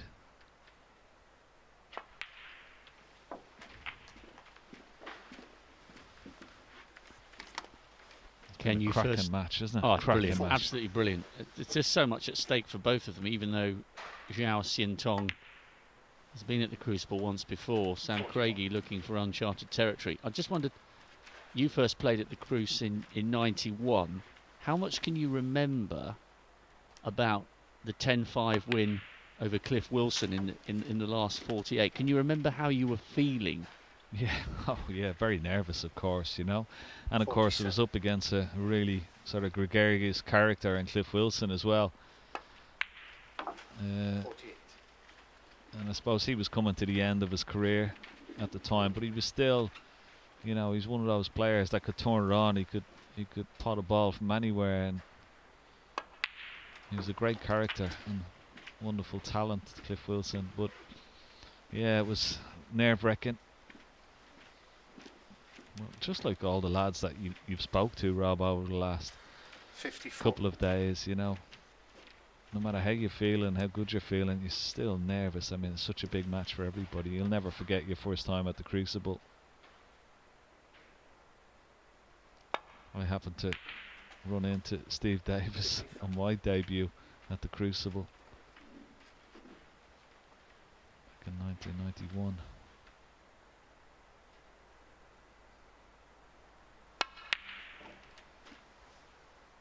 I really wanted to win the frame from one visit there. Sam Craigie will definitely come back to the table. I may have to wait a little bit longer. He did all the work, but most of the donkey work is done, and anyway, he's got a good healthy lead. 59 remaining, 67. Could start with a double here and get on the black. I mean, the way that the balls are situated, particularly where the pink and the brown are, it's not bad for snookers. No. That was a half a chance, but should get this red into the bottom right.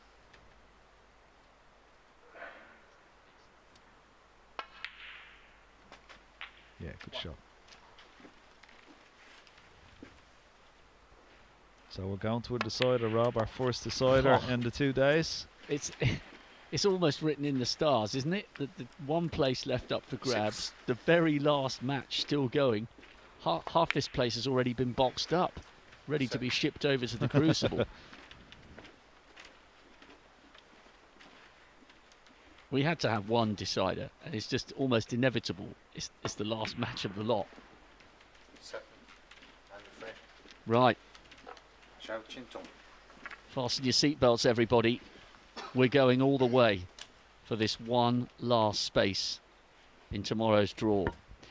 Now, we've been bringing you a few little reflections and memories and insights from various major stars, not just the one sitting alongside me in the commentary box.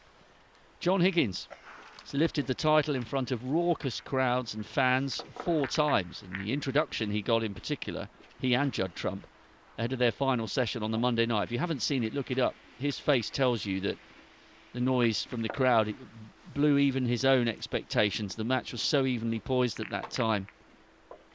Standing ovation lasted 3 or 4 minutes. John, along with everybody else, cannot wait, touch wood, for the crowds to be back on Saturday. John, thanks very much for speaking to us. Once again, Betfred World Championship on the horizon, an event you've obviously got a great history in, but given the form you're in this year, how much are you relishing this particular edition? I don't think I'm relishing it any more or any less than any other year. I think it's always a special occasion when you're coming round and it's like a week or two to go before it comes on. That's when you sort of get your practice head on and you really want to try to put some good practice in, because it could be a long 17 or 18 days. So but no, it's obviously got to give me some confidence the way I played in the Players' Championship. It's just too good. Obviously, to get to where you've got in the game and achieve what you've done, you've got to have huge amounts of belief. But in the past few years, would you have even you have wondered whether that level of dominance throughout a whole event would be achievable again? It was a remarkable performance. Well, I've never done that. I don't think winning any event really. As I say, maybe after it, I'm one of the type of players that maybe scrapes over the line in a lot of rounds. I don't normally beat my opponent convincingly, but I done it for the 4 matches there. I was really strong, and I felt round about just at Christmas time when I come back to playing, and as I said, I was working on something. I felt my game was there. Although I didn't have any wins, I obviously got close. I lost to Yan Bingtown the Masters, but I felt some of my other matches I was hitting the ball pretty well, and the other guys were just beating me. But I was hoping my win would be around the corner, but you never can tell nowadays. Yeah, I was speaking to Jack Lazowski about it, and he was actually saying he thinks it'll be quite an emotional moment, actually, given the year everyone's been through, being able to walk out and perform in front of fans again. Yeah, very well. Yeah, Jack was probably right saying that. Now everybody will be getting into that first match, walking out the Crucible with all different emotions which went on in their own lives in the last year. So, yeah, I think the 32 players they'll all have different emotions, I'm sure, walking down these stairs. And finally, a slightly cliched question, but it's been 10 years since you last lifted the trophy at the Crucible. Given the near misses over that period since then, just how much would it mean to lift the trophy again this year? Well, I can only say it's meant a great deal winning my last tournament there, the Players' League. That was a 3-year gap, and it's meant a hell of a lot to me. So if I could win the World Championships with a 10-year gap, that would top the lot. That would be, yeah, without a single doubt, it'd be the greatest achievement in my career. Yeah.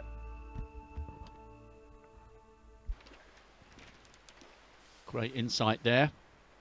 John Higgins, who undoubtedly will be among the favourites after that incredible run at the Players' Championship. He said even at the time, before that interview with Roddy, it was the best he'd ever played in his life. He absolutely thrashed everybody.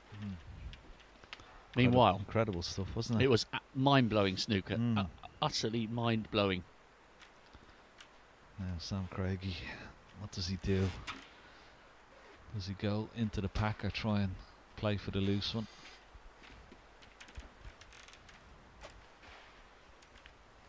Ken, would you agree with the adage? I mean, I've only watched this sport and spoken to you guys. You've been out there in these cauldron moments, that all a player asks for in a decider is a chance. Yeah. What you then do with it is up to you. Would you say that's a fair reflection? Oh yeah, absolutely. Oh, look at this. Oh my goodness.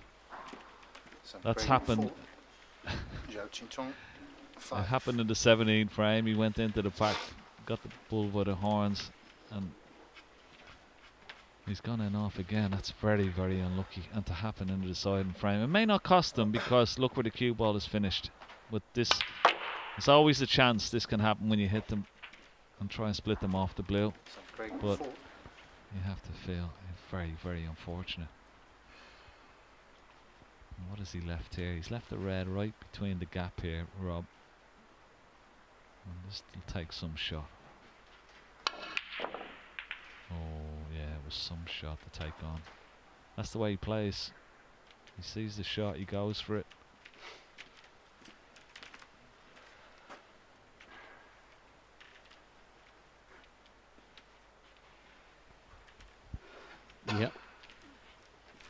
Agreed, Pat. There's only room for one of them.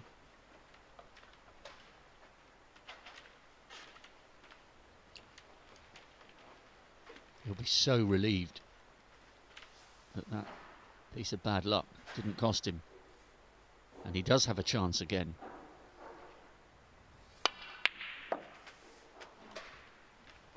Yeah, and it's a much better chance this time because the reds are all open.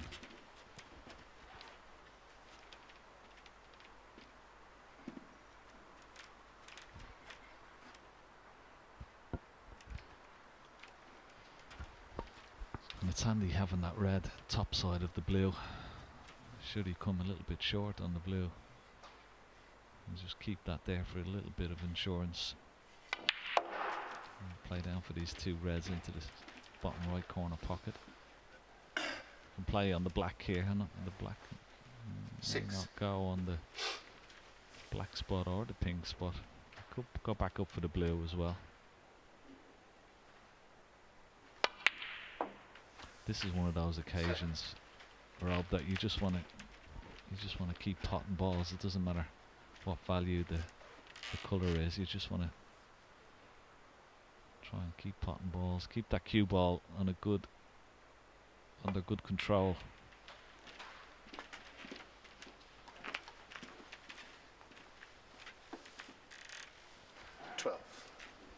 His scoring has been absolutely superb, Ken. He's played brilliantly to give himself this opportunity, hasn't he? Yeah.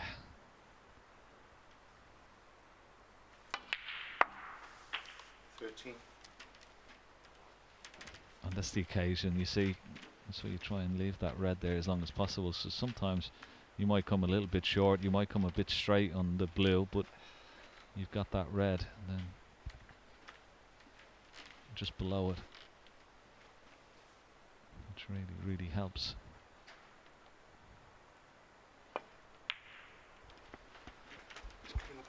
Yeah. The blue, yeah. Asking Amber has to just give the blue a clean. 18. Might be a little spot on it. So.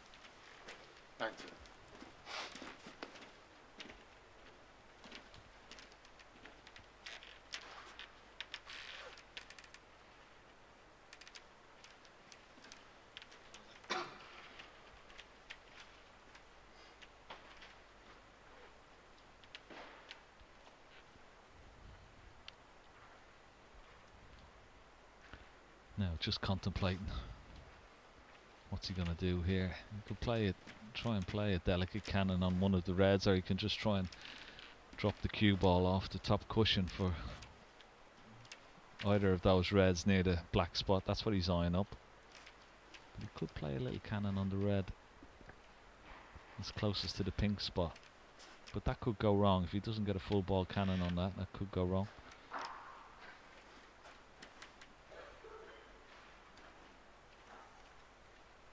Taking his time here.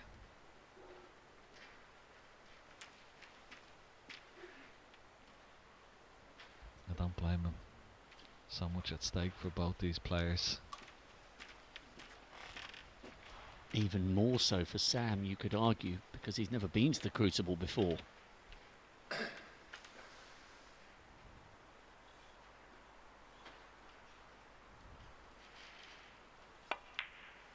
He's gone for the cannon. He's missed the red, and it could go wrong. Ooh, just held up enough. Another 24. Roll of the ball there, and he was in trouble. He tried to cannon that red just close to the pink spot, missed it.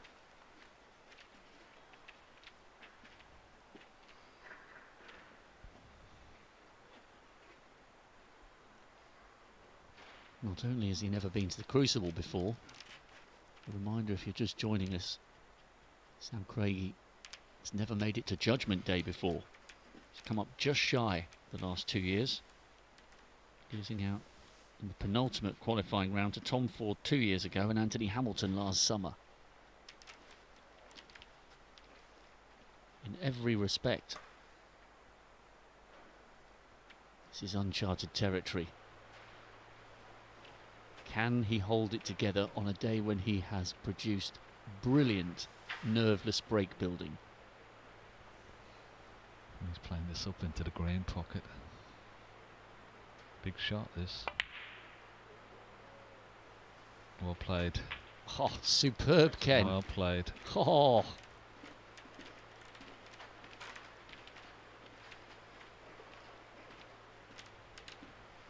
All you can hear is the creak of his shoes and those of Jan Verhaas.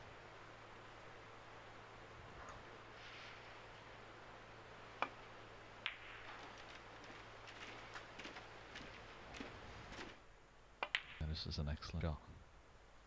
Cued it nicely. 30. Yeah. What sort of an angle has he got on the red? If he's straight on the top one, the one just below it, he could play it and come off the top cushion. Yeah, he could play the bottom one of the two.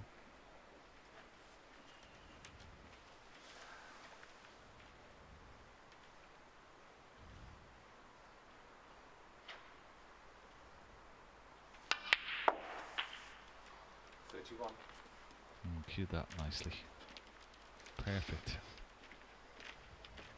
Top side of the blue once again.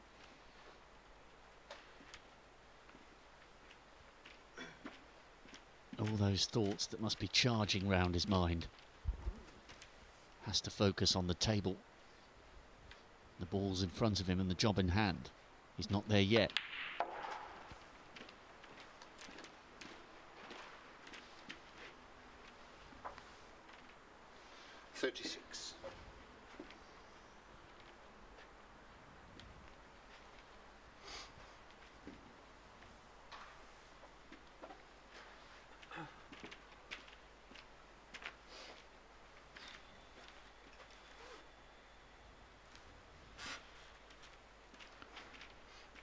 Yeah, it's not a great angle he's got on this red, so he's just contemplating if he screws the cue ball over towards the right hand side of the table, he can get the black.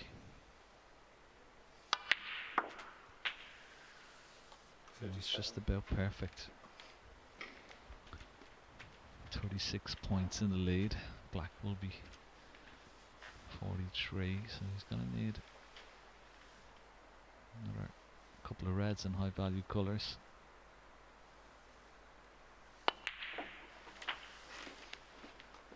He's taking these with great aplomb, it has to be said. Very composed. 44. And the black on the pink spot certainly helps. And it's only a series of little stun shots now here, Rob, for Sam Craigie, just around the black where it is now. And this should be it. This has been a wonderful break. Oh, the composure, Ken. I can feel my palms getting sweaty on his behalf. This is huge.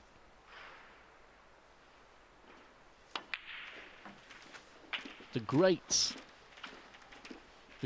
yourself included, have all walked down those famous stairs. A little glance at the scoreboard. He knows how close this is. Absolutely incredible performance. 50. He's played the match of his life at the very moment he's needed it. 52 ahead, 51 remaining, but this black and one more red. Just to be very sure. He's well closing. played. Yep, he's closing the door behind him, Ken. Excellent break. He must have feared the worst when the red went in, when he split the pack from the blue and let his opponent in. His opponent missed. Took on a difficult shot. But this break has been top quality under the circumstances. Yeah, well played, Sam Craigie. 61. Wow. We are going to have two debutants this year, Ken. Mark Joyce, after 15 years as a pro, And Sam Craigie after 6. What a couple of months it's been. Brilliant payday in the Pro Series. His first appearance in Judgement Day, and it's going to be his first appearance on the sport's most important stage of all. The name of Sam Craigie, the 27-year-old, will be pulled out of the bag of qualifiers tomorrow, probably by John Parrott. Just looking for a flicker of emotion, haven't seen any yet.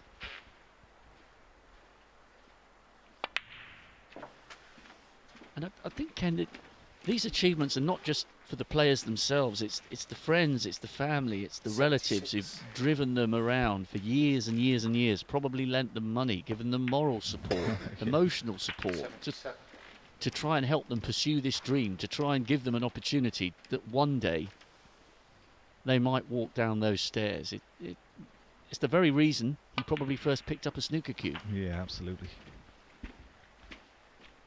And he would have grown up, you know, looking at images of the World Championship over the years.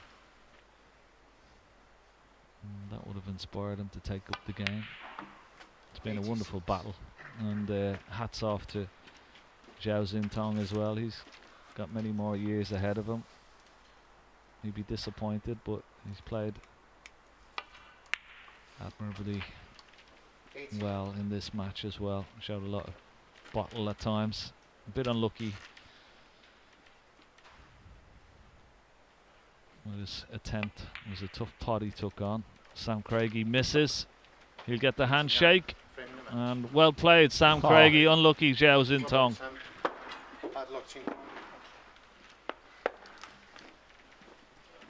Qualifying comes to a close with the only decider of the 2 Judgement Days, and it's Sam Craigie who completes our lineup. We will have 2 debutants in the draw for the 2021 Betfred World Snooker Championship, and he did that in style. Hats off, Sam Craigie. You've created a little piece of snooker history for yourself and your family. Brilliant stuff. Yeah, well played. Great break in the end, wasn't it? Held his bottle well. Absolutely amazing. Right, one more interview to come.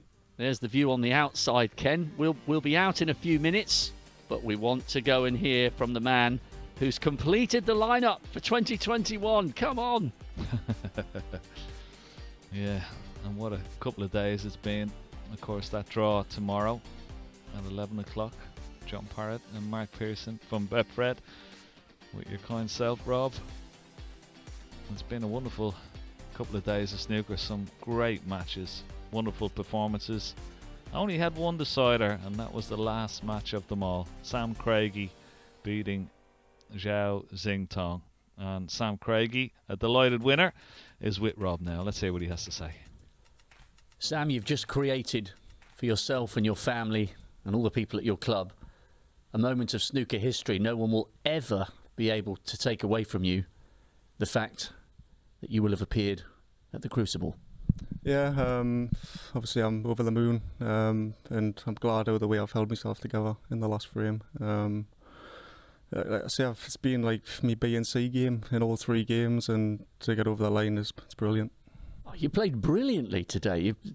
Great half centuries, 3 centuries. When you needed it, you produced the goods. I did at the end, yeah, that's what I mean. I'm happy about the way I held myself together. Like, he's had a good frame to go in 9-all, so I mean, I couldn't do much more, really. You seem quite composed. How did you manage to keep your emotions under control there at the end? Ken Doherty was just saying, you know, how beautifully you took those last 3 or 4 balls. Yeah, I don't know, just pure focus. Just trying not to think about anything, and just focusing on the balls going in the pockets. And presumably you, along with many other snooker players, you've grown up watching the Crucible. You've seen the great contests, the shocks, the upsets, the final frame deciders. And that was probably part of the reason that drove you to first get into this great sport. And you're now part of that. Yeah, absolutely. I mean, I've had my fair share of time away from snooker. I stopped playing for a good few years. And just started doing things differently recently, and I'm happy it's paying off. What's changed then? just working with different people and doing different things, and it's, like I say, it's all coming together. So was there a time that it wasn't the dream, and was there a time that you thought, even when it did get back onto your radar, that it might never happen? Because you and I can both name great players for whom a run at the Crucible has never occurred. Yeah, I mean, until I got into this round, I didn't really think I was bothered about actually getting to the Crucible. But last night, struggling to sleep and stuff, thinking too far ahead, and I just had to reset myself for today's match. Any interest or any preference as to who you get, or are you just delighted to be part of this great show? I'm just happy to be still in the tournament, and I look forward to my next match. Many, many congratulations. Hopefully, fingers crossed, we are going to have a crowd. They will give you a great reception. They always go nuts for the debutantes. Fantastic achievement. See you on the big stage. Yeah, thank you. See you then. Yeah. Cheers. Congratulations to Sam Craigie and all of the others who have qualified. AC Stuart Bingham, former champion. Ali Carter, double finalist, of course, at the Crucible as well. Mark Joyce will be the other debutant, beating Igor Figueiredo 10-7. Wonderful victory for Ricky Walden over, of course, the winner of the shootout this year, Ryan Day. Martin Gould was very impressive as well, wasn't he, Rob? Well, he's 5-4 down in that match. Oh, brilliant. The way he came out this evening, whatever you want to call him. Harry Potter, Pinner Potter, the GOAT, Gouldy Balls, whatever. What about the Mind the Gap? Yeah, Mind the Gap was your favourite. Yeah, Martin Gould in the mix once again. Gary Wilson turning back the clock in style. Remember, he made the single table setup a couple of years ago. Stephen Hallworth won a marathon frame at the beginning this evening, but that was to be his last on the board.